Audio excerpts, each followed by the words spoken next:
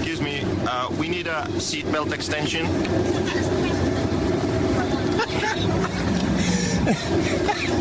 What are we doing over here? Yes, excuse me, a seatbelt extension, please. It's not fair. So I'm on this plane and it's packed, and I'm next to some fat guy. This is my armrest, dude. Wait, where is the armrest? Fucking gone, man. Nitro is the glory. Welcome to the No Name RC podcast with your host tonight, Keenan White, aka Lefty the Great, and if you are unlucky, the Finnish village idiot, JQ. This is the RC podcast with no name, but plenty of content. So sit back, relax, and get ready for some serious bench racing.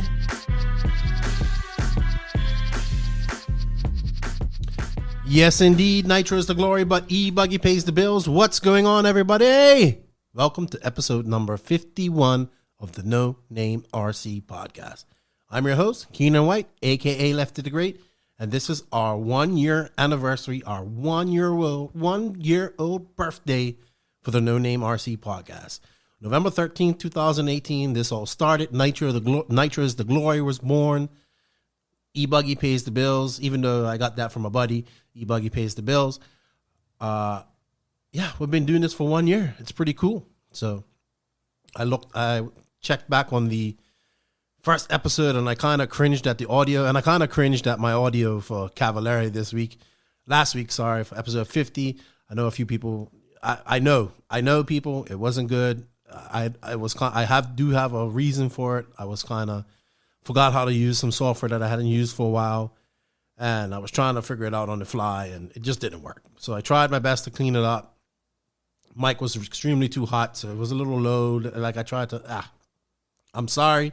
It won't happen again, but I hope you guys enjoyed the content. It was a great podcast with Cavalieri, pretty candid, and I hope you enjoyed the content. I know the audio was bad, so I do apologize. So anyway, moving on. This is episode 51, and it's 1 year ago that we started. Well, 1 year and a day. So I'm super pumped. I'm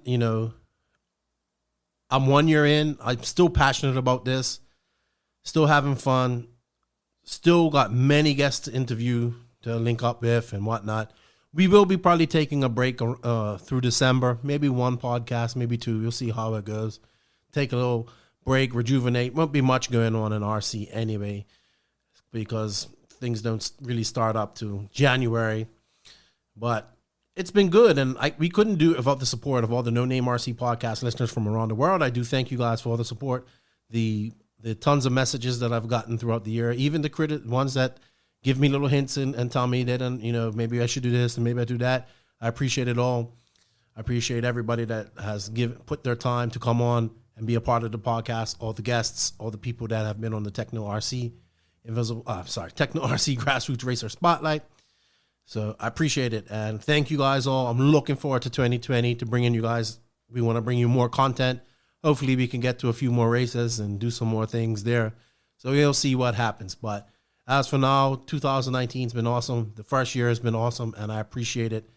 And from the bottom of my heart, thank you guys. You guys rock, and we couldn't do it without you. So this podcast, like all of them, are dedicated to you guys. And before I go on to introduce this week's guest, I'll tell you who this week's guest is. I want to say thank you to all of our sponsors. First, I want to say thank you to Assault RC, because Brent Densford and Assault RC and Beach RC have been a great support of the podcast from the get-go. We're planning on doing some more things here in 2020, but the Assault RC Invisible Speed segment is very popular, and thank you for their support. So thank you to Brent, Assault RC, Beach RC, everything he's done for the podcast over the last year. Appreciate it. Thank you to RCMX Online. They've been publishing our podcast, kind of slowed up. They haven't done it for a while, but I know they're busy. Thank you to URC, our title sponsor, Just RC No Bullshit. Thank you to BK Servers. They've been with us for a while now. Appreciate it.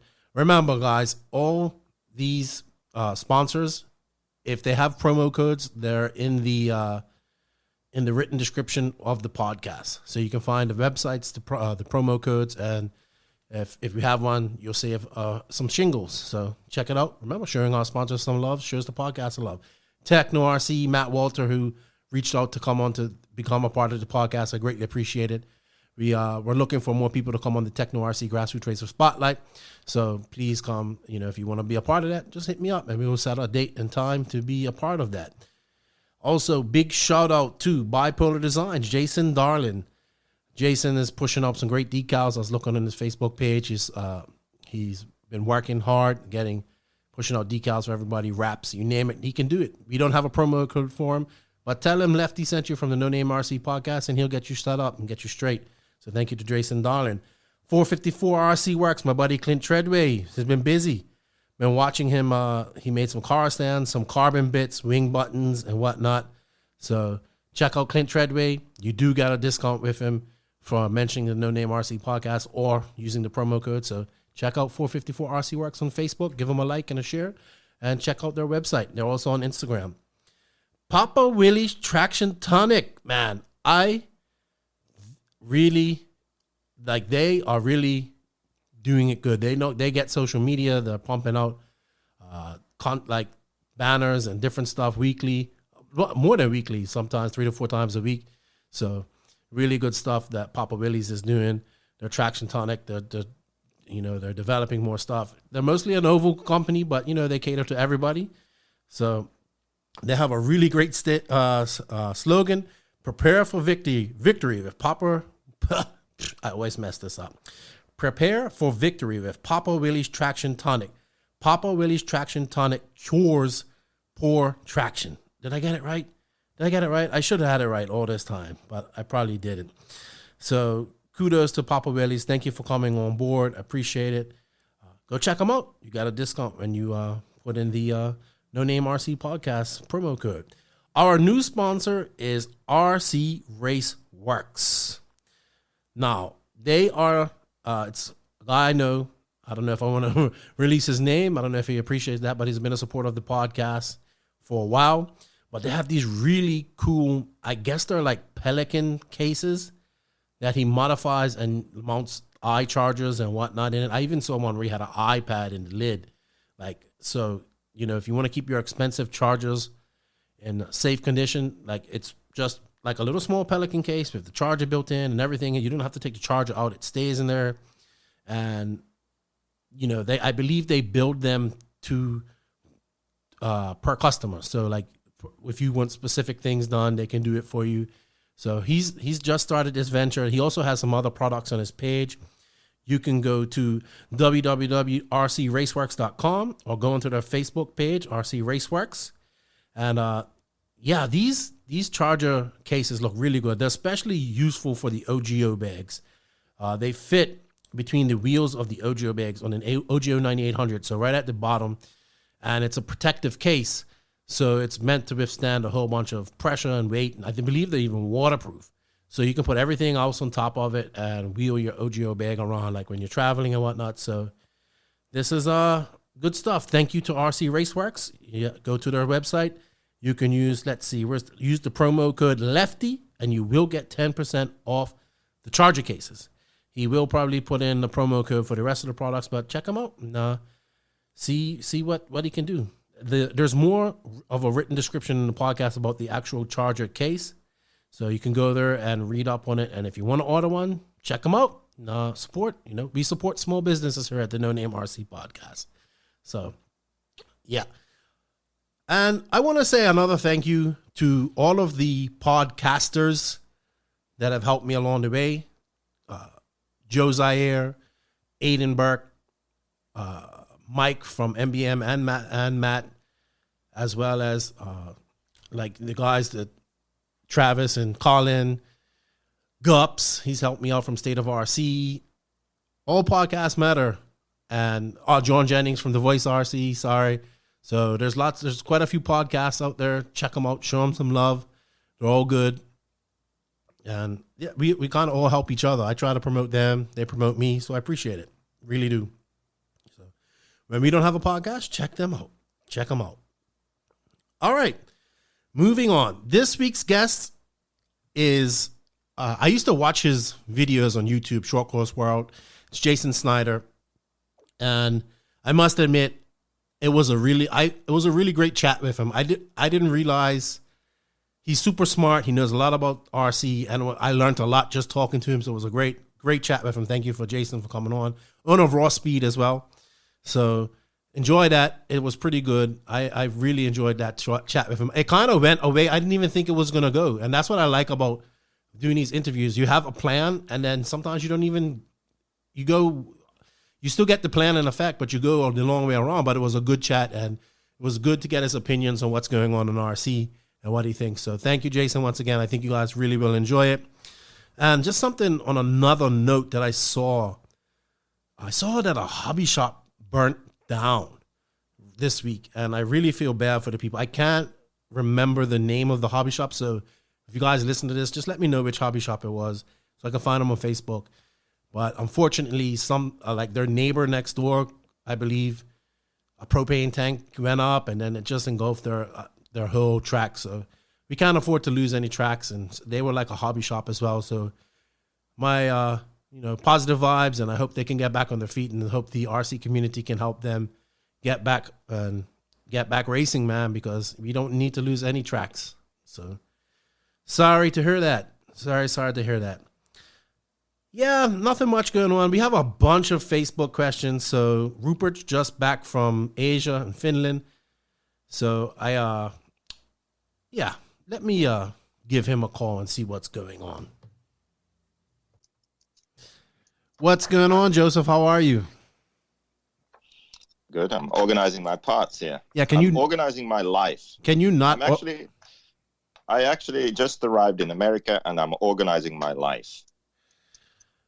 Well, because it's all messed up right now. Well, it's never been organized. That's for true. You couldn't, you in organization, and I'm not the most organized guy either, but you and organization don't really go along. So right. I feel like I've organized quite a bit this past couple of years. Yeah, but it's just still.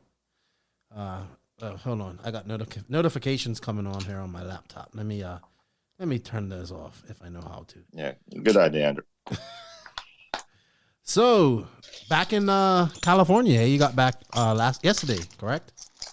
Yep, got back yesterday. Stayed at Tikani's house because he lives closer to the airport, and he took care of the van while I was gone. Yeah. I left it with him because I said, look, there was something wrong with it, like the front tires were wearing in a weird way, and there's some small things wrong with it, right? So I said, hey, have this checked out. So he had it checked out, and the bill ended up being like over $2,000. I'm like, Greg, what the hell? I said just figure out what's wrong with it. He changed the front windshield.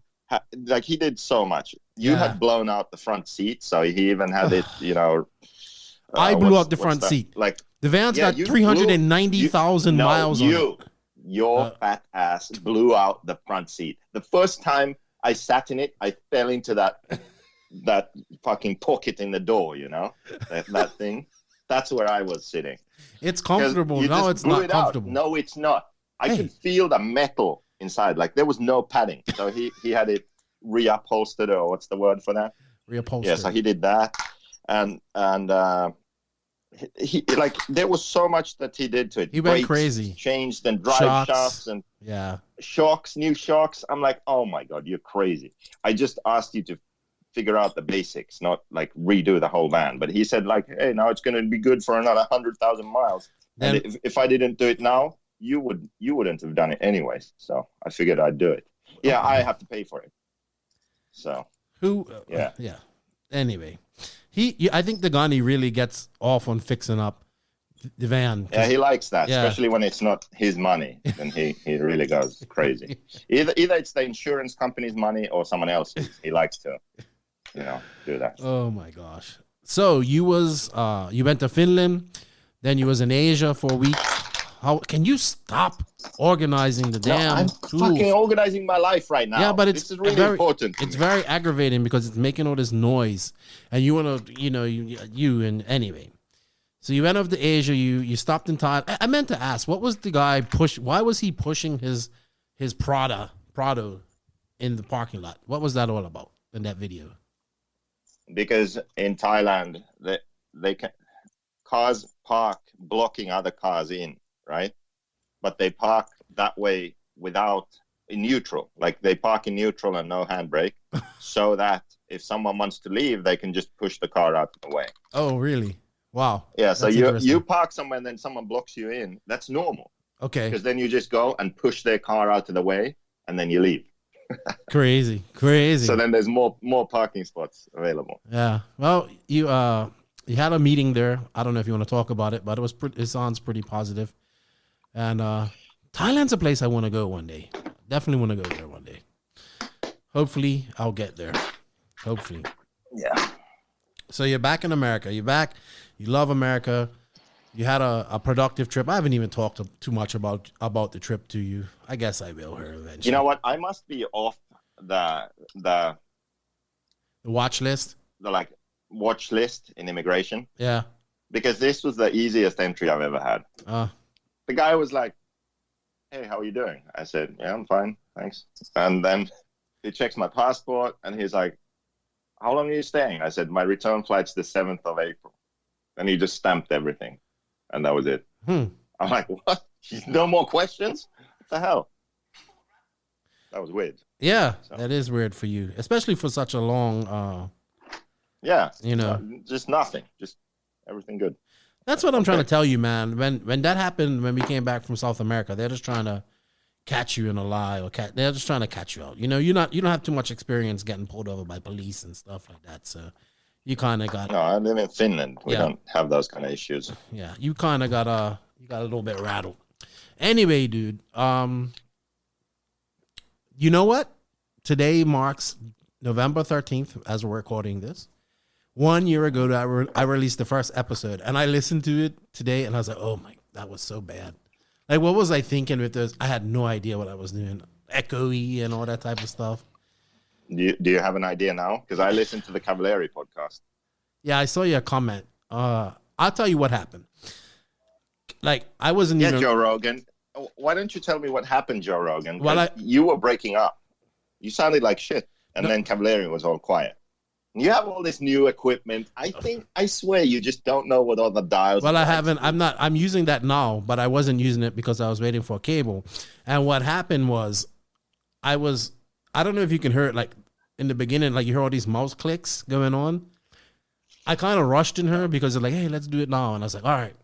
And I'm there trying to adjust settings on my laptop as I'm talking to him, and it just wasn't working. And my mic was too hot, and I was getting too close, and it was crackling. And then it took me, I was like for days watching these YouTube videos and trying how to normalize it and not have the, that crackling, the distortion and stuff like that.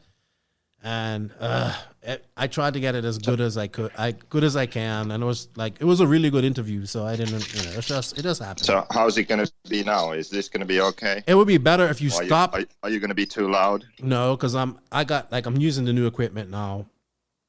It's pretty good. I'm actually recording to 2 different things, and it would be better if you didn't make noises with screws and all that type of stuff. Yeah, that's not going to happen. I'm busy right now.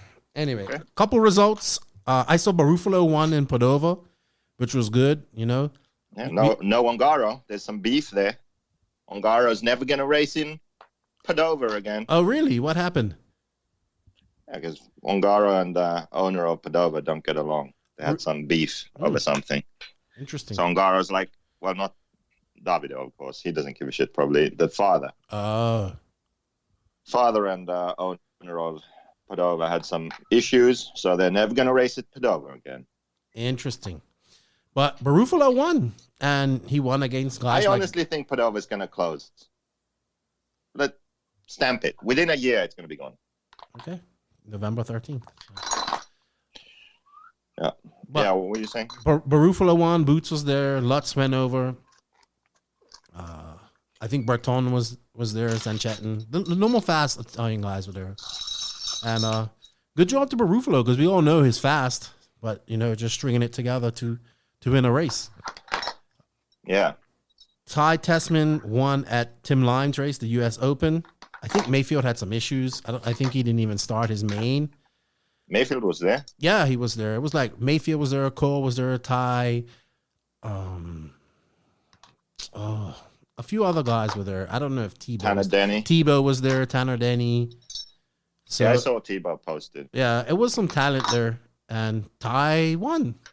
But something happened to Mayfield. I don't think he started his main. Can you stop that? Come on, man. Seriously, stop it. Stop it. I'm almost done. So, yeah, and then the Fallout race, Justin Wild's race from Wowdy. He had his race up there, which was the biggest one of them. It had 10 scale and 8 scale, so it had the most classes. Adam went up there. He won. I think Kyle Johnson came second. And it was an indoor race because it's cold up there now. You have to really, I think after DNC next year, they have a race called the Holiday Hangover. We need to, if I'm going to go DNC, we should try and get up to the Pacific Northwest and race with those guys. It looks like a lot of fun. And the other it wasn't really a big race because it didn't get much entries, was the Blue Ridge Nationals.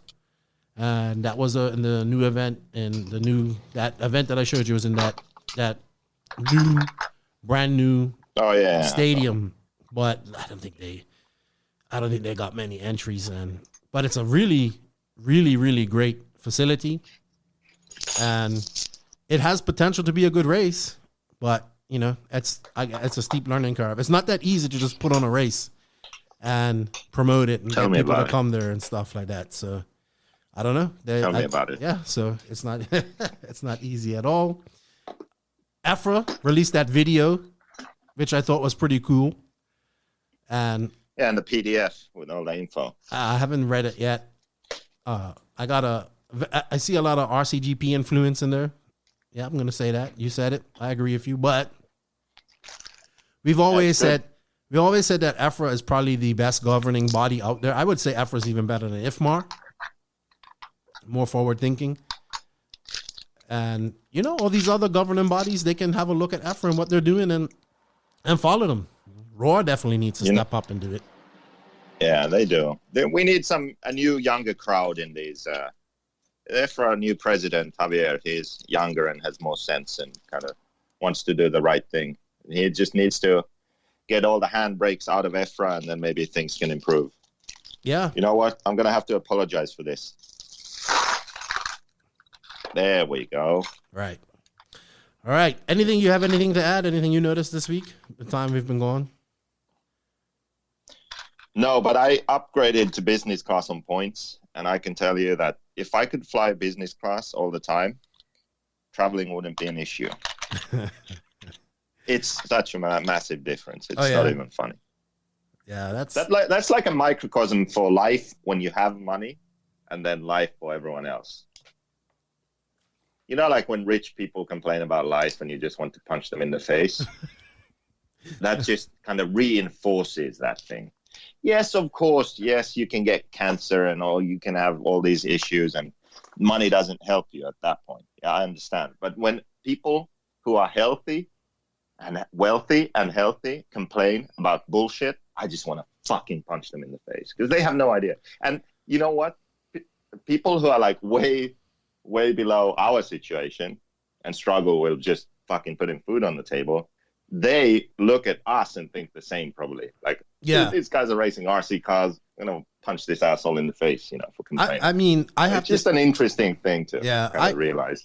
I have to catch myself a lot when I'm feeling like depressed and bad and, saying I need to make more money. And then I look around and I'm like, man, these people, not all of them, but definitely, I live in a country where some people live in shacks and people still crap in outhouses and stuff like that, But it's coming around. It's developing.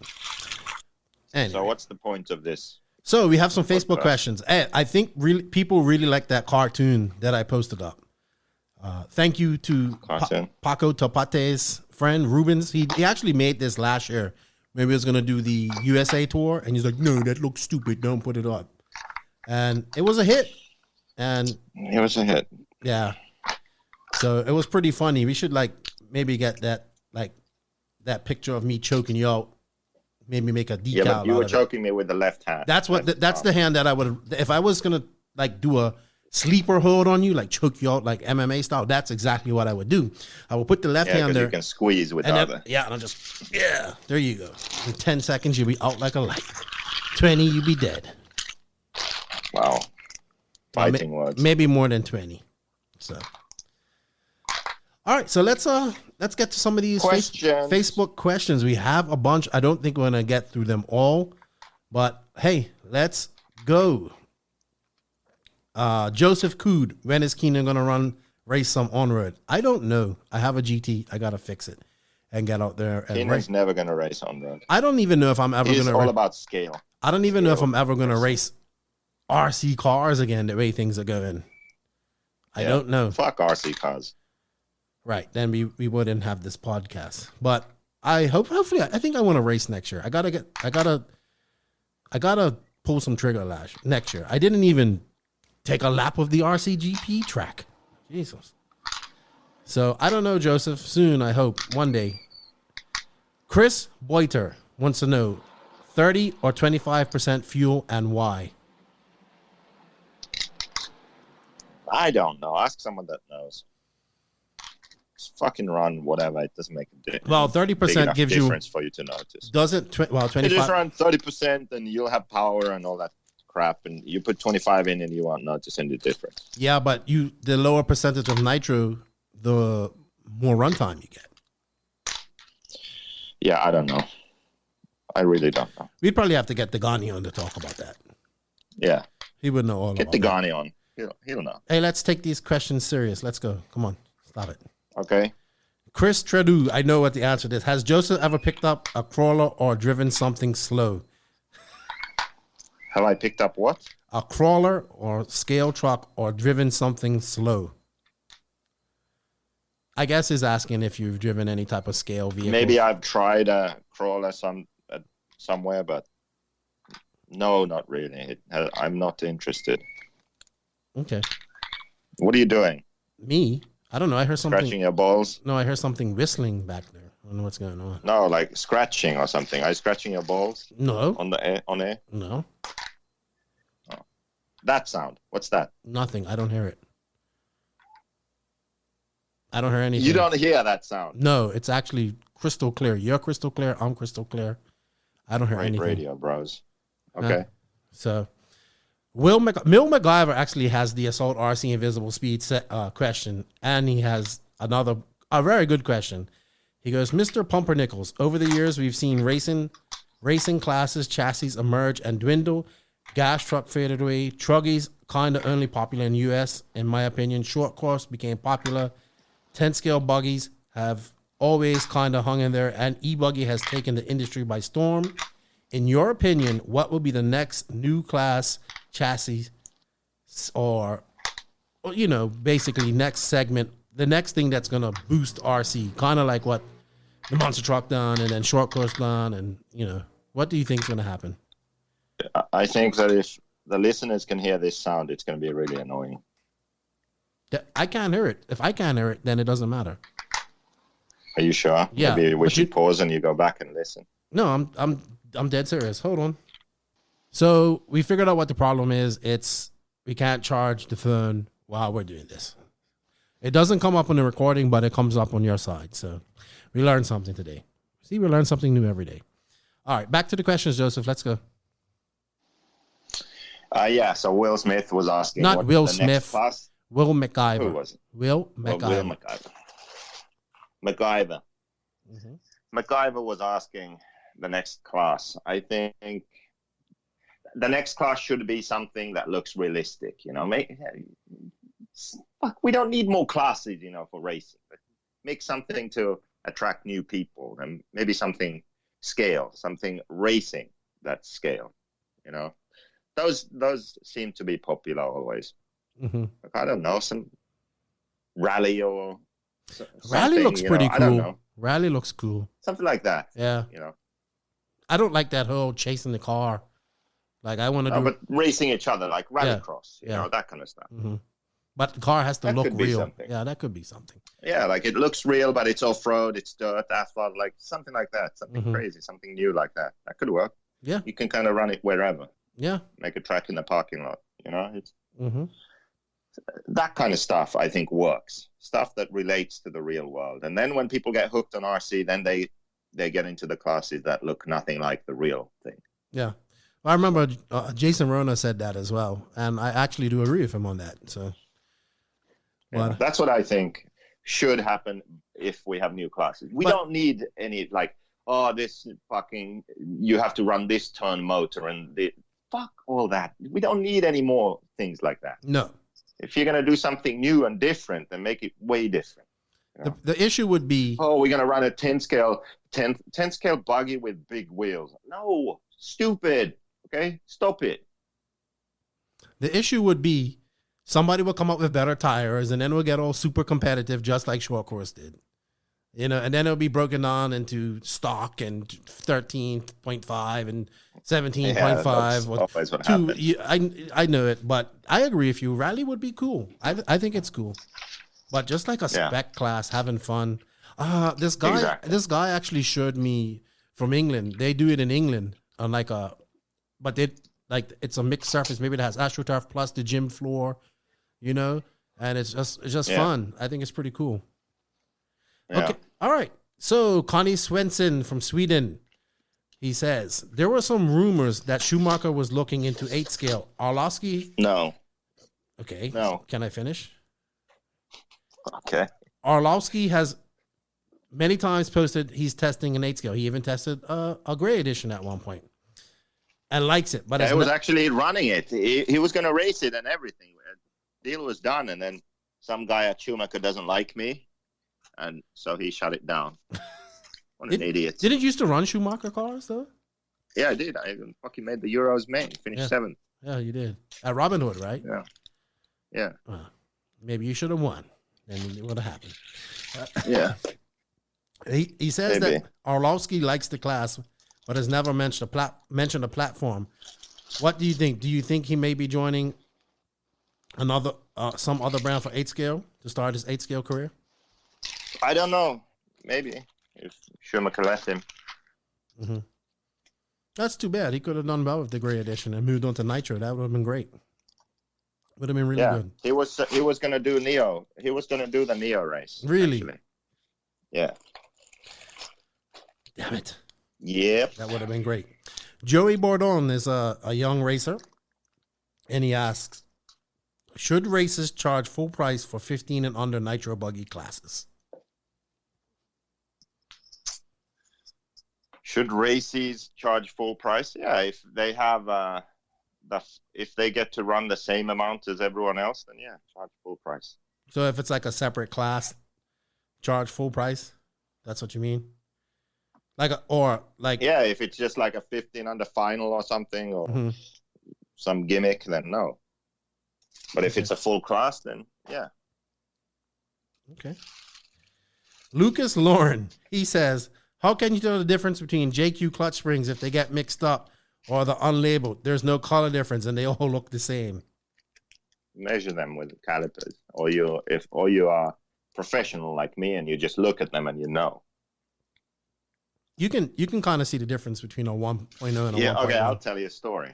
One time at the Euros, true story, you can verify this. Lee Martin was walking around with 2 sway bars in his hand and just looking like he was lost.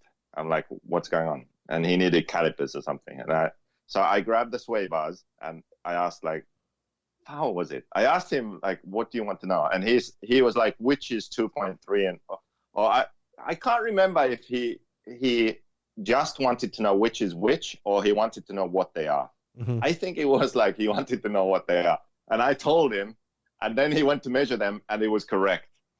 So I just eyeballed the sway bars and I told him that's a 2.3 and that's a 2.4. Oh, you know, and then he checked them and it was right.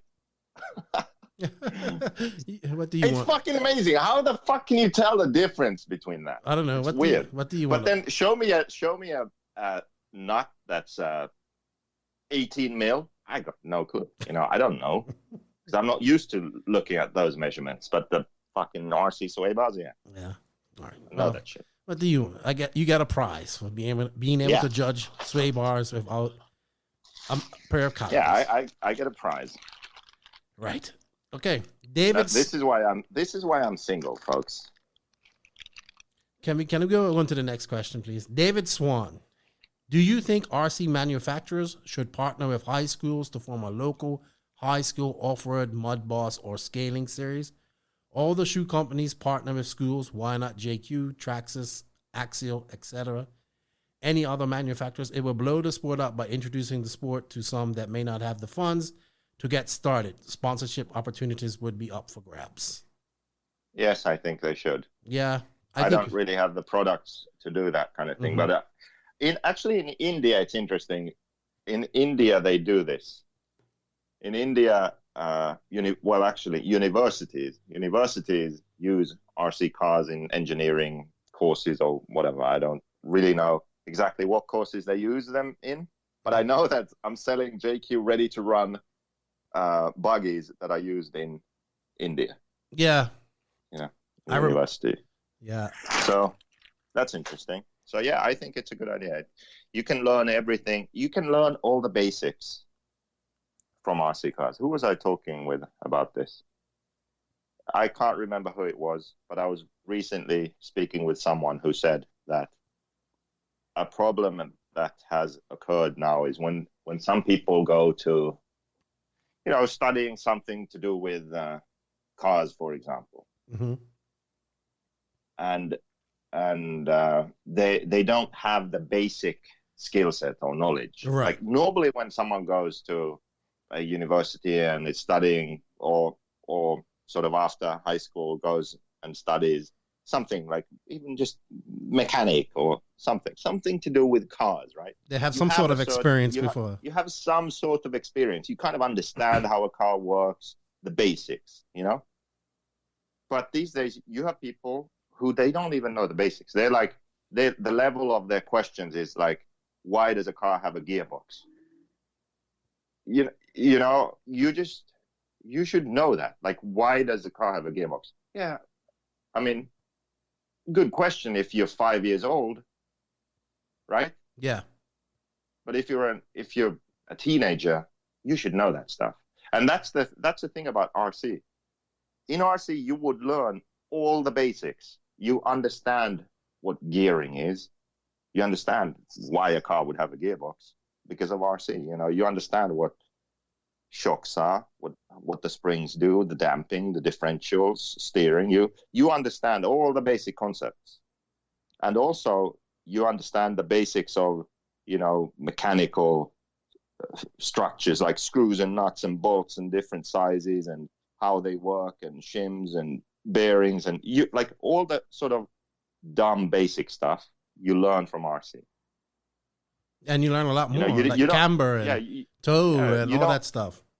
Yeah, you don't learn that stuff from video games, No.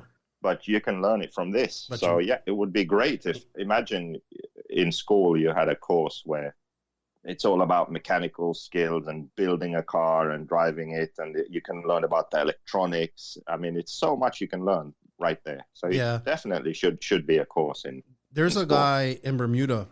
He has like a club, and it's for young kids, and it's an RC club. Well, it's many things. They do sports and stuff, but it's also a big RC club. They do boats. They do it's pretty cool. Like and I agree with you because it gets kids. And I'm a gamer. I love gaming, but I get kids from off the couch gaming, putting some tools in their hands, learning the basics about mechanics. And can you stop doing what you're doing? Yeah, I'm almost done here. Jesus. David, I agree. I think we should get it into schools and get these kids some experience with mechanics and get, even if they don't go on to pursue mechanics, at least they can learn some basics. I agree with you there. Totally. All right, I'm organizing my life here, okay? Yeah. I'll put my life on hold for this podcast. Next question. David Olson wants to know, what made you start your own company? And do this. We don't have enough time for this shit, but I'm going to give you the short answer. I worked since I was 14 years old, all kinds of dumb summer jobs. Strawberry field, post office, fucking warehouse. McDonald's, also McDonald's. You know, I started scraping chewing gum off the fucking sidewalk outside McDonald's. Don't forget about the violin. And fuck that. Ended with that's for the next year's segment. Next year's segment. We have a new segment coming. The name is going to be a sponsored stories segment. Yeah. Story of the week. That's We're a funny talk story. about the violin in that. Okay. But anyway, then I ended at selling Big Macs. Yeah. So anyway, I realized real work sucks. I don't want to work for someone else, some idiot that doesn't know what they're doing, telling me what to do. I can't deal with that shit. I can't deal with waking up early and hating Mondays. So I'm going to do my own thing. And I liked RC racing. So I figured let's make RC racing my job. Biggest mistake of my life. I should have found something else that I like and then do that instead, where I could have made money and been successful, and then fucking done more things that I like in my free time. But this is the path I chose, and I'm gonna make it work. Yeah. Yeah. Good story. That's pretty much how it worked. How it happened. So yeah. Michael Norris, Third World Yankee, wants to know Albuquerque, Team New Mexico. Oil lapping pistons and sleeves. Is this witchcraft or the This bee's is knees? Degani. Ask Drake. You know, I don't know. It all sounds like bullshit to me, but what do I know? I think it just okay. I get it. I get why people want to do it. It saves time. Send it off. Get it broken in. Bring it home. Run it on the box to like a tank or whatever it is, and then you could go out and run it a bit, and you could put a race tune in it. People don't have time to break it in, or don't want to be bothered. I can see that. I would one day, hopefully, we get Drake on the podcast, and I'm gonna ask him, but I don't know. We'll save all these engine questions. We'll save them, and then when you have Drake on, you have a ton of questions. You can be like, Jake, you had no idea about these questions, so we've saved them for you. But yeah, Michael Norris says he has his own thoughts on it, but I think this is still a mystery to a lot of people, and you just proved that right. So, and it's a mystery to me also, because I can't send my engines to Drake because I think he would put sand in them. No, you and Drake are on good terms now. But yeah, I forgot about that. We're friends now. It would be. I would definitely put sand in it if I was him. You know what? I think I lost my wallet. Fuck. Where did I put my wallet? Yeah, I know exactly how that feels. I just did it in Vegas. Charlie Mack. I heard about that. Charlie Mack. Cody Watson needs a truggy. When will his be delivered? You know what? We have another question about a truggy. This is what I'm saying. In 2 years. Yeah. People want a truggy? We're going to start a GoFundMe for truggy. That's what's going to happen. Oh, yeah. Yeah, that's a good idea. Put your money where your mouth is. You really want the truggy, then pay for it, okay? I don't know. People really want you to make a truggy. I guess they see that. Yeah, you'll see. You start a GoFundMe and 7 people put $5 in, and then you say that's why I don't make a truggy, okay? No, but I want to know why. Everybody's asking for a truggy. I guess they must think you're going to design a really good truggy. So, and I guess it's a compliment to you. I have one idea for a truggy no one's done. Mm-hmm. I'm sure it will work. Okay. But I'm not sure it will work. I think it will work. I'll try it. If I ever do a truggy, I'll definitely try it. Joey Showers. I don't know why no one's done it. Joey Showers. When will JQ retire? And you answered at 40. I don't think you will. Shout out to Joey Showers. The track looked badass there last week. It's real off-road. Looking forward to going back there. Julian Galanou. I know I said that wrong. What is the effect of inboard tow versus outboard tow? We've covered this before somewhere. Yeah. Okay. Basically, I think outboard tow, you can get away with running towing and still having steering. Mm-hmm. Question, Jason Bukal, he wants to know, what will be your starting setup for Fall Brawl diff oil shock package, pistons and springs? Probably 12 15, 6,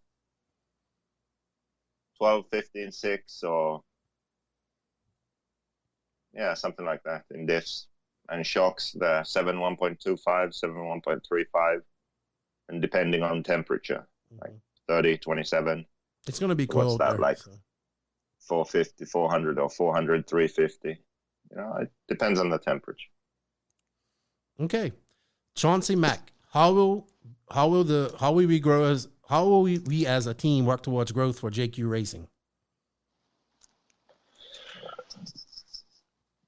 Kind of what we've been doing in America. So you have every state, every region has someone who's acts as sort of a representative for that region and builds a bit of a team around them. We have tents, shirts, hats, bells and whistles. No, don't keep talking about They tents go because to- we don't have enough to give to everybody. You made that mistake We don't already. give tents. I know, but you know. We don't give them, but they will want tents. You know, they need an easy up anyway. So why not get a fucking JQ easy up, right? Represent. All right. Well, everything isn't free. Why, if you're gonna go buy a tent, why don't you just buy a JQ tent? Because or buy a tent and put a JQ cover on it. You know, it's not rocket science. because we don't have Anyway, any for sale. That's why. we don't need to sell them. They can print their own, and we do have for sale if people want. Send me a message. I'll get you a tent cover. It's not hard. It's easy. Very easy. It's a simple process. And I would like to add to that is that on this podcast, I interviewed Jason Snyder, and he made a really good comment about, I asked if he'd ever sign a driver, and he said no. I like to say, we're going to make a champion. That's it. When we find that kid or that person, and we're definitely looking, we might have found one, we don't know. But when we find that kid who's like, he don't care what other people think, and all these guys who go around bragging about how big of a deal they have and how cool they want to be, and their name is on the back of their shirt, and he don't give a fuck about all that type of stuff, and comes over and runs our cars and goes out there and does well and beats all these guys. That's the guy. That's how we're gonna grow our team. He doesn't want to be a fanboy. He wants to be a champion. He don't give a fuck what everybody else has to say. Yeah, the next level really will happen when we have someone who's really good and gets really good results. Like, that's when those sort of regional teams we have will gain more popularity and more people will join when they can see someone who's on a national level doing really well. Yeah. But we have good groups of drivers all around the country pretty much. But for us to grow from that, I mean, yeah, we find a new region, a new guy, a group of friends, we're constantly doing that. But for it to sort of grow organically without us actually reaching out to someone or talking with someone, meeting someone, with people just sort of waking up one day and going on Facebook and deciding that, oh yeah, I'm going to try the JQ. That day is only going to come really when we have someone that's good enough to beat these big name guys, podium at big races, win some big races, then those people kind of start looking at the brand differently. You can only go so far with Facebook Lives and support online and help and regional teams and that. If you don't have the top guy, then you'll never get some people because they don't believe that the car is good enough, even though it is. Even Cavalieri said it.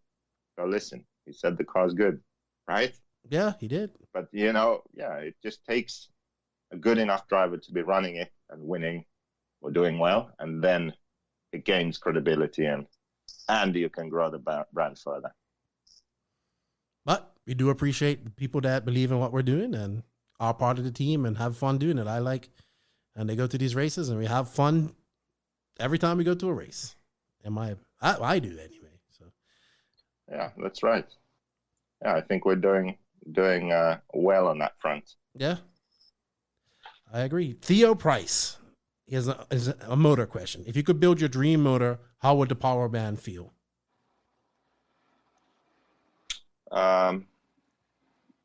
It would have a lot of mid-range.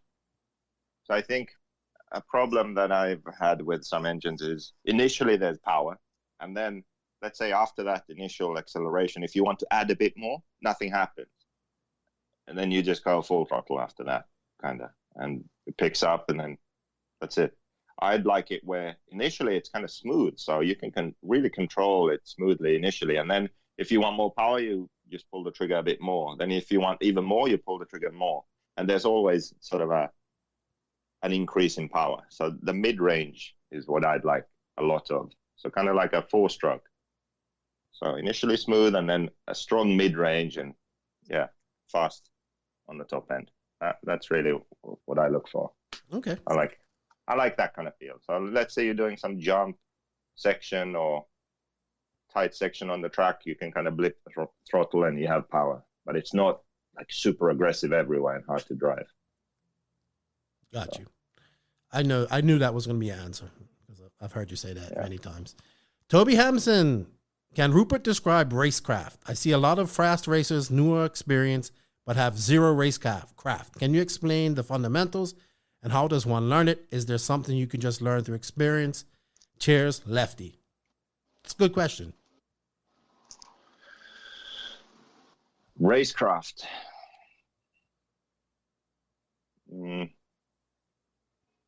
think you learn through experience. You can learn faster if you have someone in your corner helping you who has experience. I mean,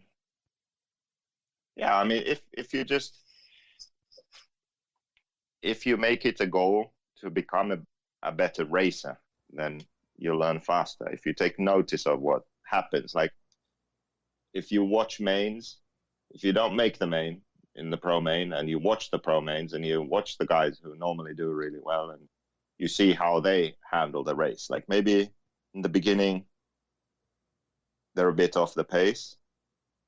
Maybe you can see that they're sort of checking up a bit. They're not taking risks. They're just trying to be smooth, and then they sort of find their pace, and then they pick it up, and then they catch up towards the end. Because they aren't really comfortable in the beginning, so they're patient. And then when they're comfortable, then they go faster. So they don't lose that much time because they don't keep crashing in the beginning and going nuts.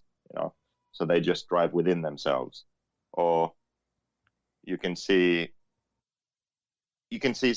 also see that some drivers, if someone crashes, they get caught in the crash. Or some drivers, when something happens ahead of them, they'll be patient and they'll drive around it.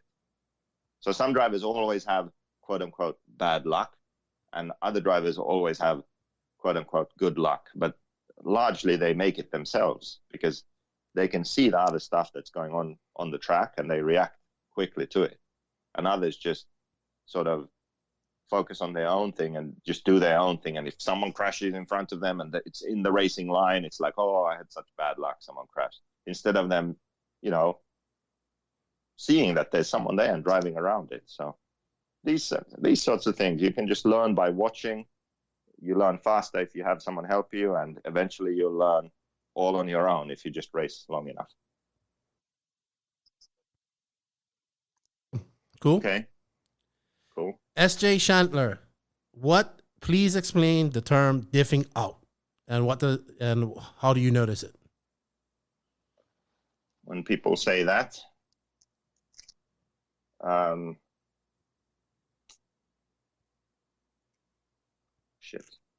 when people say that a car diffs out, it means that the diff starts to work, basically. So, for example, when you accelerate out of a corner and you're still turning, the inside front tire will be very light because all the weight of the car is trying to move to the outside. And because of that, when you're on the gas, that inside tire will start turning faster and faster because the diff will let the sort of drive go to that tire because there's less resistance there. That's why we put thick diff oils in, because we don't want that to happen. So the front tire lifts up, there's less resistance there, the diff starts to work, and that front tire starts spinning really fast. And that's when you see tires ballooning, for example, that's diffing out. And that's kind of an unstable condition. That's why on power, let's say a high grip track, on power, the car will be much more stable when you have thick diffs because it doesn't diff out as easy. Okay. Simon Lee for JQ, if you never had your buggy, what brand of car would you be racing and why?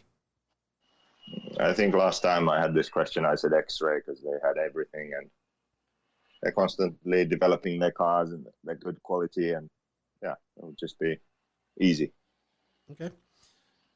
Eddie Garza, my Black Edition buggy does small wheelies on throttle after landing a jump. What can I do to fix this? Yeah, that's a problem that the car has, I think. You kind of have to land downside the jumps if you don't want that to happen. It's kind of a characteristic of the car, really. This is on the e-buggy he's talking about, too. Yeah, but still, Okay. it's the same. It just does it. Downside the jumps. Colin Cabret, him and his brother came to RCGP. His brother raced. He was just pitting for him. Do you think it would be smart or something you could see in the future for manufacturers to support 1 or 2 RC2 drivers to race the whole series in the RC2 class, like the lights class to the 450 class in motocross? And at the end of at the end, a manufacturer can say they won the GP class and the RC2 class, which in my opinion would look good to everyone watching. I know it would be costly for them, but it could be beneficial. It gives the non-pros something to shoot for. Thank you. There's actually going to be something close to this next year, but I'm not going to let the cat out of the bag. So you're going to have to wait and see. Okay. There's a new development in RCGP. Okay. Matthias Noren, he's in Sweden. He goes, yes, I live in Sweden. Fun. But I have even heard this wet thing falls from the sky in more southern countries. So when will we say waterproof receiver box in an RC car? And I still haven't seen a decent air filter solution that can handle these conditions. In this race, one car made the full final. It's a track in Sweden. I don't know if it's a track. No, it's not the track that they had the Euros on, and it's some big puddles. I don't know. It's not. I mean, for some reason I feel like in the past we used to race in the rain more than we do now. I don't know why. When I first started, it felt like every year we had races in the rain, but we don't anymore. I think we don't race in the rain enough for manufacturers really to do that, to make proper rain filters and do that. We just kind of mock something up and it works good enough. What was the other thing? That filter, and you said something The filter else. And a waterproof receiver box. Oh yeah, that too. You just kind of balloons seal it. Yeah, you just seal it. Yeah. Okay. We have another Truggy question. Meredith Roach, what future revisions do you plan on making to the Nitro buggy and why? I hear a train. There's going to be something released next week for the Nitro buggy. Okay. Dylan Hunter, he wants to know, what do you think about, this is actually a good question. What do you think about all the outdoor 10 scale tracks moving inside? There isn't a lot of outdoor tracks anymore. How do you feel about this? I think it's bad. I think there should be outdoor 10 scale tracks. Yeah. Yeah. I agree. Not everyone wants to be indoors all the time. Yeah. And once again, the Nationals are going to be an indoor track. That they had the Nationals 2 years ago in 2017. Yeah. So there are no outdoor tracks they could have it at. I don't know, man. I'm sure there are, but I guess 10 scale looks like it's just moving completely to indoor. So yeah, it kind of sucks. I mean, I prefer outdoor racing. There still are some outdoor tracks in America, I'm sure, but I mean, a track like Mills Pond can hold a Nationals that we went to in Fort Lauderdale. The problem is, it's just if they built a 10 scale layout. Yeah. Yes. So I don't know. Mike Stahl, any plans to do 10 scale or Truggy? You've answered this a few times. You have a 10 scale car that's designed and in your brain, but you just have never built it? Yeah, 10 scale would have to be another brand. Maybe if there's someone out there that wants a 10 scale car, then maybe I'll sell a design real cheap. Okay. There you have it. Tony Swenson. Why is it called the No Name RC Podcast? Well, that was thanks to me, really. I think. No, I came up with the name. Yeah, but you know why? Because I said all these names. You wanted to call it some stupid fucking transponder loop podcast. You know, something that has something to do with RC. I wanted to. Yeah, but you know my point. I wanted to call it Down and Quiet. Yeah, exactly. That's equally stupid. Well, Loop is live, down and quiet, on the tone. All these fucking dumbass. Oh, it's an RC term. It's gonna be cool. Oh my God, it's so lame. So lame. You can't even tell them apart, right? This one you can, because it doesn't have a name. All the names are stupid, so we didn't pick a name. Not so all it's the no name RC. The names are not stupid. It's related to RC. We almost called it no stupid. We almost called it No Flip Flops Allowed. No, we never almost called it that. Yeah. Well, we was out drinking that night thinking of names, and then well, okay. We never almost called it that. No. Okay? Well, someone thought it was going to be called that. He was sure it's going to be no flip flops allowed. I was like, no, it's not. But anyway. the No Name RC Podcast, I actually came up with it because, like, back in school days, like, my mom would go buy no name. We used to call them like no brand sneakers for gym. And they'll be like, look at you, got some no-name sneakers on or something like that. And you used to get teased, or maybe you would go get like, your mom would get you like ShopRite food, which is cheaper, like ShopRite drink boxes and stuff like that. And all these kids had like High C or Capri Sun, and you had a like that. And look, you got this no-name. And I don't know, it's just something that stuck in my brain. And I always thought like, yeah, why? It doesn't need a name. Like, what? Just call it that. And I just said, look, we couldn't think of a name. It's like, yeah, I'm just gonna call it this, and then it just stuck. So, yeah, man. The NNRC. Craig Kinsey. This guy was pretty funny. He made a funny about you the other day. What's this I hear about turning off competitors' radios? In what conditions would you use this technique? Has Rupert had this success with this type of racecraft before? He's joking. But you know what? I wanted to say something about that. I don't know why like people act like that was the worst thing ever to happen in RC. I don't get it. Like, the people that, like, honestly, if nobody would even know that happened. I didn't even know that happened until the next day. And people act like it's the worst thing in RC. There's some bad shit that's happened in RC, and there's some bad people walking around in RC. I'm not going to say any names, and nobody says anything about that. So, yeah, I don't know, man. I just saw a guy say something the other day. He turns off people's radios. You did that once. Yeah. It was stupid, yes, but at the same time, people have broken radios. People have punched people in the faces, and you know, all this other type of crap, and nobody says anything about that. But you turned off a radio, and you got it turned back on. Nothing happened. And he did hack you, and people like, that is the worst thing in the world. And I'm like, these people, you know what makes me laugh? It's so many people that hate you, and they never even met you, never even spoken to you, and they probably see you at a race, and they'll never come up and say anything to you. You know? Yeah. And it's so funny. He turned off a radio. He's the worst person in RC. But this guy, he's just joking. But I saw somebody make a comment today, and I was just like, so stupid. I'm so over it. Like, so over it. All right. Let's go on to the Assault RC Invisible Speed segment.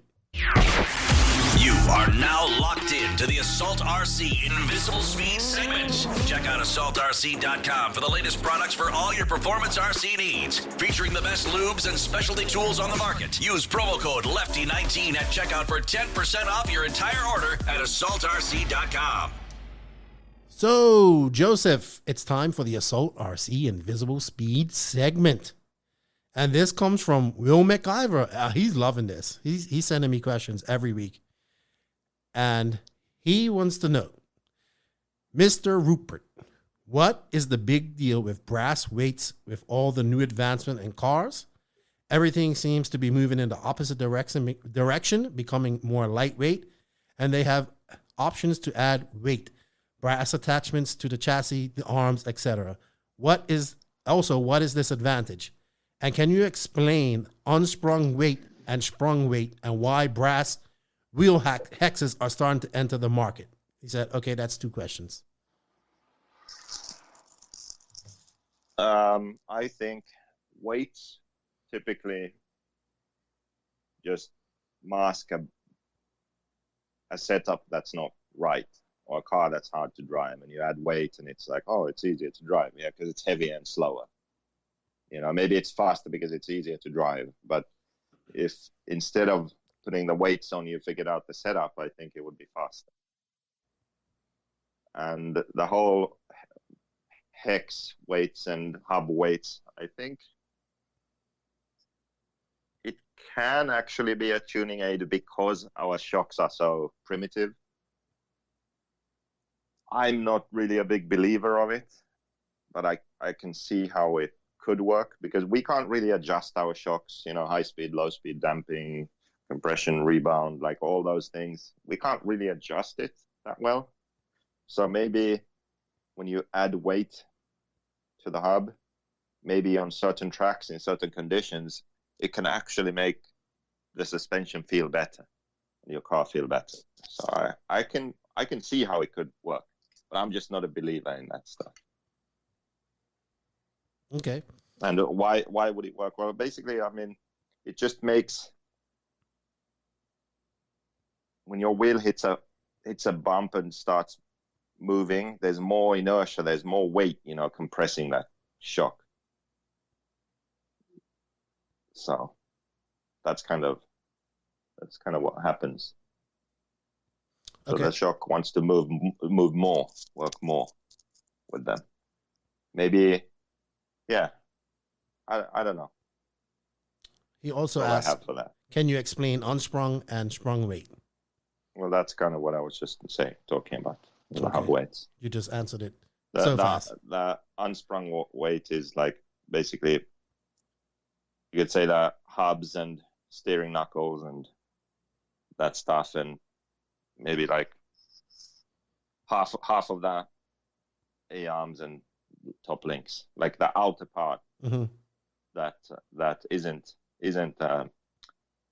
supported by the suspension, basically. And then the sprung weight is the chassis and everything on it, and hinge pins and all that stuff that's moving thanks to the suspension.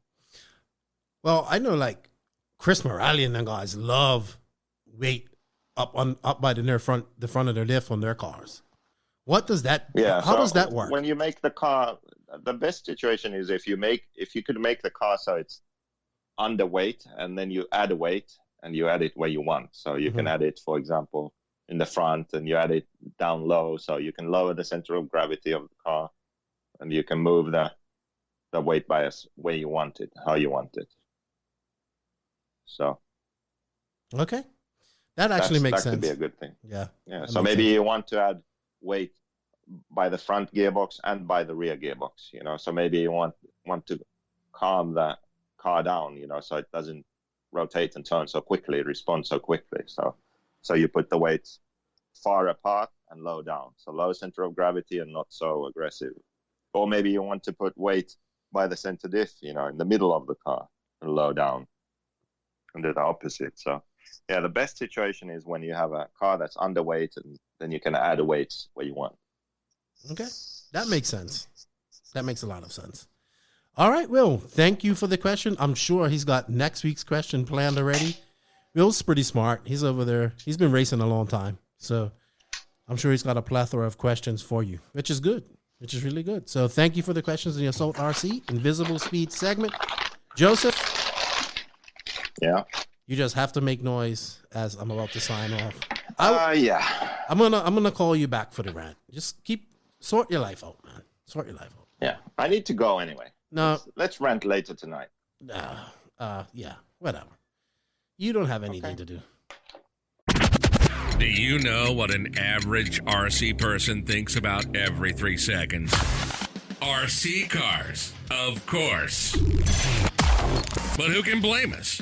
We're excited about the good stuff, the cars that endure those long safaris, and the parts that make you that 0.1 seconds faster on the racetrack. Those moments to ourselves when we close the door to the outside world just to hear that high-pitched racing beast even louder. So this is for us, from racer to racer. Euro RC, just RC, no bullshit.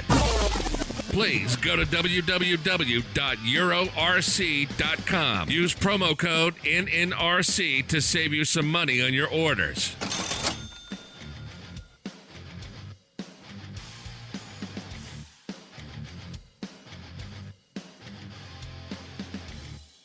So, joining us this week is Mr. ShortCourse World himself, Mr. Raw Speed. I'm trying to branch out into different genres of RC. So I decided to reach out to Jason because I used to watch ShortCourse World on YouTube quite a lot. And Mr. Jason Snyder, what's up, Jason? How are you? Hey, man, I'm doing pretty good. I appreciate you taking some time and having me on. I appreciate you coming on. We've been trying to connect for the last week or so we finally got you on, and I do apologize. Life's been a little bit crazy for the last week for me. There's no need to apologize, man. It works out when it does. Yeah, it does. So I appreciate it. So, Jason, first off, I like to start out and ask. I don't know people's age. So, how old are you, dude? 39. 39. Okay, so you're almost in the 40 plus class. Next year, you get to run 40 plus. You know, I'm not gonna lie to you. I kind of believe in my heart that class division is a problem, not a solution. All right, I'm just you take that for what it's worth. I'm not trying to be controversial. But when I was a kid growing up, I remember, like, I want to say it was like 96 or 97. I raced mod touring car. I had a brand new HPI RS4, and I used to go to a place called JJ Speed Shop, and we would race mod touring car against guys like Rocket Bob Wilson, Aaron Baumgartner, John St. Amant, and I was like the king of like the top of the B. I was like the king of being BQ. Mm-hmm. And I remember one day I made the A main in a club race. And I mean, you got to understand, this is at a time when your batteries, you were lucky to make it to 4 or 5 minutes. I think it was 4-minute qualifiers. And I was a kid. I was 16. I grew up relatively poor, and you know, it is what it is. And so a lot of times I wouldn't take a practice lap, because if I took a practice lap, there's a good chance I would dump on the last lap. I couldn't make the last lap at full speed. And so I remember making the A main, and I walked around like I was the baddest dude in town just because I was like 10th in the A. Hey, I'm 10th in the A main at a club race, but I'm a bad dude. You know, it's like, well, today we have guys that will pack up and go home when they don't make the A main, you know, at a club race. Yeah. But that was back in the day when club racing was really strong. It's something that I believe that we have to get back to. And I've been saying it for years, but people, it's difficult. There just doesn't seem to be enough prestige in club racing. I don't know, man. I wish I had a better answer. I believe in my heart that the core of our industry is club racing. Mm-hmm. It's nothing against the trophy races or the series races or the great big national events. I respect them and I enjoy attending them, and from time to time I even race them.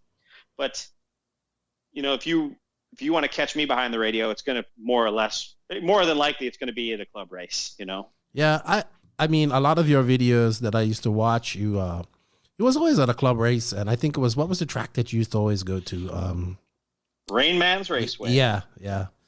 So yeah, still do. It's like 6 minutes from my house. Yeah. So where are you located anyway? What part of California? I'm in Bakersfield, California, about an hour and a half north of LAX. Okay. But you are not originally from California, though, correct? No, my wife and I both grew up in the Midwest. Okay. Grew up in yeah. All right. So I always like to ask this of people. How did you exactly get into RC? Well, I've got a very specific answer for you. Keenan, I was born with a rare genetic disorder. Very specifically a bleeding disorder, although I've never even told anybody that, but I just told you, so it is what it is. But I was born with a rare genetic disorder. My blood's got some issues. And so I wasn't supposed to play like physical sport, okay? Mm-hmm. Like non-contact, but I may err on the unhealthy side, but I am viciously competitive, okay? Mm-hmm. Even though you don't see it, and you always see me smiling and laughing, I have to like moderate myself, govern my level of competition. And so my dad in 1986, I was 6 years old, to keep me from riding bikes and doing this other stuff, my dad went and bought me a Tamiya Grasshopper. And in our front yard, we had a tree that they ended up having to cut down. Well, when they cut the tree down, they left the stump sticking up like, I don't know, maybe a foot or so.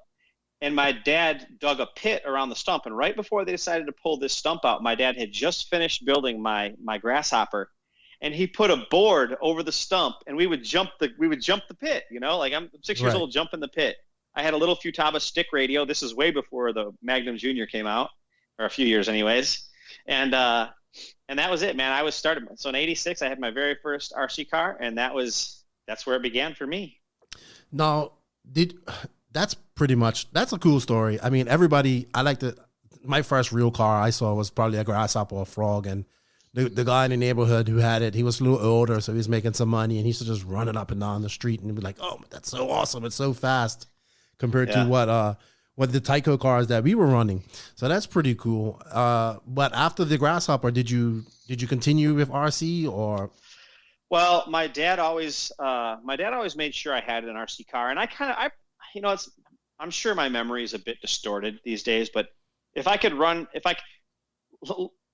after the Grasshopper, my parents, the Grasshopper ended up getting destroyed. My parents ended up buying me you've probably never even heard of this. I think it was made by a company called World Products. It was a rock buster, and a lot like the Grasshopper. And I broke it. I literally put it down, drove it off the curb, and it broke, so they took it back. And I want to say after the Grasshopper, they bought me a Falcon. And that was, the Grasshopper had like a little 380 motor, and the Falcon had a 540 motor. It had oil-filled shocks and independent suspension. And honestly, the Falcon really was, a next level type of vehicle. And I had that. And so after the Falcon, my dad bought me a Tamiya lunchbox. And then after I had the Tamiya lunchbox, which my wife actually just bought me the reproduction of. After I got the lunchbox, my mom bought me a Tamiya Vanquish. I remember that. This must have been about 92. The Vanquish was like the cheaper version of the Avante. The Vanquish was like the plastic version of the Avante, which was all carbon. And this must have been, 92 maybe? 91, 92. Right after that, I begged for an LXT for Christmas. Begged. I mean stone cold begged. And I got an RC10T. So it wasn't an LXT. But it wasn't.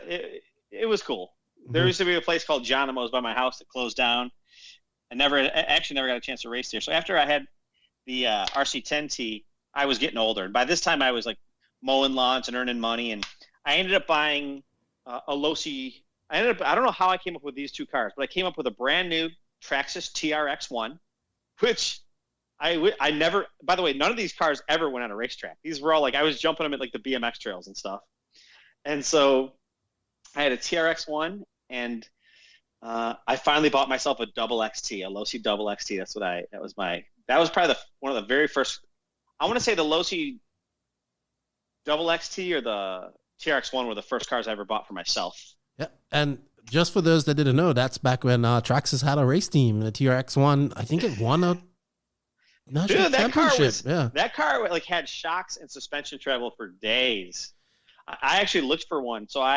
So right now I have a brand new untouched LXT that was assembled. I bought it from a guy on Facebook, Chuck Hartmeyer. It's beautiful. I have that. I have a re-release Frog that my wife bought me for Christmas a few years ago, and a re-release Tamiya lunchbox, and a re-release Blackfoot, because my buddy had a Blackfoot. I never had one. I will tell you, I've been kind of hunting. Like I've been hunting for a TRX1. There's two cars that I want to own. There's only two cars left in the stable that I really like to own. One is a brand new in the box Traxxas TRX1, and the other one, and I probably want this one even more than the Traxxas, is a brand new in the box Tamiya King Cab, but they're just so hard to come by. The King Cab. I would like to get one of the Bruisers, man, that changed the gears. Yes. Yeah, the Bruisers, yeah. So I think they re-released the Bruiser, didn't they? Yeah, I believe they did. That car was so cool, man. Like gears, and that was like the first scale trail truck, I would say. Yeah, for sure. Yeah. Which, Good man, stuff. by the way, how about that? Scales Incredible. are just blown up, man. Incredible. I'm going to make a whole show just dedicated to scale because that's kind of like my hobby within this industry is the scale stuff. Yeah. I'm actually a buddy of mine sent me an an older SC5M. I should get it this week. And I'm about to start doing a no prep drag car. And just because I love that, that scale look of it. And that's all it's going to do. It's just going to make a scale one, put it on the shelf and leave it. That's my goal. So, but Very yeah, cool. I got 3 scale trucks here. It's so big that genre is growing because everybody can do it. And it doesn't really take I shouldn't say it doesn't take skill. It definitely doesn't take skill like racing on a track, but it does take skill. And it looks like everybody has fun. Go out drinking beers, going up courses, making your car look real. It's if I was to get into producing stuff, that is the genre that you want to hit. So it's awesome, man. It's awesome. RC is awesome, period. I love all aspects of RC, to be honest. So Yeah, same here.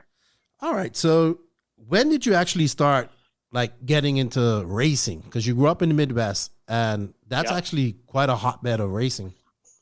Well, I was actually I raced BMX from the time I was like maybe 13 to about 16 or so. Okay. And a buddy of mine that I worked at a bike shop with was always into RC cars, and he found this track, and we went and checked it out. And like while we were there, he actually, he had more money than me. Obviously, he was a little bit older, but he ended up buying an HPI RS4 right then and there. He bought the whole thing, all of it, and I just flat out didn't have the money. I was 15 or 16 years old, and so I would say that my first true kind of entry into, I had been to RC tracks and I had driven, and I may have even raced from time to time, but I just don't remember it that well.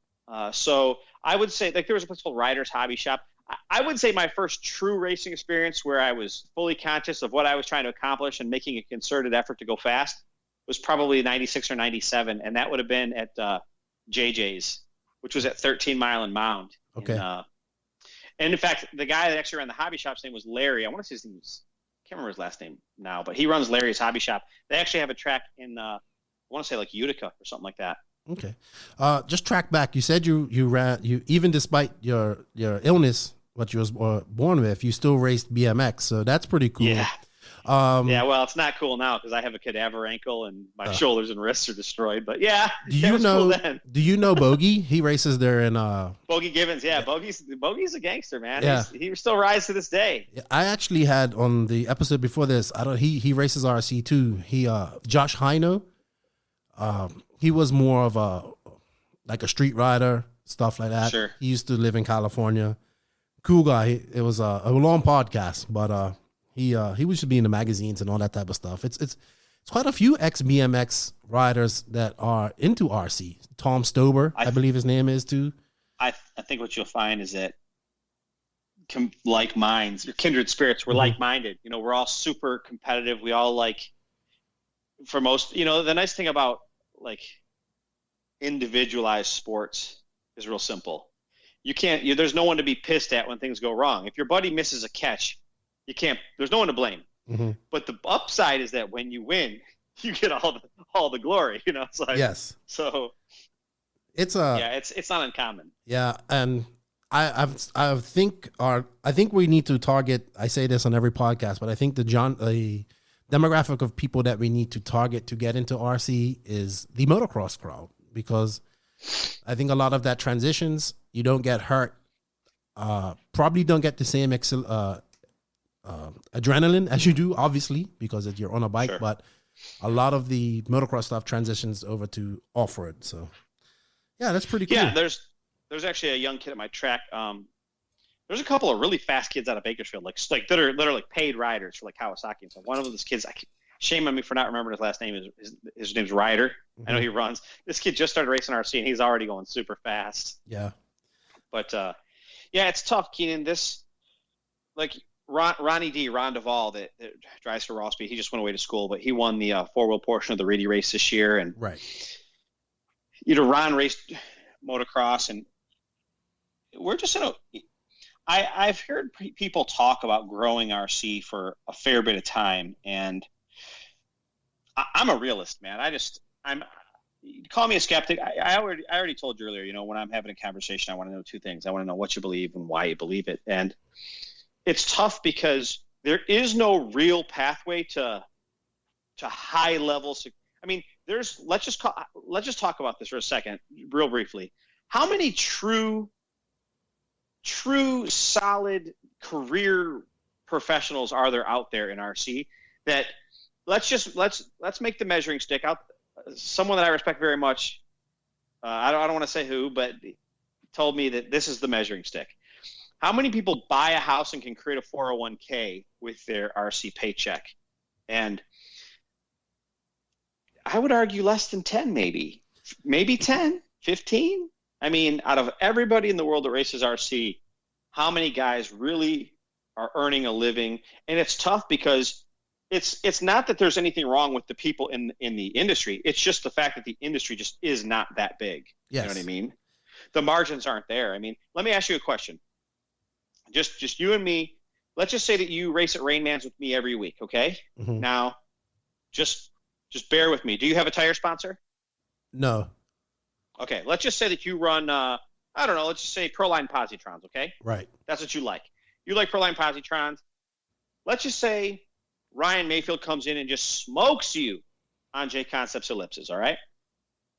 Obviously, we both know these are both very good tires. This isn't the question. Right. Well, you put ellipses on your car, and you just don't have you just still end up being happier with the Positrons for any reason. Prep work, traction grip, tire wear, don't care. This is totally doesn't matter. But for whatever reason, if you still think that Positrons are going to work better, it doesn't matter that he just smoked you on ellipses, right? It doesn't, because that's what you like. Right. Well, and so the point that I guess the point that I'm getting at in kind of a long-winded sort of fashion is that there was a time when branding really, really, really mattered. But now what's far more important in specific segments of specific industries like ours is performance. See, if I was trying to fight a branding war, I could never compete. Proline's been around since I think like 1982. J Concepts has been around since 2000 and I don't know, 7 or something like that. I mean, these companies have decades of experience and marketing and top of mind consciousness. But the reason Raw Speed has been able to compete, even in the small amount that it has, is because we rely specifically on performance. And so what that means is that I think that we're going to see a sharp decline in top paid pros over the coming years. That's my belief. Okay, let's track back, because you said something that I actually agree with. I agree with a lot of things you just said. You said there's no clear pathway to the highest level in RC, because there isn't. I think there are 10 guys that are making an absolute great living at this. We kind of had this on one of our rants. We calculated how many actual paid drivers that we think are making a living. We had it at 30, but that's including on-road guys, Europeans, maybe, stuff like that. But I would even beg to say there are only 5 that are really making bank out there. Agreed. Yeah, I would 100% agree that there are probably, if you included all genres, let's just say on-road, off-road, 8-scale, whatever, there might be 10, but you can start stacking up the high-level guys. There's not many of them. Yeah. And I mean, let me ask you a question. These guys don't really divulge their salaries, and they don't have to. It's a free world or whatever. What do you think a top pro makes, Keenan? If you had to guess. I kind of have an idea what they make. All right, shoot from the hip. I think a top guy, and then maybe only two to three of these guys are making about $10,000 to $12,000 a month off salary. I agree. So I think that these guys are probably. I think the top guys. Of course, they're not going to tell us, and we're speculating here. But as someone who has talked to some different people about contracts and things, keep in mind this isn't like a car company is paying a guy $8,000 a month. It doesn't work that way. No. This is death by 1,000 cuts. It's X from the car manufacturer, X from the speedo manufacturer, X from the servo, X from the battery, X from the tire. Right? Correct. But I would agree. I think that your numbers are in line. Yeah, and that I would say maybe 3 to 4 people are making that. Maybe 5. Yeah, maybe. Sure. But then we have the contingency that they get you know, which I don't. I was told that if you took the number, I was told basically about 150 grand with contingency, and contingency was almost half of it. Yeah, I could see that, and like I said, so here's my point. Do you let your? I've had, it hasn't happened recently, but I've had guys in the past say, "Hey, listen, my kid's doing good. He's talented.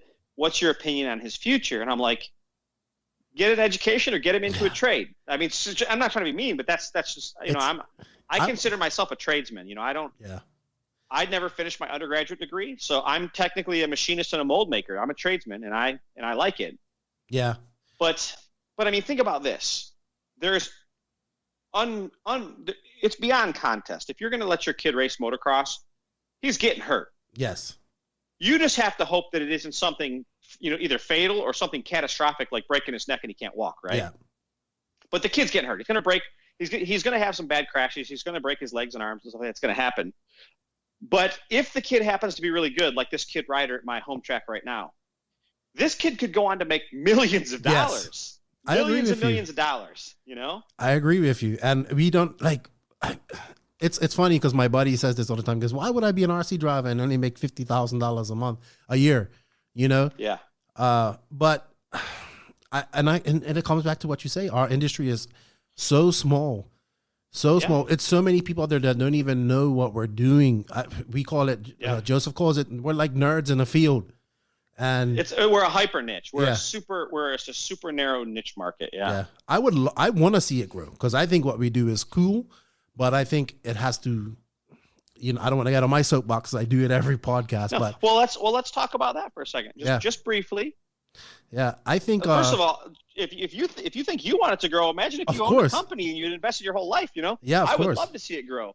The issue we have is, number one, what are the things that are what do we believe are the things that are holding the industry back from growing? Not just finding new drivers, okay? Because like you said, how long have you been racing for now? I've been racing for 20 years. Okay, so then you remember, and let's just say 2011. Yeah. You could go buy a B4, okay? Mm-hmm.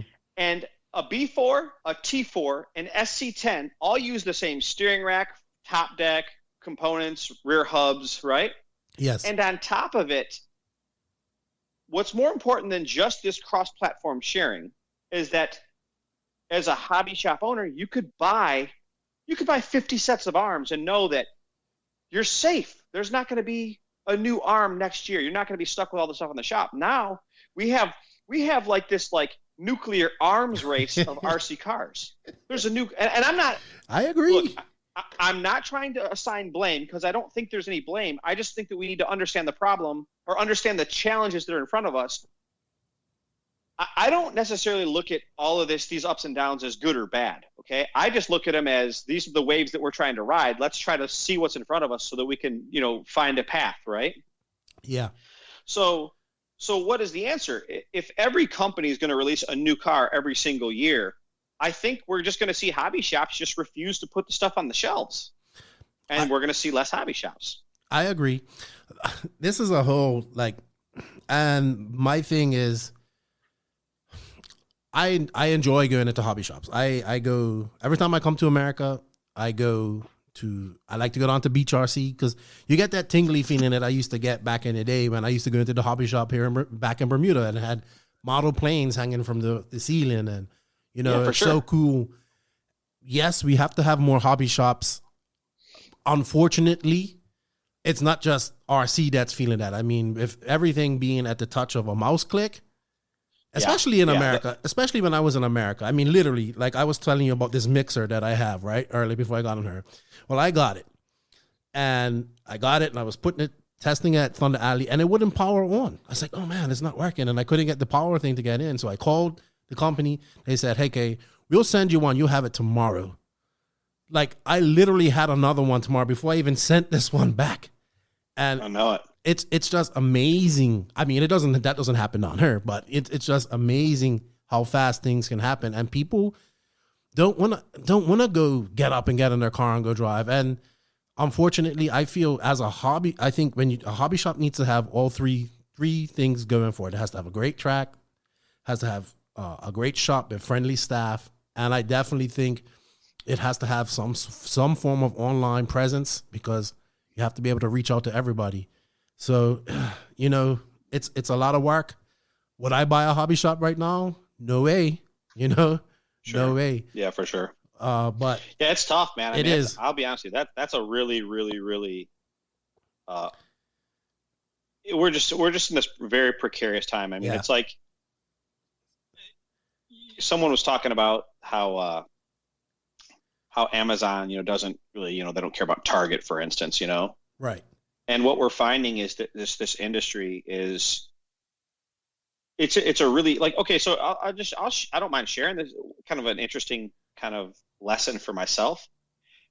You know, creating Raw Speed, I just believed in my heart. I'm like, you know, I'm going to go out there, I'm going to make the best products we can. And like, I've made a ton of videos. I've always tried to be as honest and straightforward and just share my, you know, my information. You know what I mean? Yes.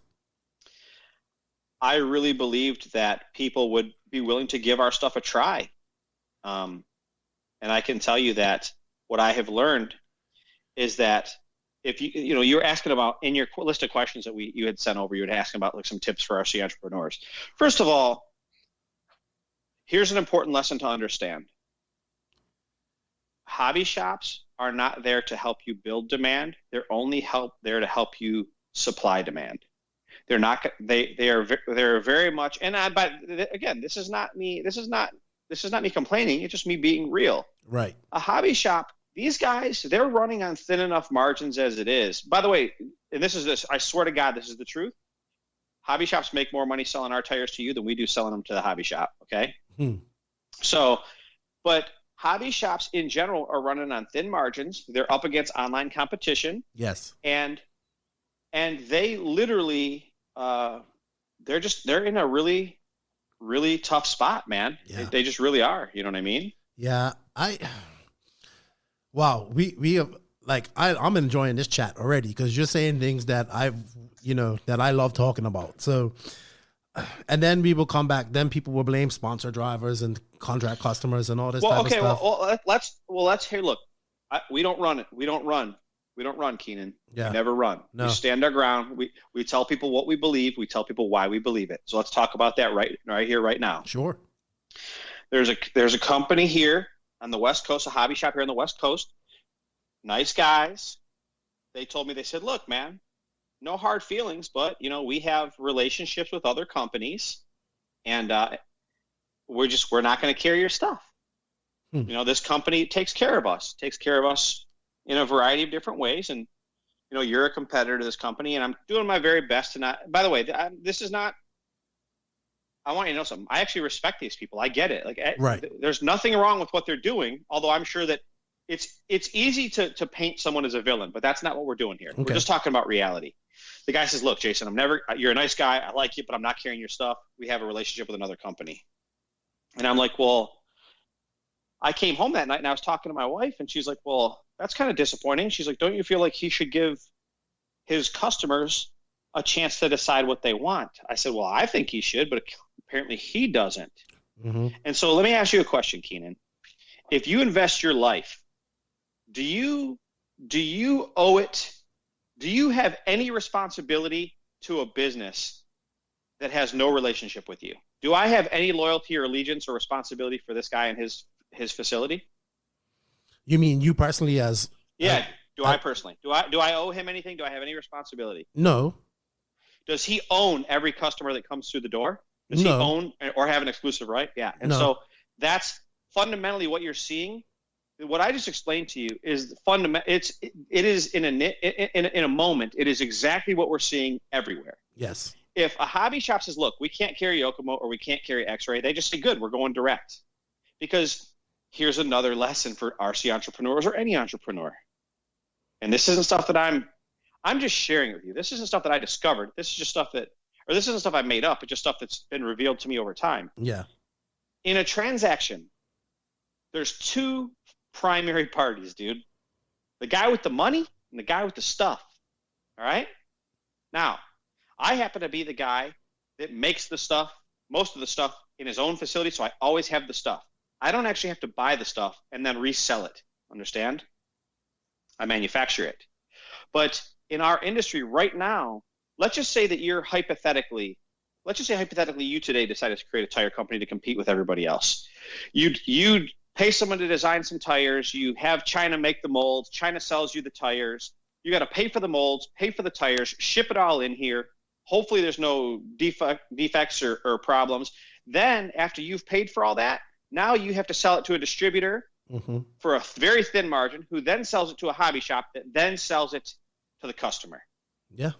Everybody's taking a bite. Everybody's got to get paid, And so what you're seeing now is companies that when these companies refuse to play ball, whether it's a hobby shop or a distributor or whatever,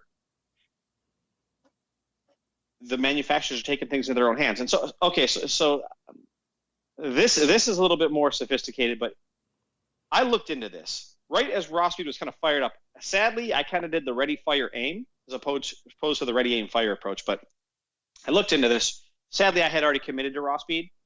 Right.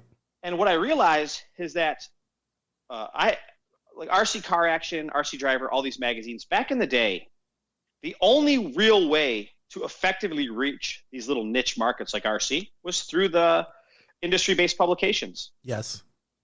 And so what you would see is these companies just hardcore. Man, I'm getting a lot of static. Oh, it sounds fine over here on this side. Okay, all right. Yeah, I was just getting a ton of static.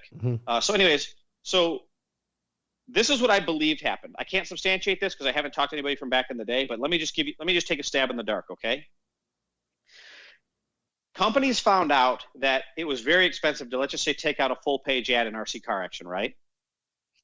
So what they did is they said, okay, look, this driver always wins. The magazines have news in them. We'll sponsor this driver. He'll be in the magazine. Therefore, we will be in the magazine and we didn't have to pay for an ad. Makes sense. Fair enough? There are stories of drivers that used to get paid contingency every time their names were mentioned in these magazines, $25 for every mention and stuff like that. Of course, those programs are gone. Well, fast forward to today, to say 2019, we're heading into 2020, we can reach the RC community I think I have maybe 5,000 friends on Facebook and a couple of thousand followers. I think ShortCourse World still has 20 or 30,000 subscribers. At the click of a button, I can just broadcast our product line, my thoughts, whatever, to a huge, huge base of people, right? Mm-hmm. We've never seen that before in history. And so now what's happening is the manufacturers are figuring it out. Hey, look, if you're a hobby shop and you're not going to help us, if you're not going to give your customers a chance to be exposed to our products, then we're gonna find a way to get them to check out our products. You know what I mean? Yeah. And people hate it and they call it what they will, but it's in my opinion, it's just very much armchair quarterbacking. Yeah. It's like, and then what the arguments you'll see. I don't participate in this stuff online, but what the arguments you'll see is they'll say, hey, what happens when my track goes out of business or this or that? And that's a great argument and I respect it. And I'm going to tell you right now, I don't want to see any track go out of business. I love RC racing. If I didn't love RC racing, I wouldn't have committed my life to making products for our industry. But on the same flip side, do you think that there's any track in the world that's going to cry a tear if, Raw Speed or J Constitute Proline goes out of business? No, they'll just buy products from the next manufacturer. Yeah, I kind of got in this. No. I understand totally what you say. And I say to people, you know what? We didn't invent the game. We're just playing it. And yeah.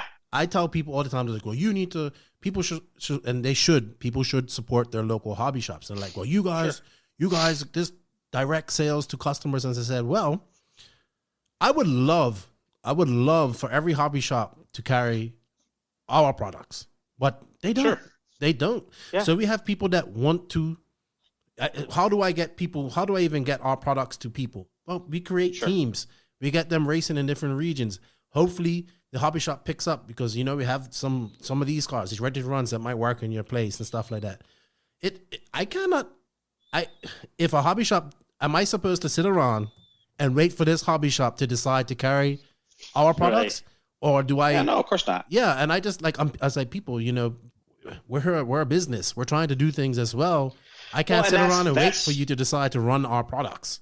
And that's Keenan, keep in mind, and I always enjoy these conversations with everybody that I have them with. Yeah. But what people forget is that, am I being loyal to my wife? Am I being fair to my family who's, I've been working 80 and 90 hours a week. My wife bought me a military cot, so I don't have to come home sometimes at night because I'm too tired. I just sleep. I literally my shop is like 7 or 8 miles from my house, and sometimes I'm so tired I just lay down on the cot and sleep for an hour or two before I come home. Really? Because I literally live in this machine shop to make these molds. Yeah. And I basically learned how to make molds in like a little less than a year. I don't know, 6-8 months. And running these machines is no joke. When you're 40, 50 hours in on a tool, if something goes wrong and you make a mistake, you could scrap that tool. That's thousands of dollars. And so it's just intense. And people talk about relationships. Let me ask you a question. Have you ever heard of Sherwin-Williams as an example? Yeah, paint. It's a brand of company. paint here in America. Yeah. Well, here in America, Sherwin-Williams has their own stores. They could easily distribute through Home Depot or Lowe's or whatever. And hell, maybe they do. I don't know. But I do know that you can go directly into a Sherwin-Williams store. So it's just tough. Well, I think what we see is a lot more noise because we're in an industry that's so small that even the smallest of voices can have a big impact. Yes.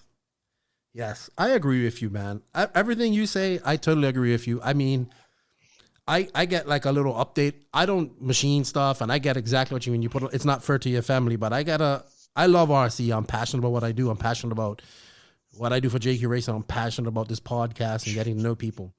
But I get a little report every week from my phone that tells me how much time I've spent on it. Oh my God. That's like my nemesis in life lately. And I'm just like, oh man. But that's just kind of how it has to go because I care about the people that are running our products. I want to make sure they're all right. Like if they send me a message at 11, if I'm not asleep, I'm going to answer them Yeah. And yeah. But at the same, it has to be some balance. So I understand what you mean. Sleeping like you lived 8 miles from your house, you're sleeping in a cot. People don't understand that. They don't see that part of it. So the dedication, the passion that goes into this, and it's not just you. It's a lot of people that are into this small crazy world of RC that we love. My wife always says it only takes 10 years to become an overnight success.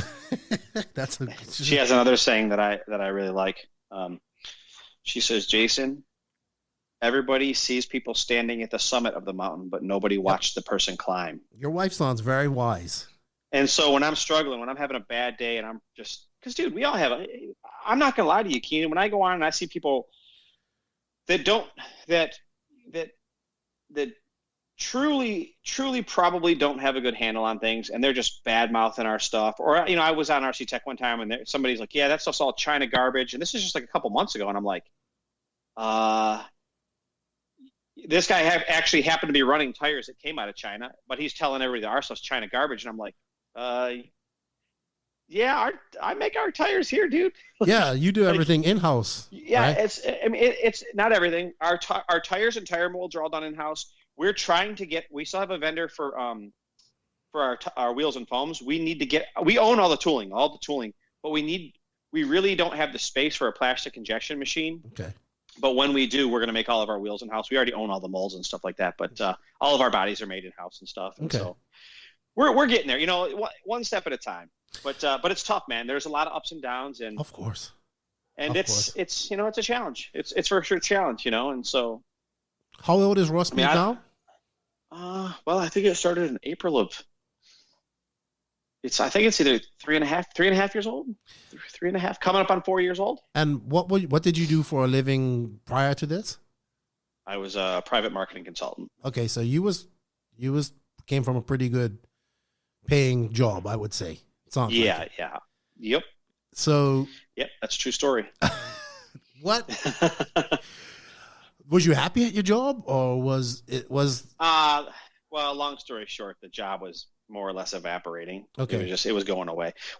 I had a very unique situation. I had good relationships with people at I was very well connected, let's just say.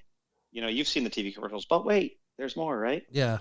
Well, I had some really good connections with some people at some of these companies, and like all at the same time, they were shifting around, and one of them retired, and there was new marketing directors, and it was real simple. I could either move to the East Coast and fly a desk, or I was done consulting. Yeah. So you said, you know what? I'm going to go into the RC market. What was that? Yeah, I honestly thought I chose tires and bodies for two reasons. Because they make the cars look good, and they make them go fast. You know, like bodies make the car look good. Tires are the key component to going fast. And it's funny because you were talking about spec tires earlier, and I think that there are times when spec tires might be the answer. See, the thing is, tires are what people change because it's a huge impact on the performance of a vehicle. But it's tough because, like, in some of these big series races, like you were talking about some of these other series that you guys support, well, you can't expect. I think that what's happening is there is some underestimating going on, because in a lot of these super top drivers, these guys can be making 80% a month. They can make 80% of their chassis sponsorship salary from their tire guy. Yeah. And then the manufacturers now, I've been told straight to my face, because we had some deals we were negotiating on for 2020, that they wanted us to pay for travel, for a big portion of the travel for 2020. And so when you start pushing into like some of the spec tire classes, you know, if you're doing it because you got some smoking deal on some budget deal with a manufacturer, I'm off, you know, whatever. If it's going to truly make the situation better, like more cost effective, but at the highest levels, I just don't think you can do that, because what you do is you lose the support of the company. Yeah. You know, no one's going to send their top stud to run somebody else's stuff. But that comes back to our conundrum, is that there's no definitive line between the highest level, and there is. I mean, there, like we said, but there isn't. Why not spec the car, or spec the engine, or you know, spec something else? I mean, where do you draw the line? Well, kind of like this. Well, we talked before, the RCGP, the RC2 class, which was like the regular guys, they did spec tire, and then the pro class, or the RCGP class, with like Ronafal, Congaro, they ran whatever open, yeah. I mean, we can go to the worlds, the two-wheel drive worlds recently. I know, it's funny. It's weird that 8-scale two-wheel does it and 8-scale doesn't. I don't know. I don't know what's going on. Too. I don't know. And they're trying to make it cost effective, but it wasn't really cost effective because the tires were so damn expensive, you know? I mean, that's... Yeah. But that comes back to, we don't have that definitive line between pro and amateur. That's the best way I can put it. And well, the thing is, it's like, we've talked about this for years. This has been an ongoing debate for years and years. And, you know, one of the problems is that you can have a dude like me, like Keenan, I'll tell you right now, I'm a decent driver.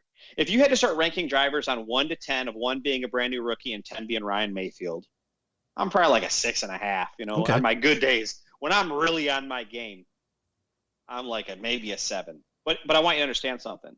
It's not a linear scale. Mm-hmm. It's not linear. It's a number 6 is twice as good as a number 5. A number 7 is twice as good as a number 6. And a number 8 is 4 times as good as a number. And so the gap between me and a brand new rookie is probably a hell of a lot narrower than the gap between me and Ryan Mayfield. Understand? Yes. Even though I can go out there, even though I can run, you know, let's just say at OCRC I can run a second lap behind him, right? And I'm 3 seconds a lap faster than a rookie. That rookie will get to my pace way faster than I could ever dream of getting close to Ryan's pace. Yes. You know what I mean? I agree with you. Those guys are just so talented that it's hard to get to where they are at. People that are kind of inexperienced, or they're kind of uninitiated to RC, they'll see guys like, you know, like whatever, like Mayfield or Tessman or any of these guys, and they're like, oh, you know, like, how hard can it be? And I'm like, look, dude, it's very hard. Go jump in a pool with Michael Phelps. Tell me how that works out for you. Yeah. Like, you know, like you have the fact that it looks as easy as it does is a testament to their skill level. Yep. You know, I agree with you. I mean, I have this same talk with guys who probably haven't really left their regions, and they're local fast guys. They're like, oh, he's a pro. He runs in the pro class. I'm like, he's not a pro, you know. You got to see the pro guys. Like, you haven't seen speed yet, so it's a big. That's actually a really good scale. What you just said. It's like you can get to your level. Yeah, you can get to your level relatively easily, but to get to that next level, that's the big conundrum, and you have to be dedicated, talented. Well, I'm not only that, but so. You're gonna laugh at this, but like I personally, I've always kind of like I love bench racing, and I've made up all these, like, in BMX days, there were in the ABA. So there's two big, just like Roar and EFRA. There was the ABA, which was mostly West Coast. There was the NBL, which is mostly East Coast. And in the ABA, they had single A pros and double A pros. Well, I've kind of taken that and I've kind of transferred that kind of format into my personal understanding of pros. So I think there's 3 levels of pros. Okay. I think that starting at the highest level, we'll call those triple A's. The triple A's are guys like Ty Tespin, Ryan Mayfield, David Ronafalk. These are guys that are absolutely on any given day and any track anywhere in the world can win in any class. Nitro, off-road, whatever, okay? Triple A pros. Then you have double A pros, and these are the guys that are kind of like specialists in their field. These are the Adam Drakes, who I consider a very good friend. These are the guys like Dustin Evans. You don't see Dustin run 8 scale too much, but there's a lot of these guys that are just they're really, really good. You know what I mean? Yes. Like Alex K. There's guys that are really good. And then you have the single A guys. And these are the guys that are either winding down or they're just super talented and they're just picking up a little money for whatever they're doing. And I don't have a specific name of anybody. I don't want anybody to be insulted. Yeah. But I get to, these I are know what guys you that are mean. like, they're like good. Joseph. They'll smoke. Well, yeah, maybe. It's I don't know. true. I mean, Joseph is. I mean, he'll smoke you any day. He will smoke any club race any day of the week. On his good days, he competes at a double. Like, don't get me wrong. I'm not saying the double A guys can't compete with the triple A because they can. They 100% can. I call them double A's because they don't do everything. Yeah. Not because they can't compete. Like Dustin's a really good example. I happen to really like Dustin Evans, and I really like his driving style. I like his on-track demeanor. I like the way he treats people when they approach him, even after he's had a bad run.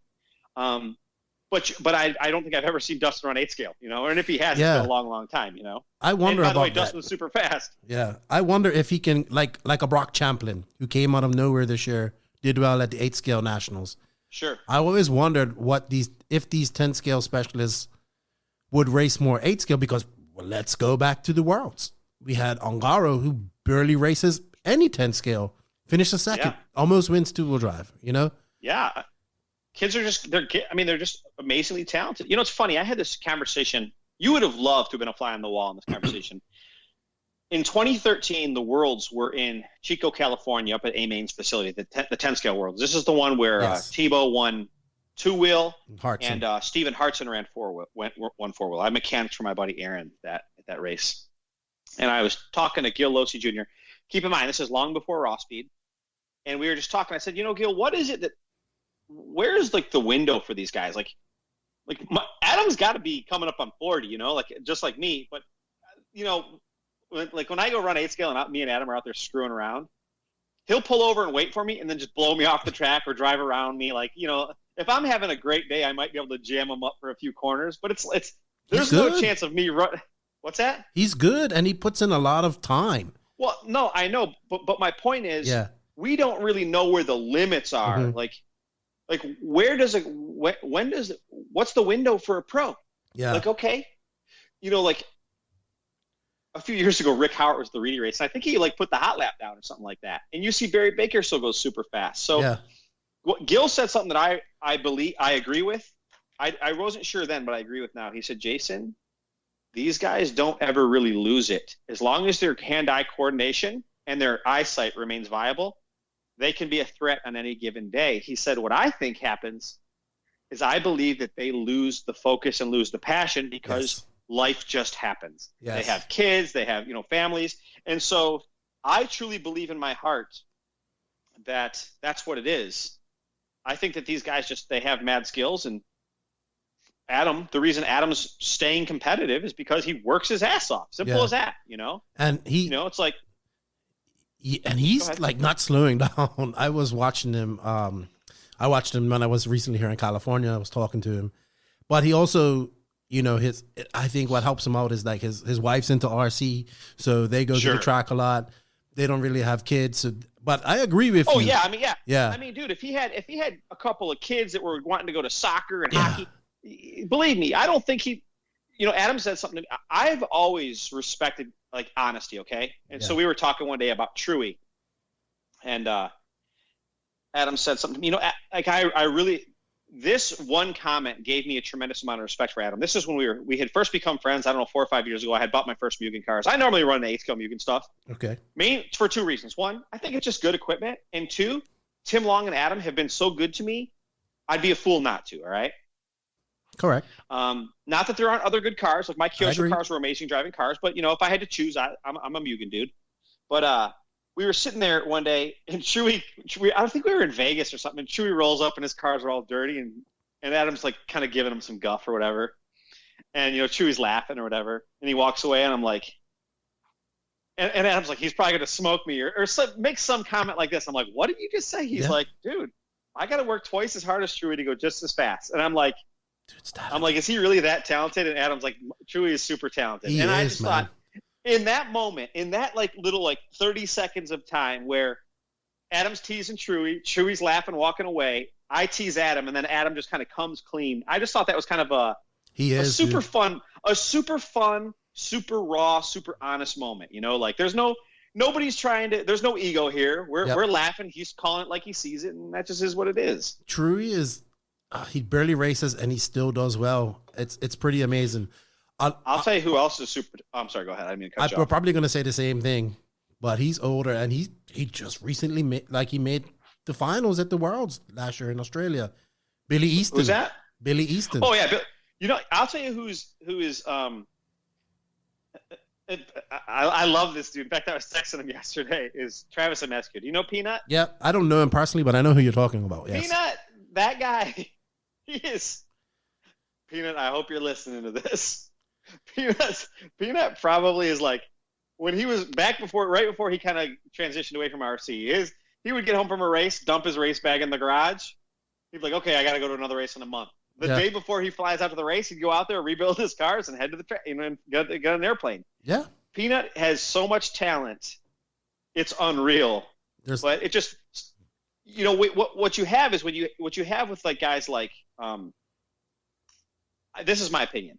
But what you have with guys like, say, Tessman and Mayfield and Ronafalk and Ungaro is you have that same level of talent, but you have a vicious work ethic that stands behind it. Yeah. I mean, look at how much success Spencer Rivkin's had this year. Mm-hmm. You have this, you know, having talent is good. Having a work ethic is probably better. But if you have them both, you're going to be a dominant force. You know what I mean? Yes. And Spencer also gets the whole social media side of things. He's killing that big time. And big time. He's so young. He's got so much time ahead of him. And even guys like I give credit to Ronafalk for that as well. He has a very good work ethic. He gets the social media side. He's still young, 24, older than Rivkin. Yeah. And he's one of the drivers that I've gotten to know and I admire his tenacity. That's the word I'll look for, and his work ethic. Yeah, for sure. So good. I mean, dude, man, we have to next time I have to come to California, man. We got to go have a few beers. I mean, we can talk forever about this stuff. Because the Ghani teases Joseph all the time about he's getting slow as he gets older, and Joseph says the same thing. It's not that it's people get more responsible, just like you said, just like Gil said, more responsibilities, more things that take your focus away. And it's hard, you know. Sure. It's hard when you have to do that. Sure. So, but yeah, for sure, man. Amazing that these guys can still let's be realistic. Like Mayfield has a kid, Tebow has 3 kids, Cav has a kid. We're talking about the top 3 guys who have been the 2-3 most dominant guys in our industry. Yeah, for sure. So Mayfield doesn't look like he's slowing down. Tebow, I'll tell you right now, like out of all those guys you just mentioned, I'm thinking, man, Mayfield hasn't missed a beat. Like, no, he's gotten faster. I don't know what the hell that guy's eating, but I want some of that, you know? Like, I think he's probably the most talented driver of them all. Of those 3, he's the best driver. I just think maybe Cav, like I always like to say, I consider Cav to be one of the greatest of all. He'll go on as one of the greatest of all time. Yeah. I think Cav is able to mentally get there. Used to be. I think now Mayfield has his mental game down. I mean, if you ask me, you didn't, but go ahead, man. I don't know. I can tell you right now that just from my experience, I haven't spent enough time with Mayfield to know if he's the most like talented. If I had to guess, and this is just totally me, just totally shooting from the hip, all right? Like, just take this for what it's worth. I think for the longest time, Cavalieri had plenty of speed, and he had killer racecraft, okay? Mm-hmm. I think he still has the racecraft, but he seems to struggle to get onto that maximum pace. And let me tell you what I think it is. I just think that when the car is really good, he's right there. But if the car struggles, he struggles, and there's nothing wrong with that. I think that Ty Tessman may be one of the most. I've just seen Ty do some shit that's just crazy. That's all I can tell you. I've watched some drives that just blow my mind. Mm-hmm. I think the X-Ray 8-scale equipment is absolutely magnificent. I'm not sure so much about the 10-scale stuff because I haven't driven it in so long.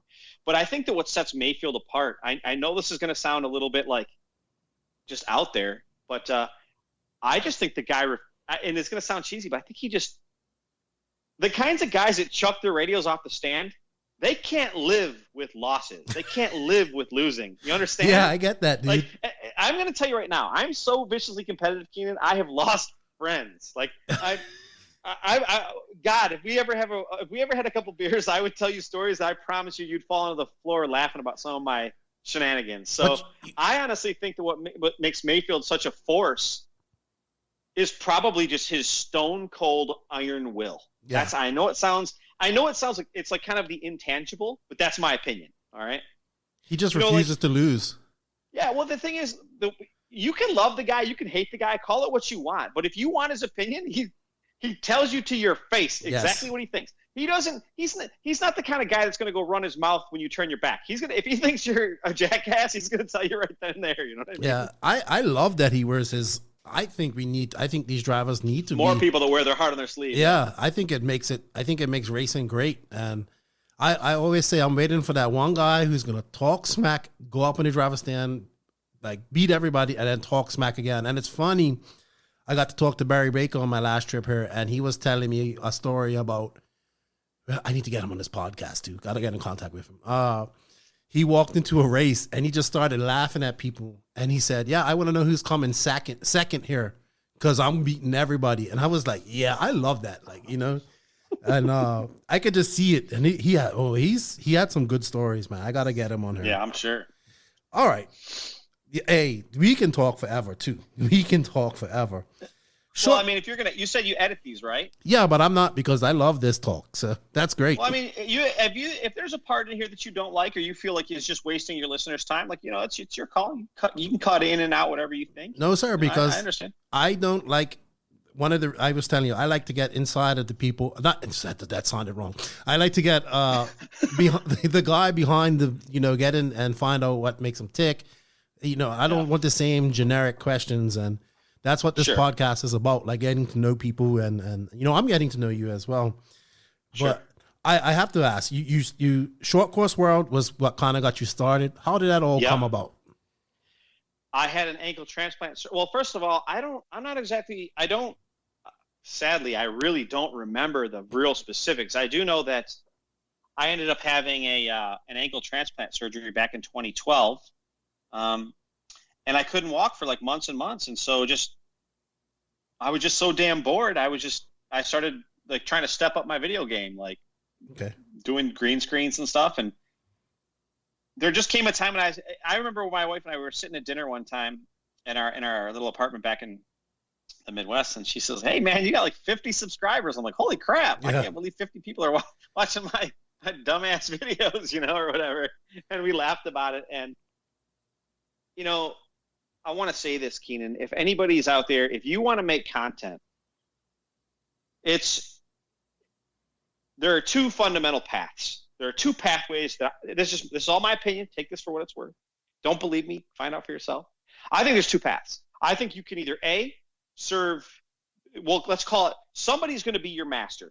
And what I mean is you are either going to make content and your allegiance and loyalty is going to lie somewhere. So are you going to put it with the people, or are you going to put it with the industry insiders and the manufacturers, okay? And so early on, I was exposed to some people that I that, worked for some companies that I just knew were just bad people, man. That's all I can say. They were just dishonest, mean, just bad people. And so as I made videos, my wife just always said, before I'd ever post a video that was controversial, she's like, Jason, is it the truth? Is there anything you said that was untrue or that you think is like truly not fair? And I'm like, no. She's like, then let it fly. You got to sleep at night. This is your opinion. And it's tough because in the beginning, that's a much harder way to do it. It's a much harder way to make content. And I'll tell you why. You have to be able to afford to either buy new kits, or you have to be creative with the content you're creating to build momentum. And one of your questions that you emailed me was, did I buy all my kits, or were some of them given, or were they given to me? And the answer to that is, I would say I probably like 80% versus 20%, I bought them. So the vast majority of my kits I did reviews on, I bought. There were kits from time to time that were given to me, but it didn't matter to me because when I was making the videos, I knew in my heart, I was talking to the 14-year-old me. I had a bicycle stolen from a bowling alley when I was about 13 or 14. It broke my heart. My mom bought me a Schwinn Predator from a garage sale, and I used to ride with my bikes with my buddies. I told you I was pretty poor. Well, my buddy was supposed to be watching my bike, and it got stolen, and I didn't have a bike. And so my mom told me, she's like, if you want a bike, I'll pay a third. You can pay a third. Your dad will pay a third. And so I learned very, very young that I had to work very hard for the money when I wanted to buy something. So when I bought my double XT and all these little RC cars, I busted my ass to get those things. And so I have never forgot that even though I've done a little bit better now, there's still a lot of 14 and 15-year-old kids that are out there that are mowing lawns to pay for these RC cars. Don't forget it, Oh, yeah. And so when I make a video, I'm not going to sell myself out to the world for $80 with the metal and plastic. It just isn't going to happen. I don't care. You don't have to like my opinion. You don't have to disagree with it. If you find something wrong, we can always update the description or put a note in the video or something. But I believe in my heart, which also, as an extension of that, that's another reason I refuse. Everybody laughs because I paint the bodies white. Well, originally I did it because I was doing car reviews and it was easy. Now I just do it because I'm lazy. It's simple. And people say, well, you own Raw Speed. Why don't you put Raw Speed stickers on your body? Because I don't really like stickers. That's why. I like clean white bodies. Yeah. You know what I mean? And so if you like stickers, sticker your stuff up. Yeah, man. You got that white body with ghost white flames going on. Right? Yeah. But if you're going to make content, do what you want to do. It's tough. If you're sponsored, let me ask you a question. How do you make an unbiased video? You can't. About when you're sponsored, can you? No, you can't. I mean, I think it might be possible, but I think it's tougher.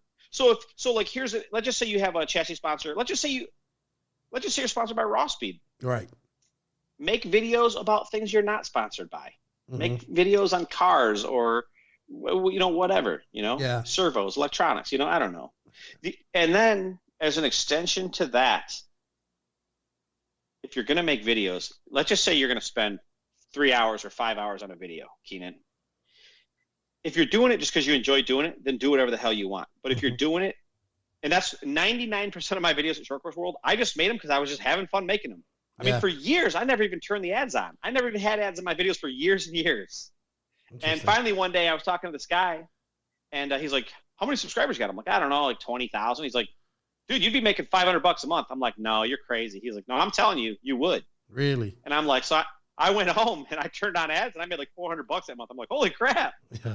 And so,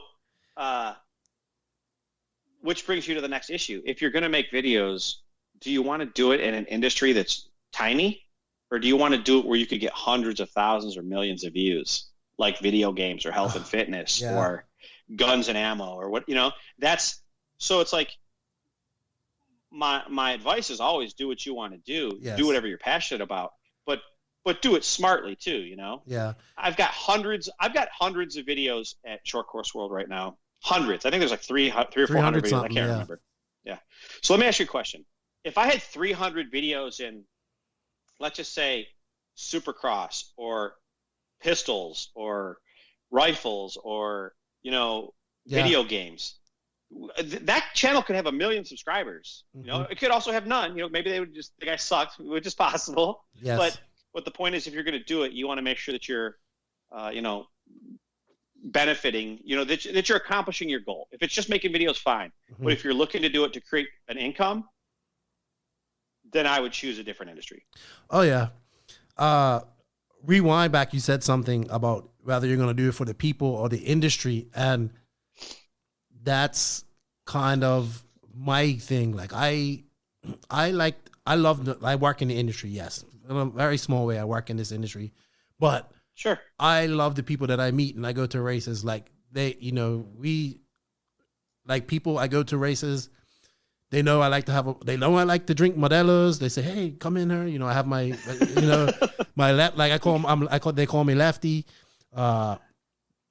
And I like to go hang out with these guys in the pits, talk to them, find out what's going on and have a beer with them. And that's who I do these podcasts for. These people, like I hope I hope you guys learn something from this about something else or anything like that. I don't do this for the industry. I do this for the people that are in the industry, because without the people, we can't do anything. So, and that's why I'm looking to eventually have call-ins and stuff like that as well. And just so people can have a say, because I always wanted to talk on one of the other podcasts that were going on, but I would never get a chance.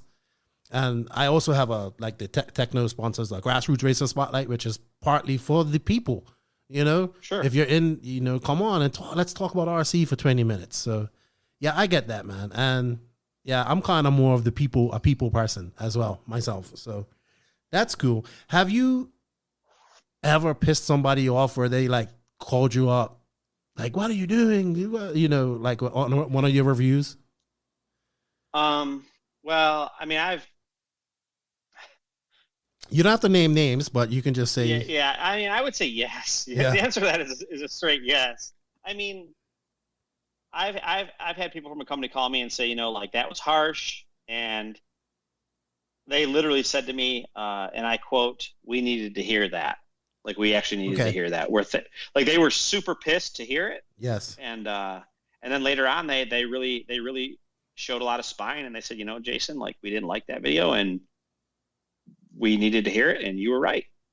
And so I would never make a video. Like, Keenan, I have to go to sleep at night and put my head on my pillow, and I have a conscience. So I would never make a video just trying to burn or slander a product. It's just not who I am. Especially, let me tell you something, now more than ever, now that I know what it takes to manufacture a product, let me tell you something. When you build a B6 and that car goes together like butter, and it just, everything fits, and the arms swing freely, and everything is just beautiful, I cannot tell you how difficult that is to make happen. I've been to the factories. I've been all over. And I can tell you right now that when you injection mold a piece of plastic, it shrinks. For everything to shrink down and fit flawlessly without having to sand it, without having any, axial movement of the holes that locate the hinge pins, it's a tough job, dude. Yeah. And so, I try to be fair, but if there's something that I think is truly wrong, like a perfect example is this. I shot the Losi 5.0 review, the original one, and I just never got a chance to get it edited, to be completely honest. I shot the whole thing, I made graphics, and just never got a chance to get it edited. And in that video, I basically just said, "Hey, look, my conclusion," I'll give you the conclusion of that video right now. I just said, "Hey, look, I think this is a good car, but I think that Losi made a mistake. I think they went backwards. I think what we really wanted in this Generation 5.0 kit, we wanted a Losi 4.0 buggy that had a better steering system and an easy access diff case. But what we got was a car that was almost a complete overhaul." And what's funny is, as I've talked to people, this video obviously never got released, but now it's like, oh, look, the new 5.0 Elite kit comes with bigger shock shafts. It's like, yeah, I think I hit the nail on the head, Yeah, I get that. And it's good to be honest, but it's a way to be honest. That's well, honest but respectful, yeah, I think is the goal, right? That's something that I'm trying to hammer into Joseph's brain as well. Yes, you can be honest, but you have to do it in a respectful way that it doesn't, there's a way to do it. There's, I always tell him there's a wrecking ball or a sledgehammer, and then there's a scalpel. So there was a time in America's history, in the history of the world, when any PR was good PR. There's a saying, you've heard it, all PR is good PR. Well, the thing is, now your PR lives with you. It is literally on the internet in perpetuity. It's there forever. You say something mean or disrespectful, or, I mean, think about this, man. Think about the climate we live in. I don't know about you, but I graduated in 1998, and a lot of the things that we did and said just among friends and goofing off would be shunned today. You know, like it's just the rules in society have changed today in a way that I don't think anybody could have ever seen coming. You know what I mean? Yes. And so you may have said something just in jest, teasing your buddy, who's your closest friend in the world. But now if someone could hear you say it today, they would think that you're like the most terrible human being in the world. You know what I mean? Yeah, I agree. And then it's just the way of the beast, man. Everybody has a phone and a video and the internet, and you gotta be really careful what you do, what you do, no matter who you are. So well, even like these what we're doing right here, these podcasts. Yeah, you know, it's like there's still a level of risk. Anybody could take this podcast. You could post this podcast up tomorrow. Anybody could chop it up and edit it back together, and they could make you say whatever they want you to say, you know? Yes, most definitely. So I guess wrapping up on the ShortCourse World, you're a busy dude. Do you think you're going to get back to making some more content like you used to, or just no time? I have like a reverence. Like I really enjoyed doing that. And I don't think that I'll ever give it up. I definitely would like to get back to making content. It's tough because I don't know that I'll ever be able to commit the time. Here's my dilemma. I hate releasing videos that aren't up to the level that I know I can. And so I avoid making videos because I know I can't make that high level of video. So it's tough. Makes sense. You know, I know that sounds stupid. Like maybe it's like analysis paralysis or whatever, but yeah, I think we'll make some videos. I just don't know that we're going to be able to make them at the highest level. I fully 100% intend to make a full video on the new Losi 4-wheel car. Like I've just been so impressed with Dakota's performance and just what the way I see it on the track, the way he operated the Worlds. Obviously he made a mistake and didn't win 4-wheel, but if you watch the way he drove that car, it just looked like he had so many more options available to him. Like the car had so much steering. It looked like it had a lot of rear grip. I was in Michigan. I should have told him to give me the radio, and I should have just drove the damn thing. But it's probably better that I build my own. So we'll see. But I'm definitely going to do a full tilt review on that. And I have a hand-me-down MBX8 Eco. So I'm going to be going to run some Ebuggy. And so I'm going to make some videos and just some running videos and maybe talk about the car a little bit. We'll see. Okay. Good stuff. I remember when I was, I spent a lot of time working like in the Middle East and England and stuff like that. And back in like the early 2000s. In what industry? Tunneling. Oh, no kidding. Yeah. Actually operating a radar controlled shotcrete robot. That's crazy. Yeah. So I actually really got back into RC when I got to London. I was working there for 6 months. And I used to watch you. I used to watch all your videos, man. And just, I enjoyed it. I enjoyed how you used to use your bat knife to open them up. And I appreciate it, man. You know, and I liked your Ultimate Warrior shirts, and you seem like a Star Wars fanatic like me. But I'm going to touch on that in a little bit. I want to go back to Raw Speed because I kind of want to know how long it takes from an idea to a product usually. Well, I think that just depends on the company. Yeah. So so let's just say hypothetically, I can tell you that sometimes it's super, super fast. Okay. So our newest tire, the Radar, outside of having some machine problems, probably could have been done in 5 to 6 days. The Nighthawk body that I did for the B74, I sat down and I drew that thing start to finish in about 8 hours. And then 2 days later, we had a product on the market. I mean, so it can be very fast. However, that's not the norm. Okay. If you were, let's just say, there are segments, right? There are like portions of development. So first you have to design the product. So that could be 10 hours or it could be 100 hours. It just depends, right? So once you get past that stage, then you have to have that product tooled up. Now, if you're doing that in Asia, you send them your drawing and they can do it. And usually between, if they're really, really, really fast, 30 to 45 days, or it could be 60 days or more. It just depends. And then what they'll do is they would send us samples of whatever. It could be a tire, could be a A-arm, could be a wing, could be a whatever, aluminum part, doesn't matter. Obviously, if it's a machine part, you get to sample a lot faster generally than if it's something molded like a tire or a wheel or a foam or something. But now at Raw Speed, we have kind of settled on shapes of tires that we like. And so I have stuff. I'll just tell you this. It's very possible that I could bring a product to market, like a new tire to market. If I had someone to help me do some drawing, I could probably bring a new one every week. Yeah. I could probably do one a week. Yeah, I mean, I could do it really fast. Okay. I don't know how long it takes. It's tough because I think the only other people I don't know about like Hot Race and like some of these other companies like in Europe. I don't know if they make their own molds. I don't think that they do, but they may. I don't know. So it's kind of weird. But yeah, we can come to market really, really fast with a tire at this point in time. So I actually just cut the cavity for a truggy tire the other day. So people have been asking, dying for truggy tires. So I'm jamming.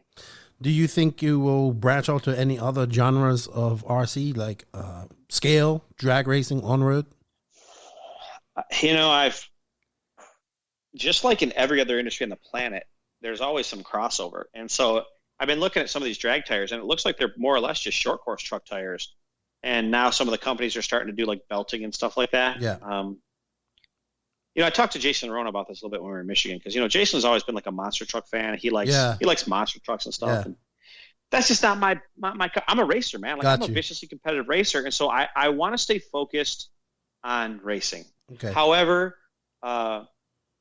because of the processes that are involved in making molds, our bottleneck is actually I don't want to get into specifics, but there's a bottleneck in the process, which leaves other machines just sitting there not running. So we've taken on some like job shop work here and there. We'll take on a special project, but it's possible. It's absolutely possible that we could do crawler or scaler. It's tough because some of that stuff, I think, guys, remember, Keenan, how I was telling you about the performance of the products and how critical that was for Raw Speed? Yes. I really believe that in scaler, a lot of the times, I don't think performance is nearly as important. They just want a tire that says Bridgestone or Goodyear or Hoosier or whatever. You know what I mean? Yes. And so then we have to go through all the licensing. And I'm going to be honest with you, we haven't even dipped our toe into that market yet. So if we have to, we will. I'd like to stay focused on racing because that's what I'm super passionate about. Okay. And so, and right now I'm just time limited. We need to find someone to help us do the design work, and it's not easy. Okay. Run me through a typical day at Raw Speed, briefly. Like how does it work? I don't have a specific time, but like I would say on average. So first of all, like you may have noticed, you said we kind of had trouble communicating this week. Yeah. My phone, I don't get notifications on my phone at all for anything except for my wife's text messages. Okay. 0. My phone more or less doesn't ring, doesn't go off. I don't. No Facebook Messenger, no Facebook, no nothing. The only way I see if there's been any interaction is if I actually pick it up and open it up, and I try not to do that. Okay. But a typical day is I wake up, usually pretty early. I'd say 4:30 maybe. I wake up, I throw on some clothes, and I'm out the door. Like literally, there's no delay. I wake up, I leave for work. I get to work, fire up the lights, walk through the shop, start firing the machines up, fire the compressor up, grab the laptop. Sometimes I work in like a little office that's up front. Our shop is very small. It's 2 front offices and then a warehouse space.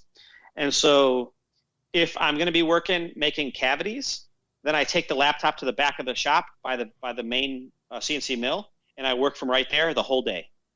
If I'm going to be doing electrodes and all the stuff for some of the other work that we have to do, then I stay up in the front office where I draw and I run that machine there. And that's about it, man. I'm literally just focusing on, of course, sometimes you got to order tools or order, materials and steel and things like this. But most of the time, where you'll find me is either sitting behind my laptop. I design all of the products in SolidWorks on a box it's called Box, BOXX laptop. And I'll either be standing in front of a CNC machine or in front of the computer. Simple as that. Okay. Good. So how many, I don't know if you did divulge, how many people work at Raw Speed? No, you're totally fine to ask. Yeah. There's, well, I guess technically me, my wife does the books at Raw Speed. And then we have 2 employees right now, Brian and Jacob. Okay. We did have some other people that work for us, but they ended up moving away to be closer to family and stuff like that. So, Gotcha. So me, 2 full-timers, and then my wife.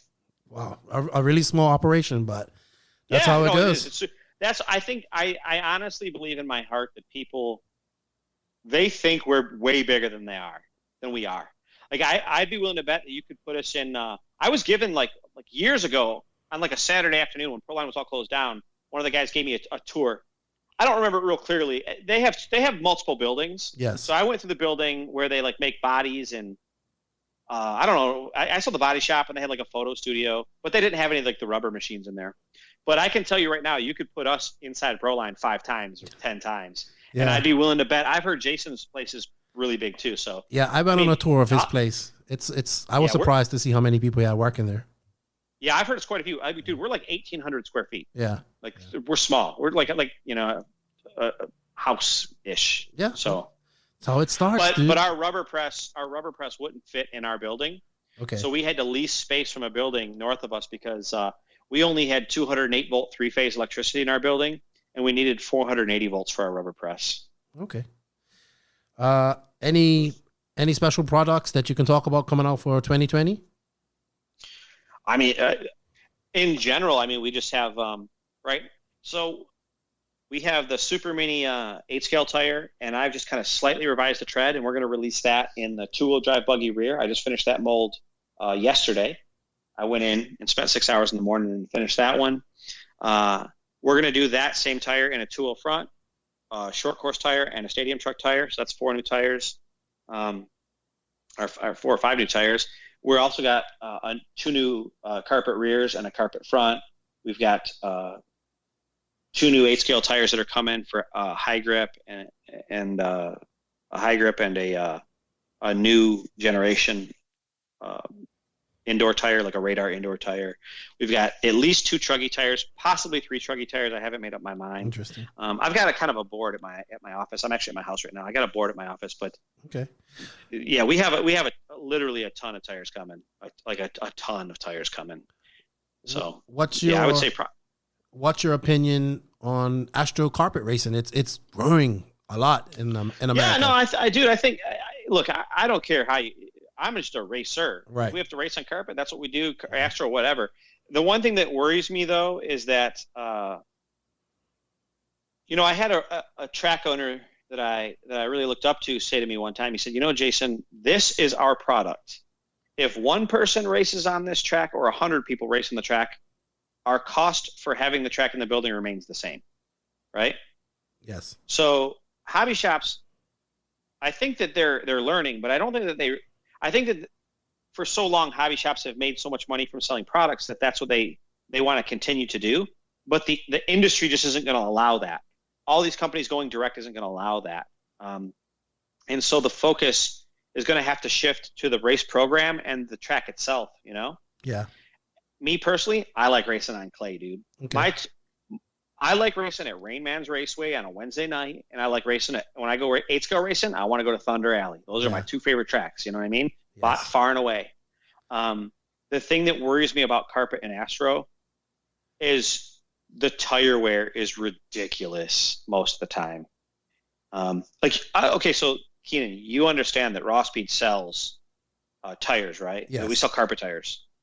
Well, there are specific types of carpet, like gray office carpet, where our tires, like the rug burn, it works really good. But like on black ozite, the rug burn cannot compete against like the Schumacher cactus. It just can't do it. All right. So I know it's my company, but I'm telling you the truth. I'm not going to sell my soul to the devil for anybody, even my own company. You know, I'm going to tell you the truth. Right. And so it worries me. It worries me when I hear about tracks switching to carpet. There are a lot of benefits for track owners. There's no mold. Track changes are faster. Repairs can be done a lot easier. You can run on-road and off-road. And I'm going to be honest with you. If my track was carpet here at home, I for sure would have an on-road car. For sure. All right. But the downside is that you break the car a lot more on carpet because the traction is so high. It's just unforgiving. You know, Right. If you land the car sideways, you can break ball studs and ball cups and turnbuckles like we were talking about. And the tire wear thing just seems to be brutal. So it's tough. I think the happy medium may end up being a carpet track, but enforcing people to run like clay compound slicks. Yeah, someone Because you'll actually just- mentioned that to me this week. He said he ran slicks, and that's the best way. Or Yeah, they can be awesome. Yeah. And they can be really fast, and they last a really long time. It's just tough. I guess Yeah. time will tell how this is going to play out because there's so much to this. It's just like anything else in life. It's like every industry on the surface looks so simple, but then you find out that it's like a puddle that's 1 inch wide but a mile deep. You know, so Ronnie D and I went out to 702 Raceway to race this race back in a few months ago or whatever. And this is like home to Brock and Blake Champlin.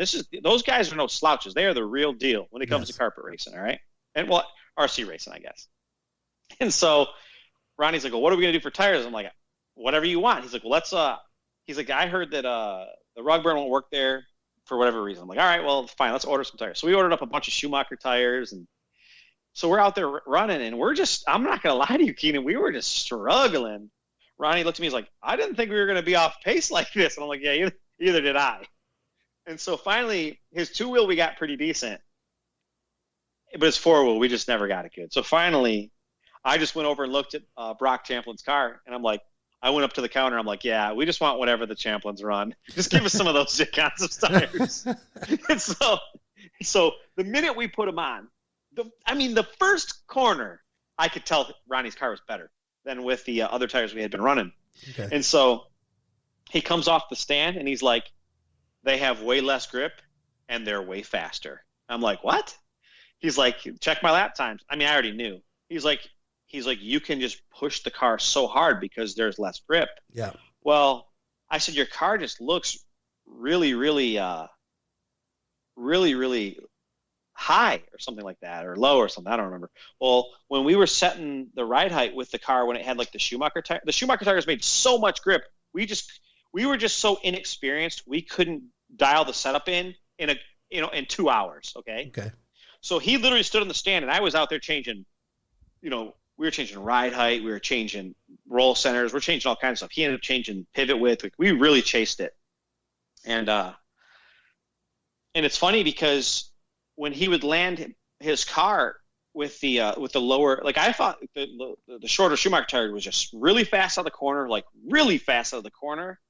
but when the car would land, it was very unforgiving. Well, when he put the J Concepts tire on, the car definitely was a little laggier, but it was a bigger tire in diameter, so the car landed better. It's weird. Like it's all these little trade-offs, you know what I mean? And Wow. And I'll tell you, this is something I tell all of our drivers when I get to spend time with them. I'm like, listen, there is no magic sword that you're going to carry into battle. All right? You need to learn the weapon that you have and learn how to use it to its peak. And I'll tell you a story. I was at a race. This is about Mayfield. You're going to love this. So I was at a race. I'm sitting across from a driver, and he's got some tires, and he's going super fast. And at this point, this was just practice. I believe we're in Vegas, if I remember. Again, this is before they were doing the Worlds, and so we come off the track, and this driver says to Mayfield's sitting back to back with the driver that I'm sitting across from, and this driver says, "Man, you should try these tires. They're dialed." But of course, they were not J Concepts tires, and so Mayfield turns around. He's like, "Look, I can't run those tires. I'm running J Concepts tires. I have to run these tires. I'm going to find a way to win on these tires, or I've got to make these work," or something like that. And I just thought, that is the attitude. when you commit yourself, whether it's through a sponsorship or you work for a company or whatever, that is the attitude that I approach. You know, when I go somewhere, if I'm beat on tires, like sometimes we go to places and our tires are just money. Like I know I can see that we have an advantage. Like it's just so it's clear as day. Like you'll hear other guys grabbing the throttle coming out of the corner, and you can just hear him buzzing the tires, and you'll hear our guys coming out of the corner, and the cars are just biting down like egregiously, you know.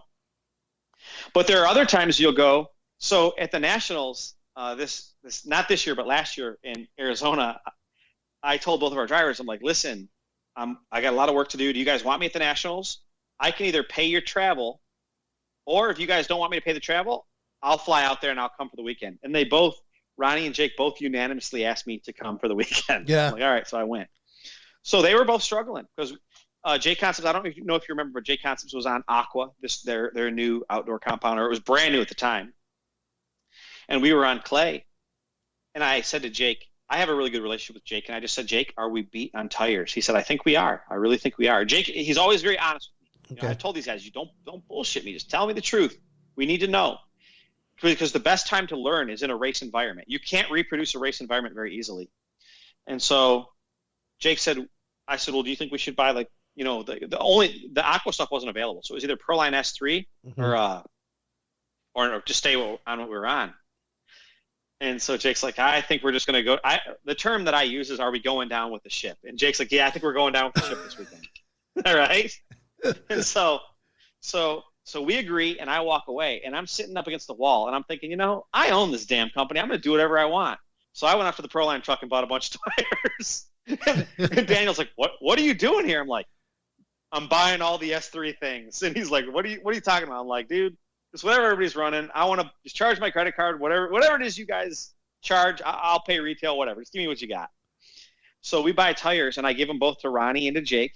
I said, listen, send the logos off. That way if people take pictures, we don't got to hear about it. But if anybody asks you, you tell them you're on Proline tires. We do not lie. We are not lying. Okay? I own Raw Speed. You guys drive for me. I get to make the decision. So if people ask you what they are, you just tell them straight what they are. But send the logos off. That way if people are taking pictures, we don't have to deal with controversy online. So we were calling it Plan B all weekend. We were on Plan B tires, is what we were saying in the pits. So I get all these tires, and I tell both of the boys, I'm like, all right, get your stuff ready for four-wheel, because it was like, I think Jake was in 32 and Ronnie was in 33, all right? You could probably go look, but it's something like that. Well, Ronnie was working so much on his two-wheel and his stadium truck, he forgot to glue tires. So he's getting ready to go up, and I'm like, dude, your tires aren't glued. He's like, I forgot. Do you think we have time? I'm like, he's literally next. I'm like, you don't have time. Jake is literally on the track. Ronnie's like, well, I'll just run these then. So he goes out on his clay Raw Speed slicks. Jake ran like a 19.507, and Ronnie on the S3s, and Ronnie went 19.506 on our clay tires. Yeah, that's amazing. And what was funny? No, I mean, it was just a lesson in that it's easy to be mentally defeated out there. Yeah. I'm going to tell you right now, when I watched Jake run the S3s, there were spots on that track where I thought the car looked substantially better. But at the end of the weekend, we all agreed. We're like, it was like the tires better here and worse there. You know what I mean? Yes. And our tires were better there and worse there. And so it's like, I don't know, man.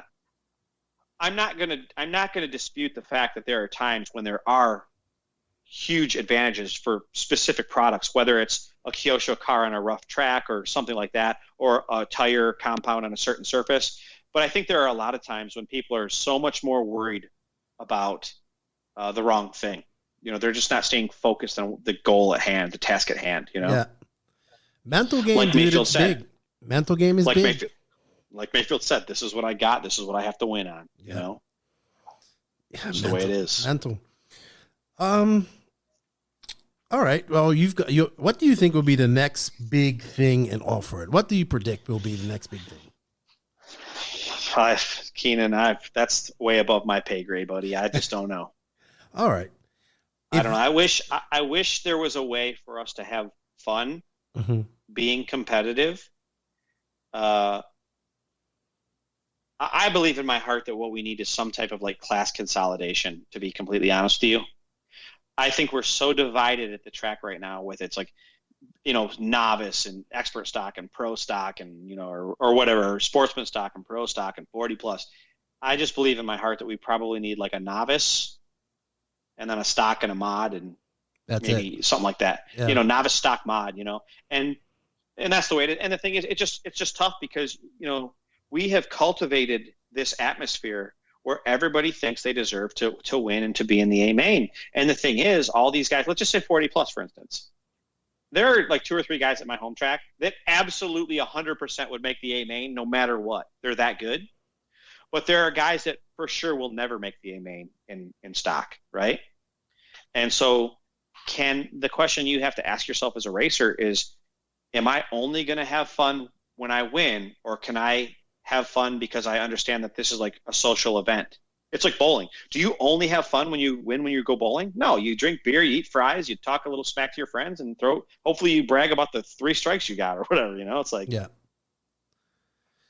So I guess would that go down as something that if you could change one thing in RC, would that be it? Like the class? If I could change one thing in RC, far and away, it would be consolidating and standardizing the classes. Okay. Yeah. Good stuff. I think it's tough to make a man take a step back in life. When you get a bigger paycheck, it's easier to step up. It's hard to step down. And I think that now that we've kind of cultivated this atmosphere where everybody expects to make the A main, it would be a rude awakening if you started first of all, think about this. How many times are you at a track and the owner or the race announcer starts saying, we need marshals. They're calling for marshals over and over. It's like, when I came in here and I paid for my entry, I agreed to marshal one time. But now the race, the whole event or the whole night is being held up because they've got classes with 3 cars in them. Yeah. You know what I mean? So it's a waste just to, I'm pretty sure they're going to make a top 3, Yeah. And so it's just, I think if I could change one thing in RC, I'm not saying I have all the answers, but for sure there would be some type of class consolidation. And let me just say this. Can I change my answer? Sure, go ahead. It's just your time. If I could change one thing in RC, I would try to show people that club racing is the real value in our hobby, not these big races. Going and having fun, ordering pizza, racing for the night, beating your best friend, or letting him beat you. My buddy Leland, Keenan, you'd love this guy. It's impossible. It is friggin' impossible to hang out with this guy for 4 or 5 hours without your face hurting from smiling so much when you go home. All right, just he'll walk in and I'll be sitting there and he just starts saying, he's like, oh God, I see you're getting your PT in. What time did you get here? When they open? It's like, it never ends, Nonstop banter. So when I go racing, my goal in life is simple. I just want to beat Leland. That's it. I don't care. If he's eighth and I'm 7th, I'm cool with that. You know what I mean? Yeah. But I really think that club racing is the heart and soul of the hobby. And this is my belief, but I think as we do these series races and big races and we lure racers away from their home tracks, I think what happens is they kind of get out of the groove and then they take a week off and they take a couple weeks off and then they decide to take a year off or something like that. Like, I just think that we need to create the routine of club racing. I think that's the future, but You're fortunate to be in an area that club racing is strong too. I mean, you have OCRC, like you said, Rain Mans, and you have down in San Diego, SDRC. Yeah. And I got to spend some time. I've been to OCRC, but I actually got to spend a whole day there on this trip. Yeah. And I was like, I can literally see why I would just come here, hang out, and I could work from there. I could, dude. Yeah, you could just hang out, go get lunch, run a couple laps. Yeah. I mean, it's beautiful. It's in a beautiful location, well-kept track, nice layouts. Yeah, awesome. For sure. Any advice for up-and-coming racers? What would you tell them nowadays? Just work hard, man. Keep your head down. You got to grind. If you really want to compete at the uppermost levels, you have to be. It takes a lot of work. Even if you're very talented, very, very talented, there's just the highest levels of these guys are. They are the Olympians of RC. The Mayfields, Tessmans, Ronafalks, Ungaros. These guys are it's a lot of work, man. Yeah. It's sad because I think there's a lot of people that could work super hard and never get there. And there's a lot of, it's like that meme or that picture of the guy in the diamond mines. He's like that close, and then There's the diamonds. Gives up, yeah. It's a lot of guys like that in RC. I've only experienced this once. So Ron Duvall was the first guy I ever asked to run for Raw Speed, and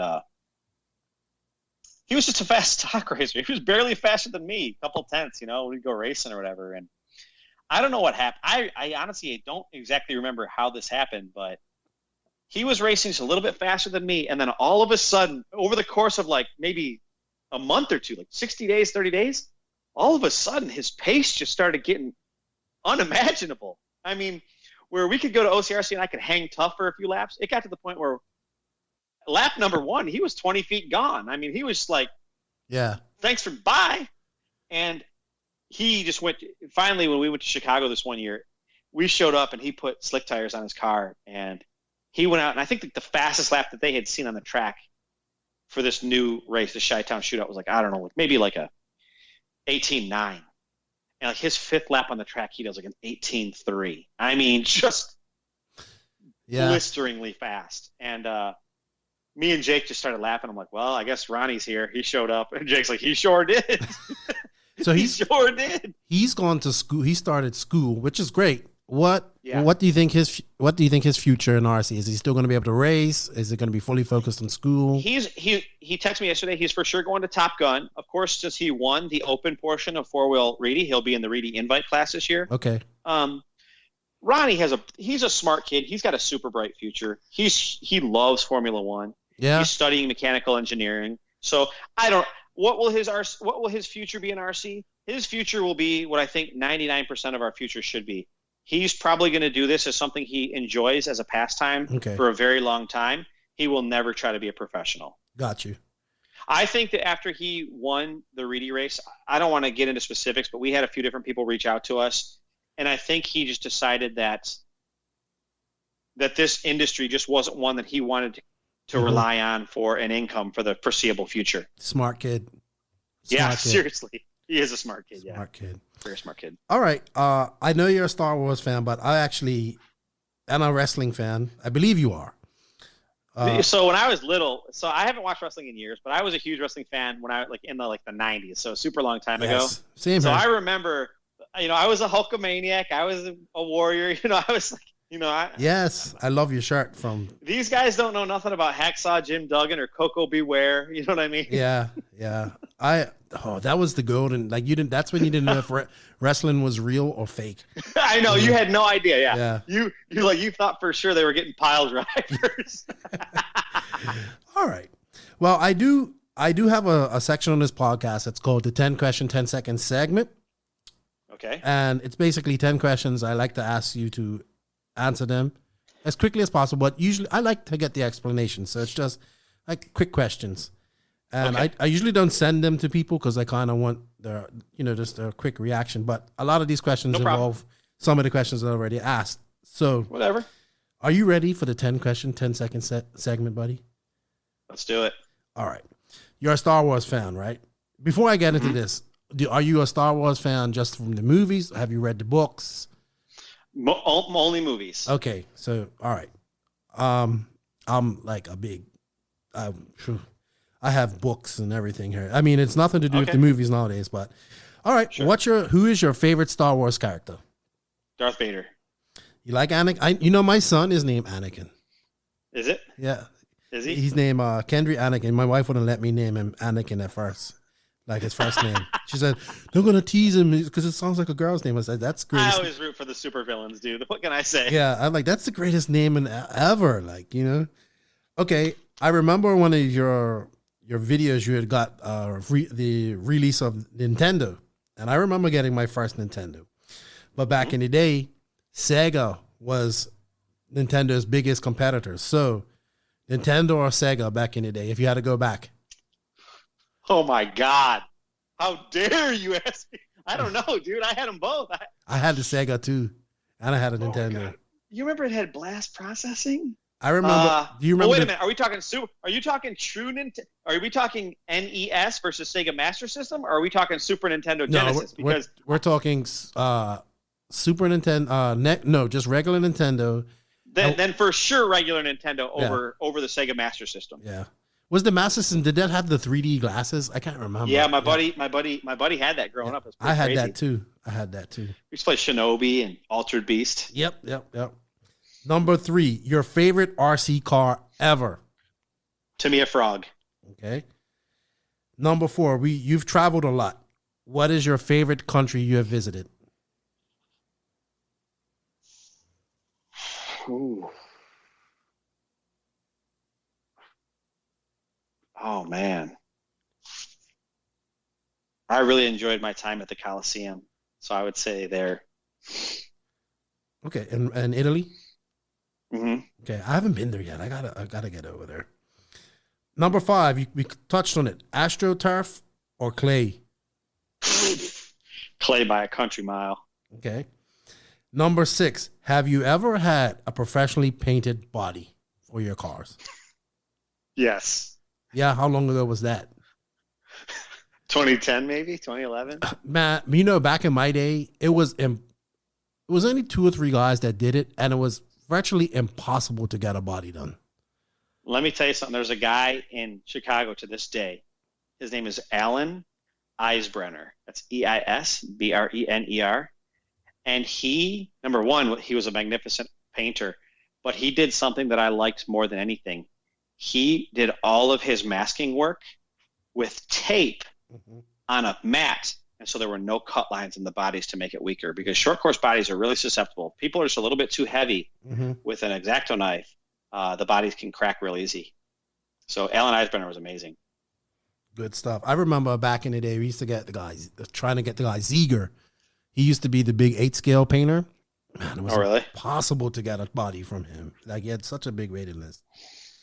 And this is obviously like the internet was still in its infant days. Sure. Number 7, if you could sign any driver right now, who would it be? None. Okay. Well, you got to give me a reason for that. Because I just don't think it's worth it. I just think that that's an added cost that's going to have to go into the tires. Yeah. I'd rather just create more value. I think that the best product is one that works amazingly well and is priced as competitively as possible. And I think that right now, if we had to pay, let's just say $1,500 to $2,000 a month plus travel and contingency and all the product usage for a top AAA Pro, I mean, that translates into having to charge more for the tires. Yep. We're kind of at that same crossroads with us. Do we hire a pro and pay all this money, or do we make one? So we're trying to make one. So we're trying to get a young kid who isn't scared, doesn't we always say, don't be a fanboy, be a champion. So I get that, man. I get that. And it goes back to what we was talking about, where you think there won't be any paid pros in the next few years. And I wouldn't say there won't be any. Like, I don't think we're going to see any. I just think we're going to see a sharp decline. Yes. I think we're going to see it tightened way up, maybe one per manufacturer. Maybe in some instances, you'll see maybe 2 at the very most 2 per manufacturer. Yes. So. Okay. Yeah. Number 8, the best track you have ever raced on. I would say Thunder Alley, dude. I can't give you a specific layout because they've had some amazing ones. Yes. But I love it there. When I go to Thunder Alley, dude, that place is it's like an off-road dirt roller coaster. I mean, it's awesome. You know what I mean? Yeah, I spent a lot of time there this last trip. I got to know Andrew really well. Great facility. Okay, number 9, your favorite wrestler. My favorite wrestler? Yeah. The Ultimate Warrior. I loved him, dude. Oh, you don't know. Like, when he lost, when he won the belt in Toronto in 1990 and then lost it a year later to Sergeant Slaughter, I was devastated. So devastated. Oh, man. I love the Ultimate Warrior. And number 10, 10th scale or 8th scale? 10th scale. Yeah. You always like 10 scale in your videos. I enjoy 8 scale, but I'm a 10 scale guy. Yeah. There's no ifs, ands, or buts about it. How about Nitro? You enjoy Nitro? I really do, but I enjoy driving Nitro. I do not enjoy the wrenching. Yeah, it's a lot of work. It's a lot of work. Yeah, it's like, the challenge. We've kind of talked around this a little bit, but growing this industry, we're weird people.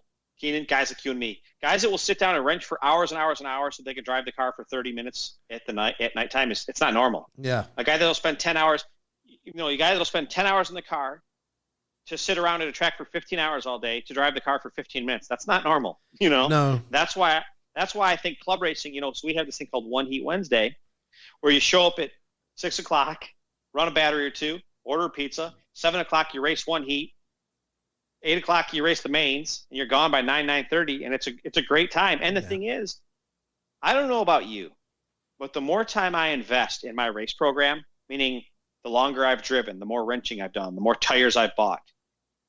If I do bad, I'm more pissed. The more effort I put in, the more pissed I am if I do have a bad result. Okay. Mm-hmm. When I roll into the track with my radio case and my two-wheel buggy, and I have someone charge the battery for me, if I do good, it's all gravy. If I do bad, I don't care. Yeah. It forces me to focus on the thing that's really important, not fun. Winning a stupid club race. It forces me to have fun, teasing my friends, helping people, goofing off, enjoying the social experience, being away from my house for a few hours. My wife calls it poker night. Yeah. I miss that too. I enjoy going to these big races because I get to interact with the people that I talk to on a regular basis. But I've stopped racing altogether. So, but I get it. But I kind of live vicariously through people that race our cars and stuff like that. I can't help it. I still like to race, man. Yeah. I don't do it as much as I would like to, but I still like. I'm a racer at heart. I like to go racing. Yeah. All right, man. Well, thank you for your participating in that. I thank you for your time. It was a really great chat. I thoroughly enjoyed it. Do you have anybody? Would you like to shout out to anybody and say thank you to anybody before we sign off? I would. I'd like to say thank you. I'd like to say thanks mostly to two people. One, my wife, because my wife has just stood by me through thick and thin. I mean, in the moments when I just can't make it happen, my wife finds a way to help me to hold my head up, Mm-hmm. And secondly, I want to thank every single person out there that supports Raw Speed by running our products. I can't begin to tell you guys. I'm probably one of the luckiest guys in the world. I go in and I get to run these big CNC machines, and I get to design products that I'm super passionate about. It's magic for me when I put a radar on the back of my two-wheel buggy and I go run it. It's magic for me. It's like I got to dream it up, I got to draw it up, I got to machine it and manufacture it. And the reason I'm able to kind of do all this is because of all the amazing people out there that have supported Raw Speed. And to name a few guys that are out there, the Mike Tuntakits, the Ron Duvals, the Jake Mayos, the Todd Christians, the guys that have been here, the old dogs that have been here since like day one. So many guys have supported me, and there are just so many people out there that I couldn't possibly say thank you to all of them. But I just want people to know, if you support Raw Speed by running our stuff, then I'm eternally indebted to you, and I can't say thanks enough. That's awesome, dude. Very awesome. Very awesome. I have a Raw Speed hat, so I gotta rock that. Well, yeah. I just thought it was just cool, like the name. And I had a Raw Speed, one of your Raw Speed brass weights for the MBX 7R. There you go. I like it. Yeah. Well, we don't. Unfortunately, we're trying to. We don't race her anymore, and we're trying to get that going again. But I thoroughly enjoyed this conversation, dude, and it was great. It was good to get to know you, and I look forward to meeting you in person one day. Dude, Keenan, I mean it, man. I really enjoy this kind of stuff, and it's an honor and a privilege. And if you ever want to do this again, or if you ever have questions for me personally, you have my cell phone number. Text me, call me, whatever you want to do. Okay. All right, man. Well, thank you for your time, and hey, enjoy the rest of your day. Hey, yes, sir, buddy. Have a good one. Hold on. Before you go anywhere, I need to get a hey. Hey. All right, dude. All right. Talk to you later. All right, buddy. Later. Bye. You are entering the Tekno RC Grassroots Racer Spotlight. The part of the podcast that gives the listeners a platform to talk about RC. Brought to you by Tekno RC. Tekno RC. Tekno RC is a premium manufacturer specializing in 8th and 10th scale high-performance off-road RC buggies and trucks. Visit www.teknorc.com for a complete catalog of their products.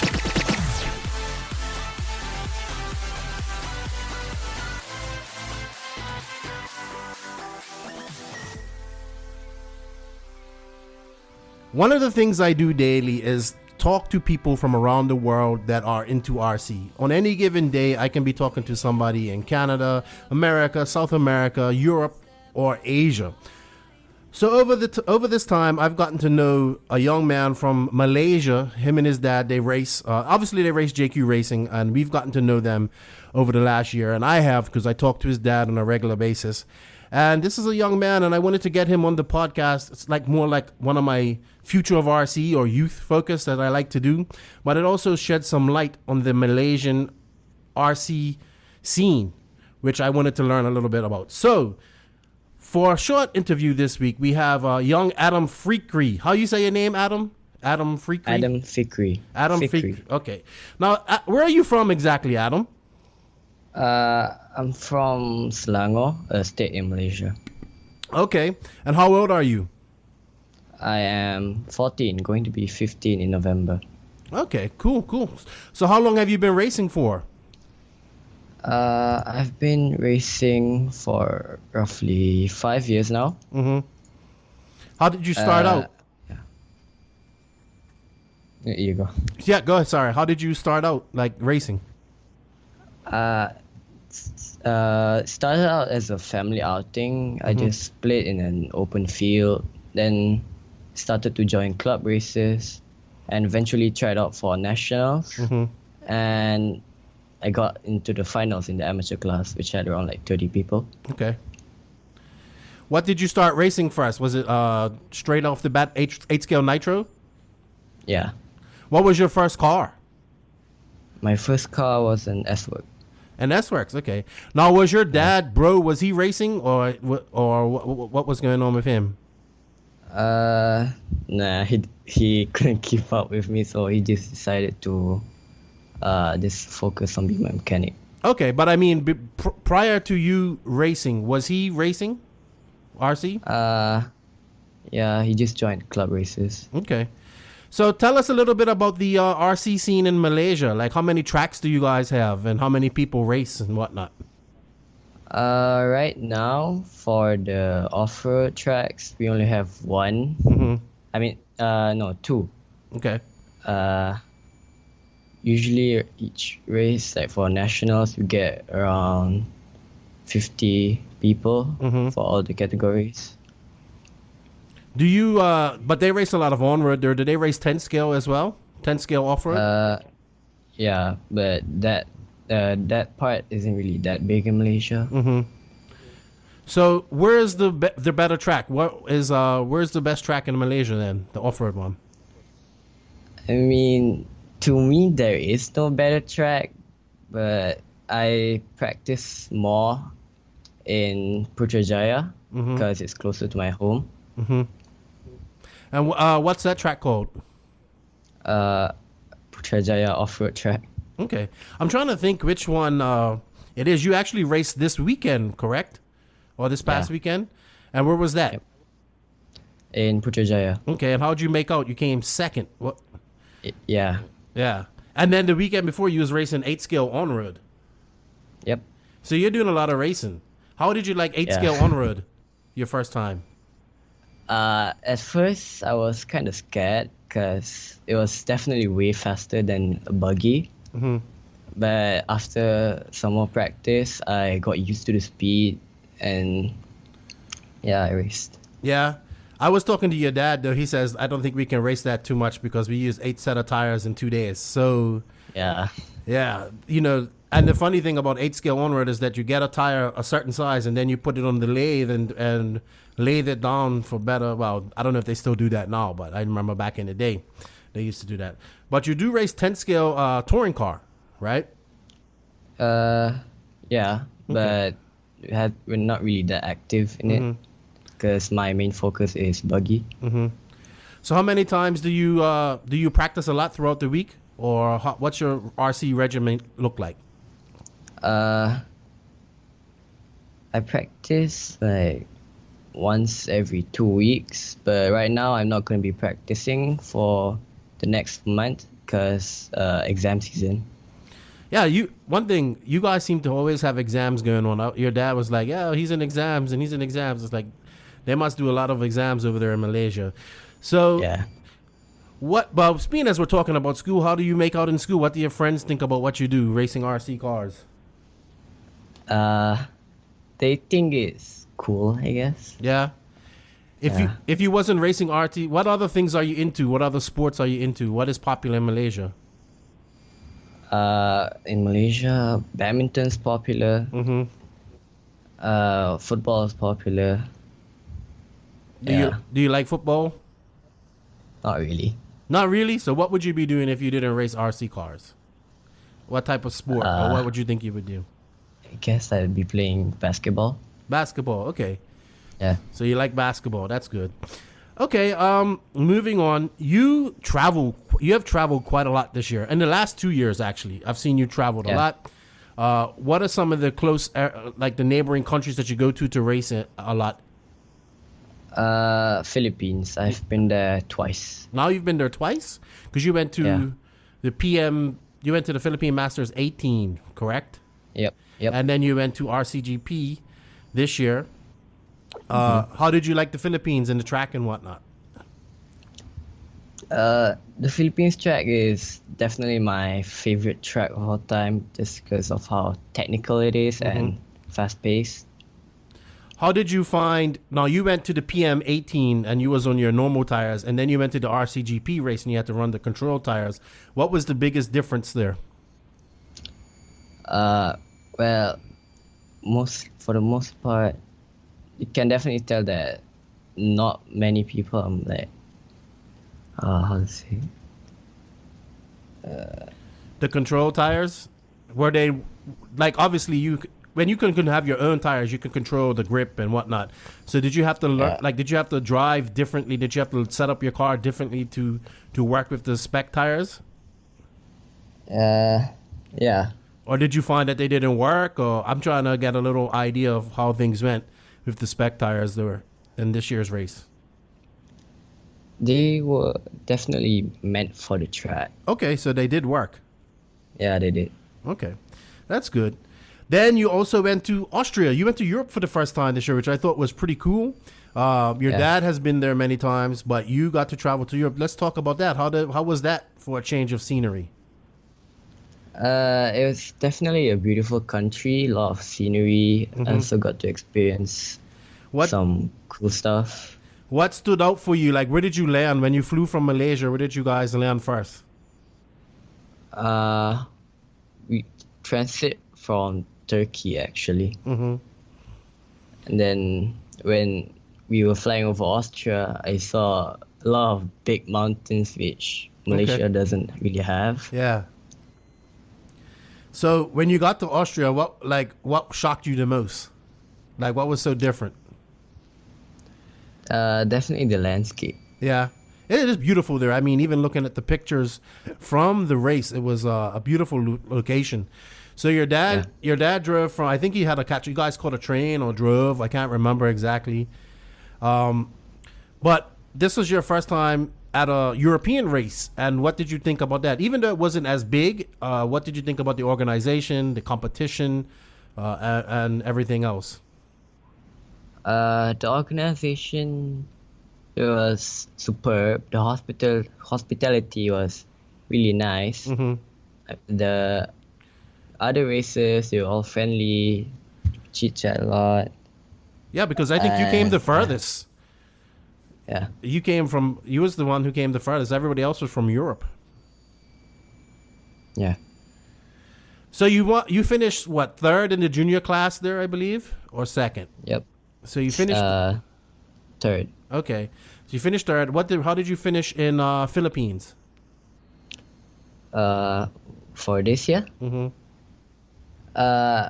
the junior class. 'Cause- for junior class, I got second. yeah, because you just missed you almost made the final in the Philippines, right? And you did make the final at Fairhing.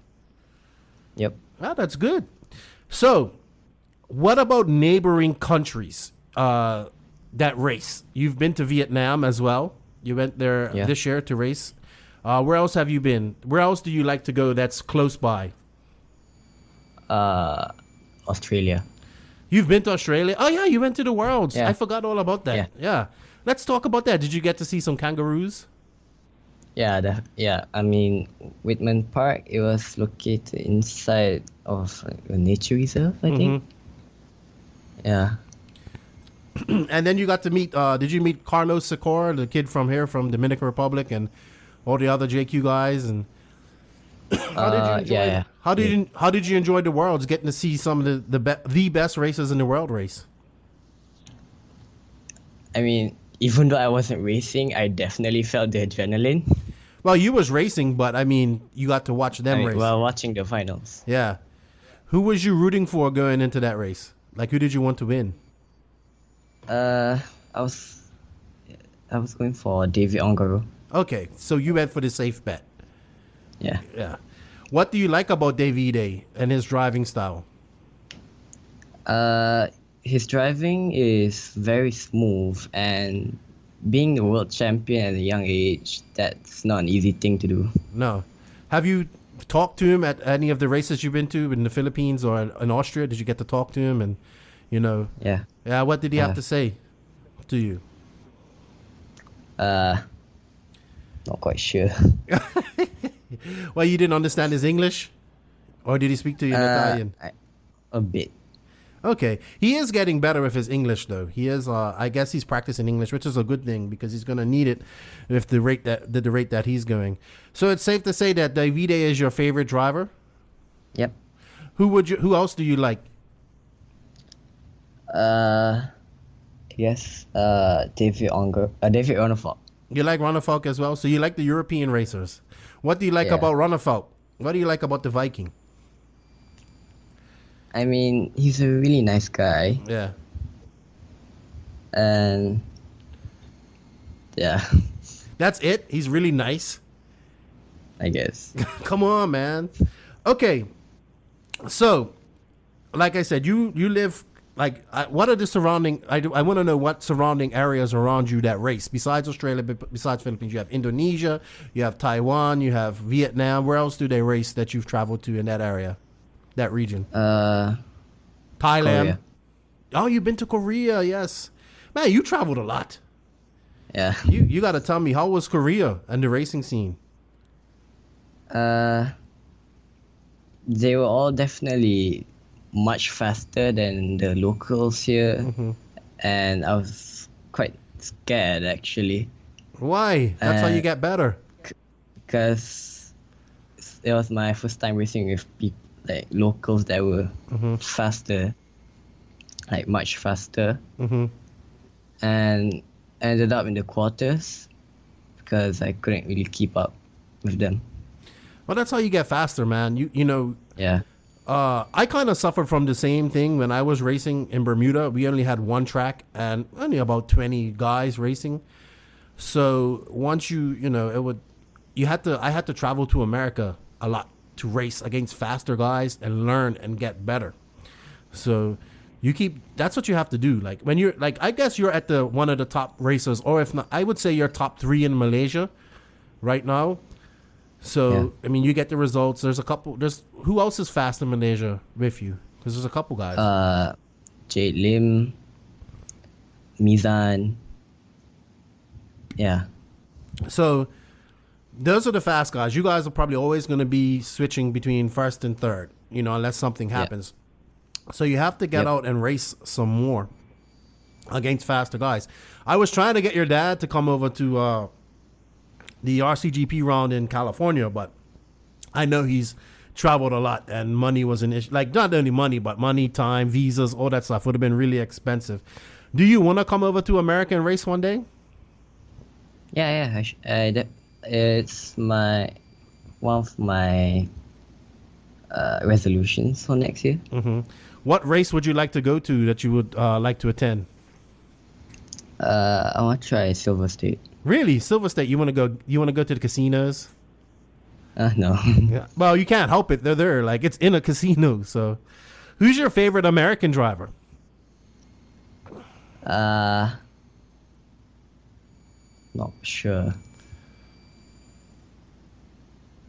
Maybe Ty Tessman? You like Ty Tessman? He's not really American. He's North American. He's from Canada. But I know what you mean. He's North American. He's from Canada. Good stuff. Ty's good. I'm looking forward to seeing how he makes out here shortly at the 10 Scale Worlds, which is coming up soon. What are your ambitions in RC and in school? Like, what are you studying? What do you want to be in school? What do you want to be? What are you studying to be in school? But also, you know, because I always say, if you want to, I know people want to have dreams of being a professional RC driver, but I also am tell them to focus on school as well. So tell me about your goals in RC and in school.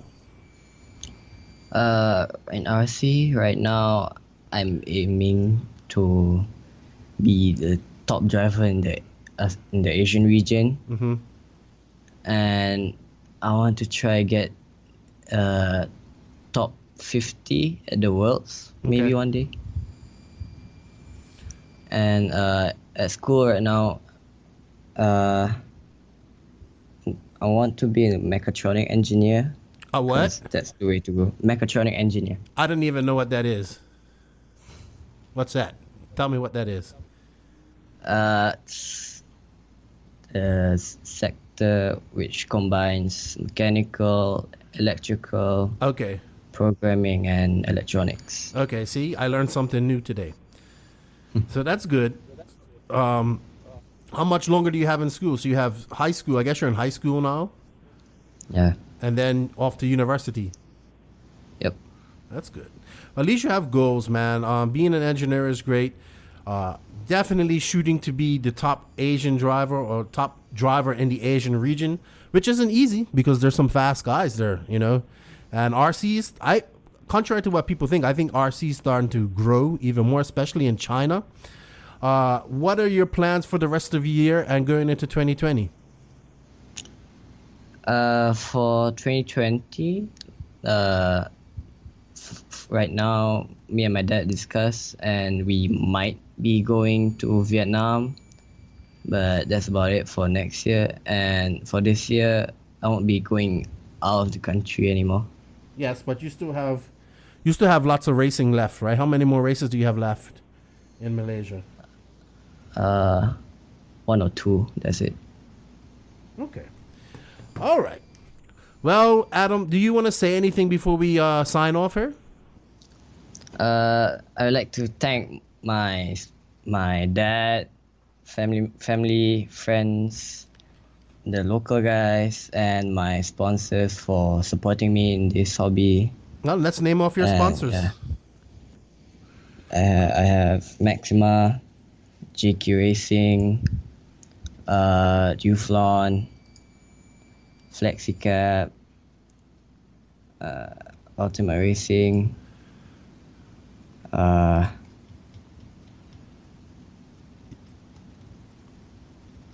That's all right. Hey, I forgot to mention this. I saw your little brother went racing with you this weekend. How's he gonna? You think he's gonna stay in it and race? Yeah. He really likes RC. Yeah. Was this his first time racing? Yep. How old is he? He's 10. Okay. Does he look up to you? Does he come ask you for advice, or does he just say, "I want to beat you"? He just says he wants to beat me. Yeah, well, you know, he's got a goal. So, do you think he's going to beat you eventually? I mean, maybe if he puts in the dedication. Good stuff. All right, man. Well, I know you was a little bit nervous coming here. I know you don't speak English much, but you did a great job. I appreciate your time coming on here. Tell your dad I said hello, and keep on racing, man, and keep on pushing towards your goal, and you will get it. Yeah. You know, putting in the work. So thank you for your time, Adam, and I'll talk to you later, dude. All right. See ya. Okay, bye-bye. Bye. We are now at that point of the show where you should fasten those seatbelts and put your big boy pants on. Whoa. Things are about to get serious. It's time for the JQ Racing Rant.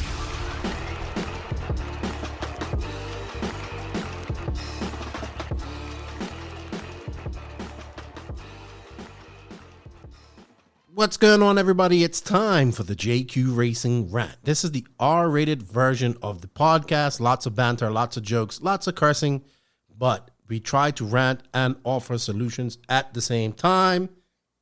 Rupert, how are you? Doing good. Busy here in California. Yeah, man. You know, I really like California, dude. I can't wait to go to DNC next year. Really, just to come back out to California because I really like it out there. And now that I've been out there a few times, I kind of get it down. I understand how the traffic works, stuff like that. So, yeah, I'm looking forward to that next year. Looking forward to it. You should run eTruggy. That's what you should do because they have eTruggy Pro and Open.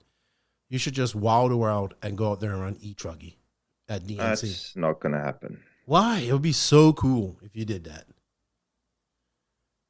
Come on. I don't think so. AE will get you a Truggy, man. Come on, let's go. eTruggy. Anyway. I don't think I'll ever run a Truggy. Anyway. I actually missed a few questions. I remembered one, but I can't find them because I got to figure out how to post this. And all the questions go to one like feed, not all over the place. But I also need to figure out how to share this. But I don't know. Anybody who's really good on Facebook and listen to this, let me know how I share my question, like to get questions in different groups, but it all comes into one, like comes all, just into one thread. If you get that. So I'd have to go in this thread and look for this and look for that. But anyway, I remember one of the questions. I can't remember his name, but it's pretty feeds into the rant that I've been thinking of for a while. So we're at the end of the year. We know what that means. It's silly season. People are switching. People are going to choose to run different brands, all that type of stuff. Not just the pro guys, but everybody in RC. It's just a part of RC. It happens every year. It is what it is, right? It's not even unique to RC because I have a friend who's in the cyclist industry, and he was showing me how it's very similar there, like how people just jump ships and go for the best deals and do all that type of stuff and whatnot. Anyway, this guy's question was, and I'm sorry if you listen to the podcast, I can't remember your name because I can't find the question. He was like, how do I get sponsored if I don't have Instagram or Facebook? And I had to think, and I was like, social media has became so intricate in our everyday life, but it's become a really big part of RC that I kind of need guys to have Facebook or Instagram if they're going to be running our car. I know a lot of guys don't, and that's fine. I don't need you to have that. But there are definitely people out there that are sponsored just because they have a really big social media presence, the influencers and stuff like that, and I get that. And do I agree with that? I don't know. I just know that it's a part of the industry. It's a part of life. It's not unique to RC racing. But I want to rewind things and just go back to how do we get sponsored? What's going on in our industry with sponsorship? People claiming it's just being contracted customers. People that don't even live out or do a year on their whatever they do, like, they just jump ship whatever they want. Just a whole bunch of that type of stuff. So I just want to briefly go over that. So let's start with the contracted customer part. I get why people say that. It's mostly from people that aren't sponsored. And you know what? I think that people that choose not to be sponsored is great. They pay for what they want. They pay full retail for what they want. They run whatever they want, what they believe in, or whatever. That's great. That's awesome. But I'm like this. If you're sponsored by somebody, you're getting a discount, correct? people want that discount. Well, as a company, I want something in return from you. And when I mean return, I'm not expecting you to go out there and like magically change the whole economical outlook on JQ Racing. I just want you to go, like people say, what do you expect from me? It's pretty simple what I expect from our team guys. Number one, have fun. I really want you to have fun. Number two, be a part of the team, because if you're in JQ Racing and you're not a part of the team, whether it be on Facebook, interacting with people around the world that drive the car, or when you go to a race and we get together and we pit together, if you're not a part of that, you're really missing out on the biggest and best part of being a part of JQ Racing. And number three is just don't be a dickhead. Like, don't be an asshole.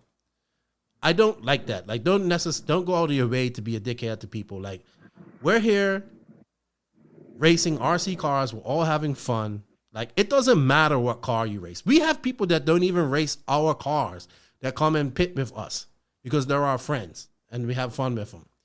You know?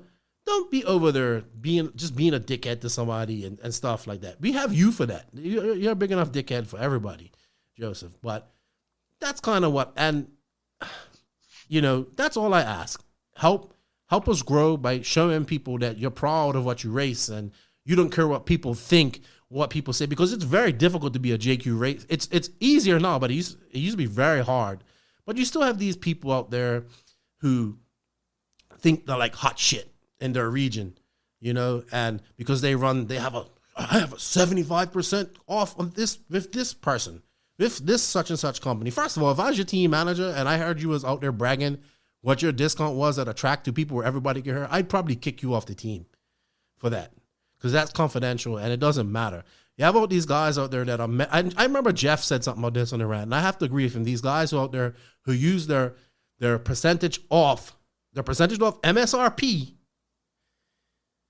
It's like a dick measuring contest. Oh, I have this. No, I'm so great, and I'm this, and I'm that. Blah blah blah. And you run a JQ. You ain't shit. Like, or whatever. Like you know what?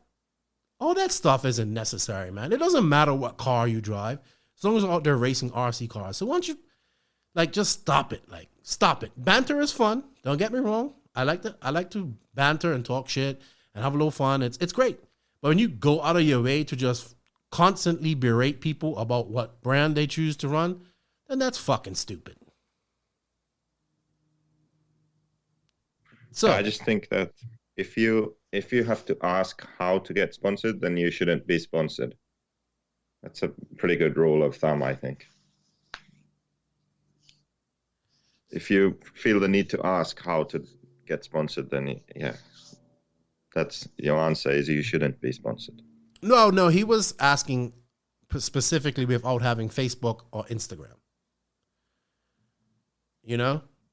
So he wasn't talking about like how to just get sponsored. My rant was just about that. Like, I just went on a whole big rant.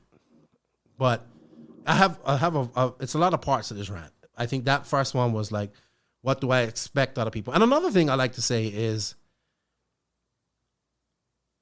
just like we're too small in RC to just be like judging people. It's like, oh, you drive this, you're an idiot. You drive that, you're an idiot. No, man, we're all driving RC cars together, man. We're all driving RC cars. We're having fun. We're supposed to be having fun. You know, it doesn't matter what you drive as long as you're racing, in my opinion. But I think before people wanted to be a part of something, just like now, you know, they wanted to be a part of something, group of friends, a team, you know, racing together, having fun. That's normal. That's good. But these days, unless it comes with a discount, then people don't want to be a part of it. It's different that way. It's the clear minority of people who just want to be a part of something because it's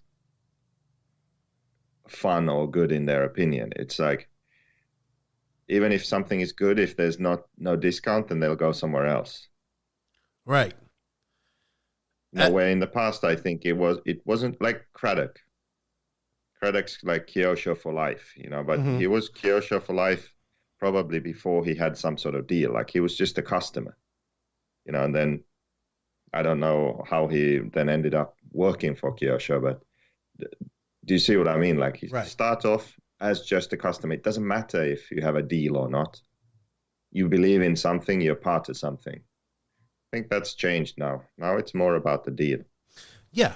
And like it's really a really important part of it. It's like, this is really good. This is a great group of people. We're having fun.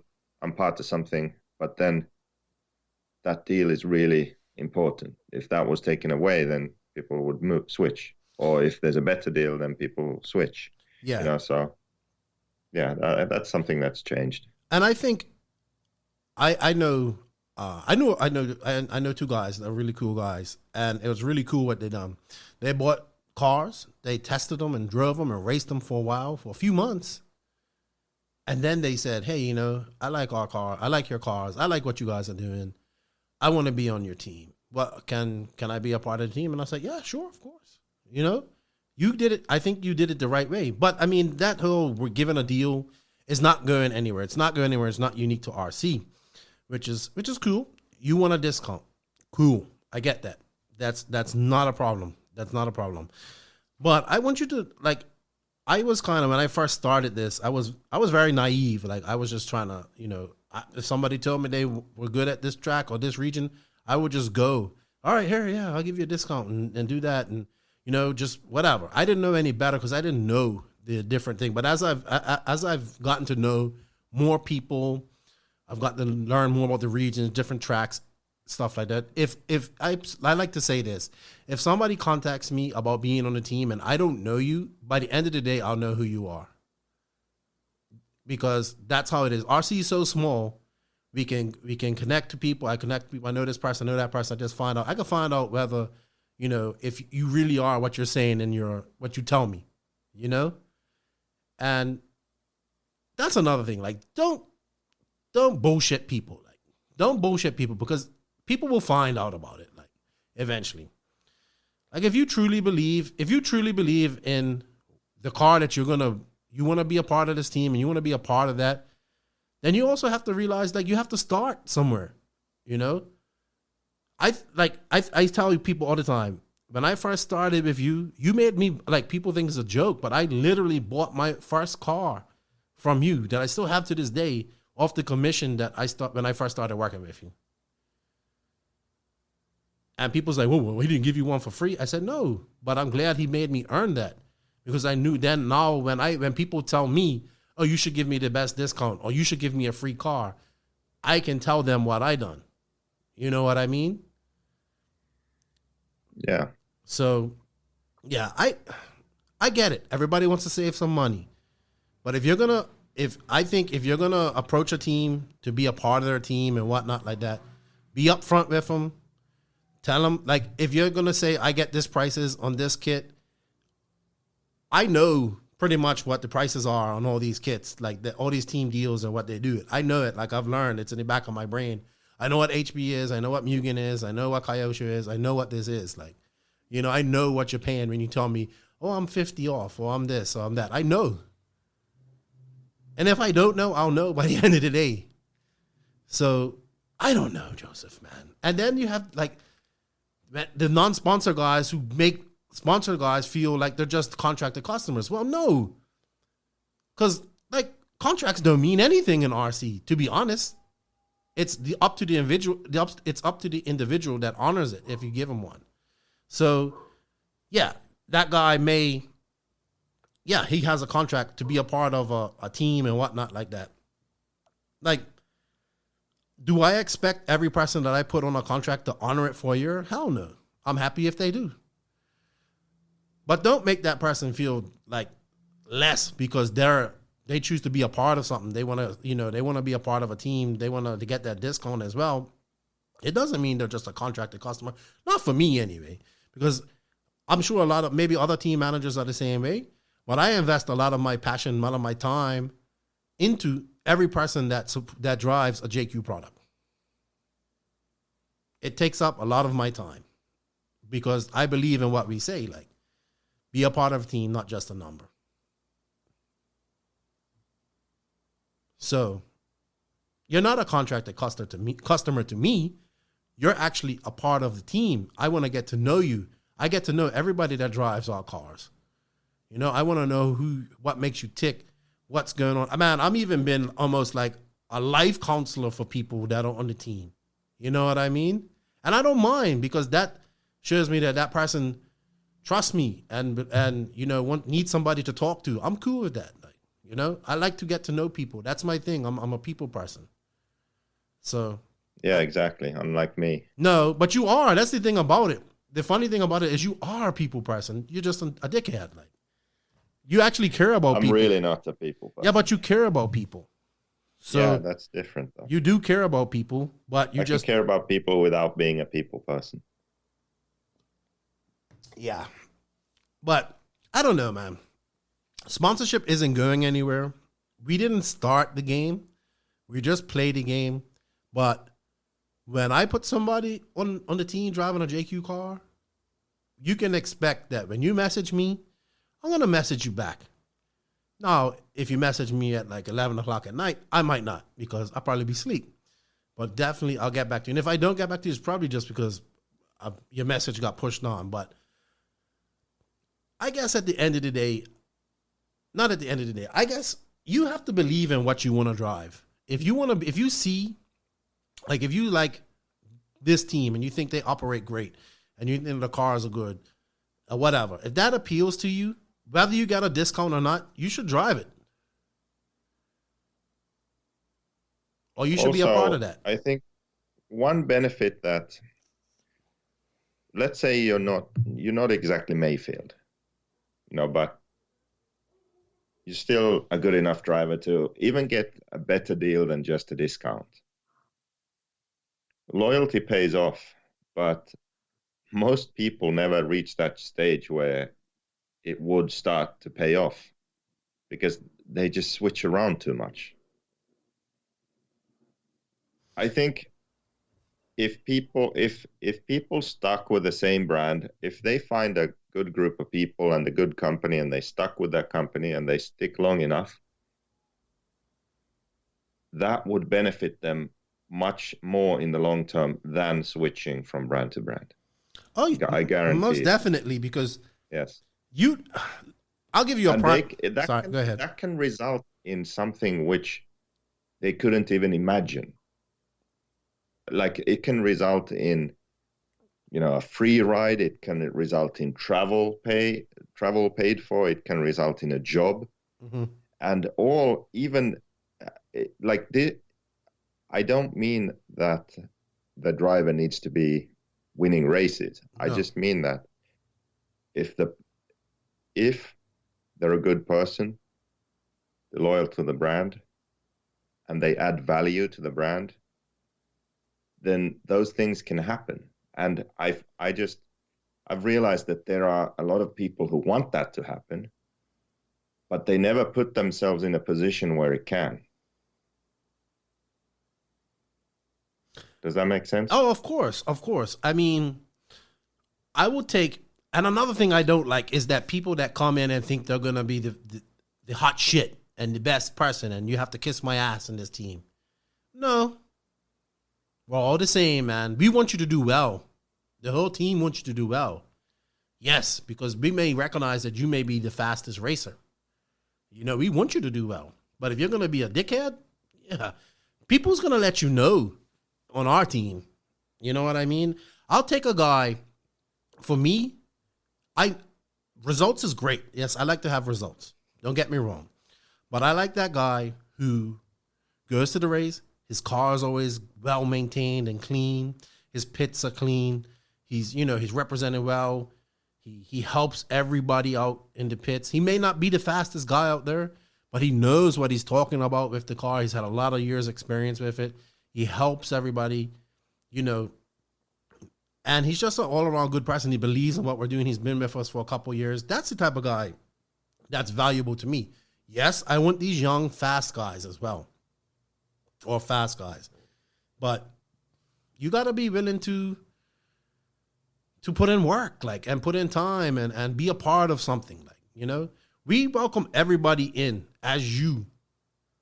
We don't want you to be anybody else. We want you to be yourself and come in. I mean, look, we have people on our team that will argue with you bitterly on Facebook against you guys have different beliefs, but we all get along and have fun in the pits, you know? And that's cool. I like that. But I think everybody wants everything right away. I need to have the biggest discount. I need to get travel. I need to do this.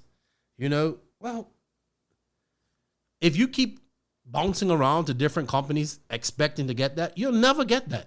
You'll never get that. And you have to earn that, man. You really do. You really do. And I feel when you go to another company, you kind of have to take a step back because you're coming to a new, unless you're actually proven to be a good driver, you can go out there and win. We all know that. Like, you know, it's a few people out there that, you know, they deserve a good discount, right?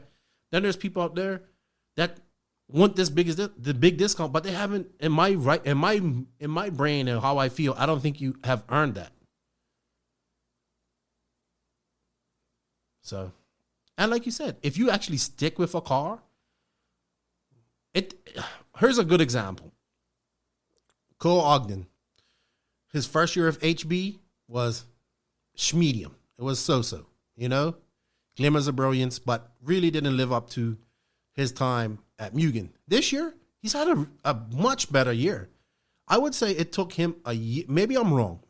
I would say it took him a year to really fit in, get comfortable with the HB, fit in, you know, going over to Europe with David, spending time over there helped him out a lot. And he's improved a lot from the first year of HB. I think he has. So how can you expect, and he's talented, he's fast. How can you expect to do the same with one car within a month or 2 months? It takes time. Everything in life takes time, and you have to put work in to get the best out of it. Simple as that. If you ain't willing to put in the work, you'll never get the best results, like anything else in life. So, I don't know. Contracted customer, sponsor, whatever you want to call them, you still are receiving a benefit from a company, then you should bring something to the table for just like that company. And then on the flip side, that company has to bring something for you as well. As a customer, as you are representing, you're choosing to represent that company as well. What can that company bring for you? Think about that. Do you just want to be a part of this company because it's cool? You think it's the cool company to be into the cool kids and you want to hang on the outskirts and try to fit in? Because I see that at every race and it freaking aggravates me. You know, I see people, they look miserable in their pits and we're over there like cracking beers and joking and, you know, talking shit. Or I'm pushing you in a trash can or something like that. Hello? Are you there? Yeah. You're so quiet. I'm letting you vent, dude. You need this. No, I need this right now. No, I just kind of silly season. I love it. I get very invested in the people in our team. And I know, and I'm kind of over when people leave. I'm like, hey, you know, thanks for your time. Appreciate it. See you at the races. But it's kind of like the relationship does change a bit because now I have other people that need my attention. Or I always tell you, a little bit of attention goes a long way. So I kind of have to transfer that attention to them. You know, not saying that I'm not your friend anymore. Yes, when you come to the track, I'll be your friend and all that type of stuff. And, you know, I'm still your friend. I still want the best for you. You know, I liked our relationship. But I didn't bail on you. You bailed on me, you know. You was all about it, and then now you ain't. That's what makes me laugh. You're all about it, and then all of a sudden you ain't. So, and usually it's just because you got a better deal, man. Let's be realistic. So, I don't know, dude. I don't know. And then we have the buy local and all that type of stuff and support your local hobby shops. This is another argument that I got. Not an argument, a little debate, because somebody got upset. Like, oh, well, people should be sponsored through their hobby shops. You know what? I totally agree with you. Like how it used to be. And I was like, great. So, but how do there's that problem with, like, I'm not venting on hobby shops, but I'm just saying there's that problem The hobby shops won't even carry certain products. You know, what am I supposed to do? Sit around and wait for that hobby shop to decide, okay, yeah, I'm going to carry JQ buggies. That would never happen. Never, ever happen. It barely happens now. You know what I mean? I understand that argument, but it doesn't work when there are too many brands. There aren't enough hobby shops to carry everything. So that's a bit of a problem. Yeah. So how do I... So, for example, our brand, JQ Racing, it's not available in that many hobby shops in America. So the only way really to do it is to have direct sales or sales through now Beach RC. But it's still sort of direct in the sense that we have one big dealer in Beach RC and they run JQ Racing USA and then selling to customers instead of through the local hobby shop. Well, we can't go through the local hobby shop because the local hobby shop doesn't carry JQ Racing. Mm-hmm. Yeah, but how do we get that local hobby shop to carry JQ Racing? Do we just wait? There's nobody running the car. So we have to do like what you say, make a regional team, get some guys running the car, and then still the hobby shop probably won't carry the car. So don't get mad because we have to do that. Or we would never sell any cars if we didn't do that. Like, unfortunately, we wouldn't have a team, you know? Yeah. So like, I can't sit around and wait for hobby shops to decide to carry, wake up, I'm going to go buy $3,000 worth of JQ stuff and sell it all. No, it just doesn't happen like that. And I understand why hobby shops can't do that. I totally do. So when people get on that argument with me, I'm like, what do you want me to do? Do you want me to wait and wait? No, I can't do that. So I don't know, man. Silly season just kind of stresses me out, I think. It does. But I do enjoy it because we get to meet new people. Things grow. As we constantly are growing, we lose some, but we get some more, you know. And I think silly season is a smaller version of just RC and RC period. Maybe we get like a local track. Maybe you get 5 new people, 10 new people to show up for a couple of races, but only 2 really stick it out. But that's kind of like how it is with a lot of with silly season. You get 10, 15 new people. Maybe 5 really stick it out. It's getting better, though. I don't know. I was thinking about everything you said. I think before I cared more, like before I would care more about the people that I supported or gave discounts to or got to know or whatever. But then I sort of, after a while, I kind of distanced myself a bit. You know, you take care of it, or Elias took care of it before, because it's so fucking frustrating when you help someone, you support someone, they're happy, and, you know, they get what they want. And then it's not just that, okay, silly season comes along, they get a deal somewhere, they leave. That's not really, I mean, yeah, it's never good when someone leaves, especially if, you know, you've supported them and you feel like you had a good relationship and then they leave. Mm-hmm. That's not the main issue. It's like how people do it that frustrates me. You need to give people a chance. So if you're really leaving because you get a better deal somewhere else, mm-hmm. or a different deal somehow, then you should talk to whoever you have a current deal with and see if it can be matched. Or something can be changed, and then you can stay and be happy. You know, you should do that, because then it's like a clean split in the way. Like, listen, I got offered this. Can we do the same here? Oh no, we can't afford that. Okay, then, yeah, I'm gonna take this deal because it's good for me. And then, I understand completely. Good luck. But if it's the kind of situation where you just leave because you got a better deal, and then we are kind of left, well, fuck, we could have offered that, or we could have done that, or we could have done something better than that, you know? That's always frustrating to me. Like, communicate. Yeah, I agree with you there. Basic. I agree. So it's not really just that, you know, you support someone for a period of time, then they leave. It's how they leave also. That kind of annoys me. I mean, in some situations, it's just that it doesn't really matter even about the deal. Someone just wants to go. Maybe And I guess that's fine, but in many cases, I think that it's actually, some people who end up leaving their team could stay if they just communicated. Yeah. And I think it's not like they are leaving because they really want to change. It's because something about that other deal is better, So if they communicated with their current situation, maybe it could be just as good. But they don't do that. They just go. That's annoying. Yeah, but that's just how it is, man. And if they want to leave, they're just gonna leave. And you know what? That's fine. Like, as long as you do it the right way, I'm cool with that.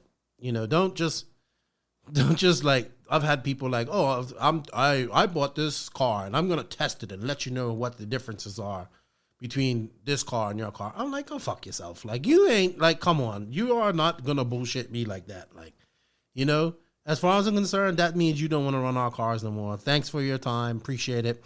See, like, I don't like that type of bullshit. Like, like, I'm not dumb. I wasn't born yesterday. But I think what we have now, a lot of, is just these younger guys who are out here racing, and it's all about that percent off. That's what they get off on. Not off, but that's what means anything. That's what means the most to them. So if you're not on that percentage thing, I could have a whole rant about that. It's so dumb. Yeah, we can come up with a retail price list where the car costs $10,000. We can. Let's see what your discount would be. Let's say. Okay, yeah, that's pretty good. We could give you a 95% discount. Yeah, off $10,000. Yeah, it's so stupid. 95% off. Would that make you happy? That's how it works. These companies have retail price lists with prices that no one pays. No one pays that. No one pays $1,000 for a car, and then they base the discount on that, and then it looks big. So let's say our price list, which is the actual street price that people pay, let's say we give a discount of 50%. And then someone looks at that 50%. They're like, well, I get 75 from this other company. Oh, it's so frustrating. And it's actually, they are actually paying more. Like the 50% is a bigger discount than the 75. But because the number is big, 75%, then they think that's a better deal. And it's just fucking look at the numbers, people.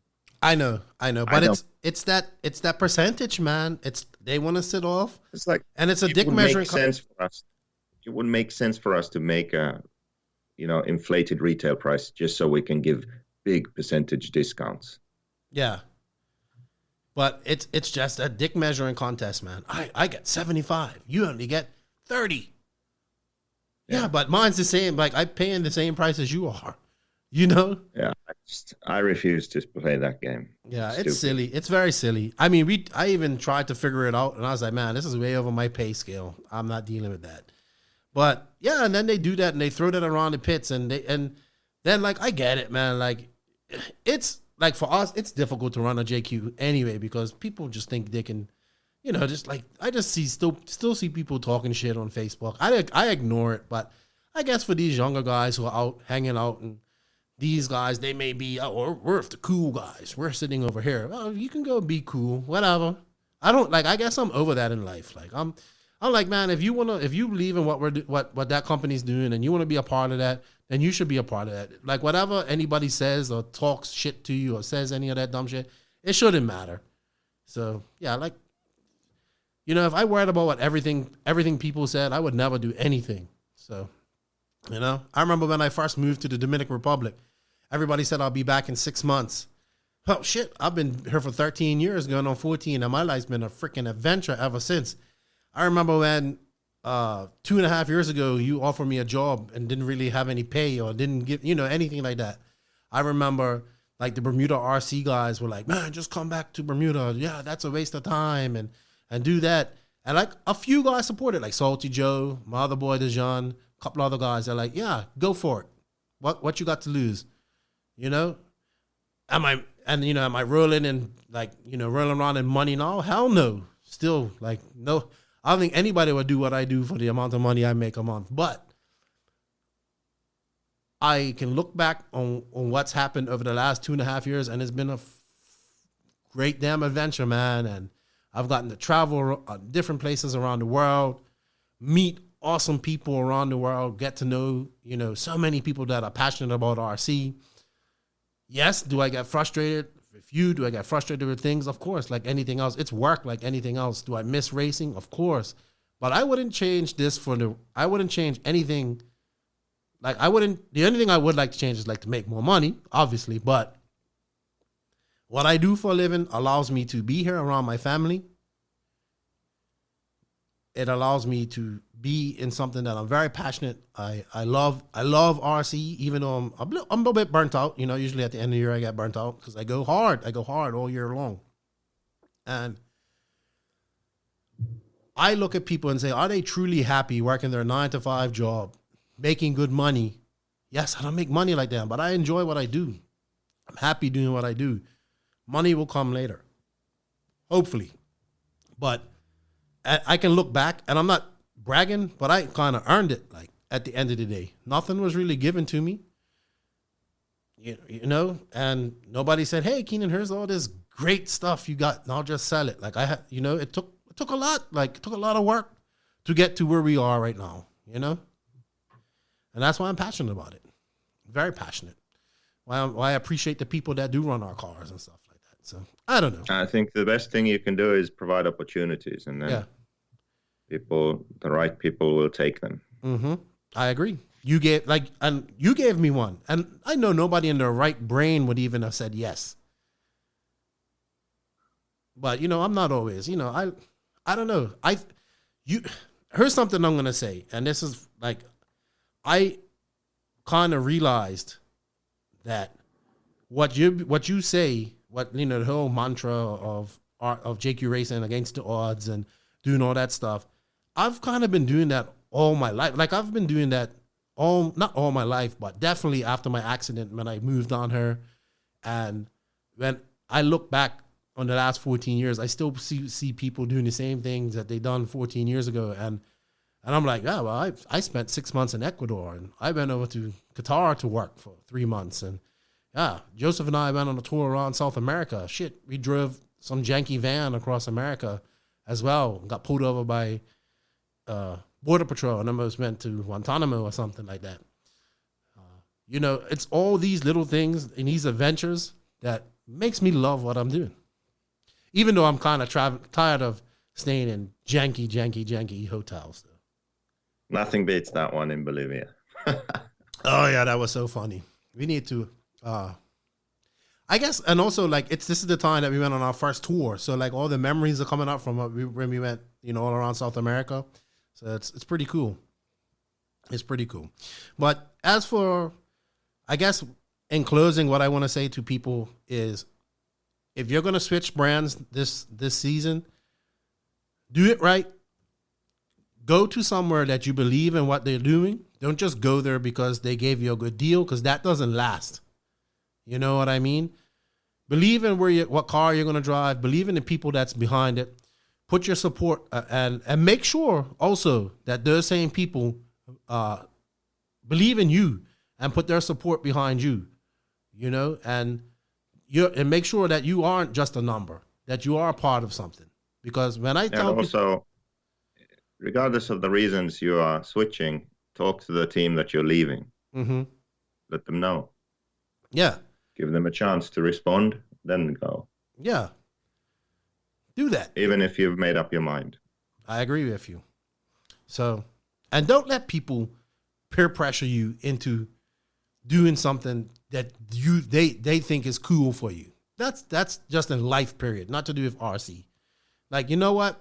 People's going to talk shit about you no matter what. No matter if you do good things or bad things, people are going to talk about you. The most important thing in life is, if they're talking about you, that you're doing something right at the end of the day. Well, you might not. You might be doing something completely wrong, but you know, you get what I'm saying. If they're talking about you, when you do good things and you talk about you, when you're not doing good things, it doesn't matter. They're going to talk about you. So don't, it comes down to my post I made today. Stop being a square peg trying to fit in a round hole. Don't destroy yourself to fit in somewhere that doesn't accept you for who you are. Anyway, I think that's enough for that. We did that for 40 minutes. Anything you want to add before we go on? Go further? Nope. All right. So this is the 1 year anniversary episode number 51 of the No Name RC podcast. Thank you guys for all your questions. Thank you to all the No Name RC podcast supporters around the world. We greatly appreciate all that you do for us. We can't do without you. Thank you to all of our sponsors, RCMX, EuroRC, Salt RC, BK Servers, Tekno RC, JQ Racing USA, Bipolar Designs, Papa Willie's Traction Tonic, 454 RC Works, and RC Race Works is our newest sponsor. Thank you guys for your support. Remember, guys, showing our sponsors some love shows us some support, shows us some love. And if you're going to switch brands, do it for the right reasons. Nitro is the glory. Ebuggy pays the bills. If you ain't grinding, you're sliding. Joseph is so tired he doesn't even have anything smart to say for once.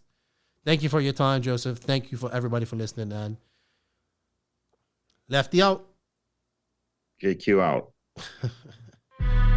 Thank you for listening to the No Name RC podcast. Please tune in next time for more fresh RC content. And if you can, please also support us on patreon.com/The Quay Grain. We will greatly appreciate it. And don't forget, Nitro is the glory.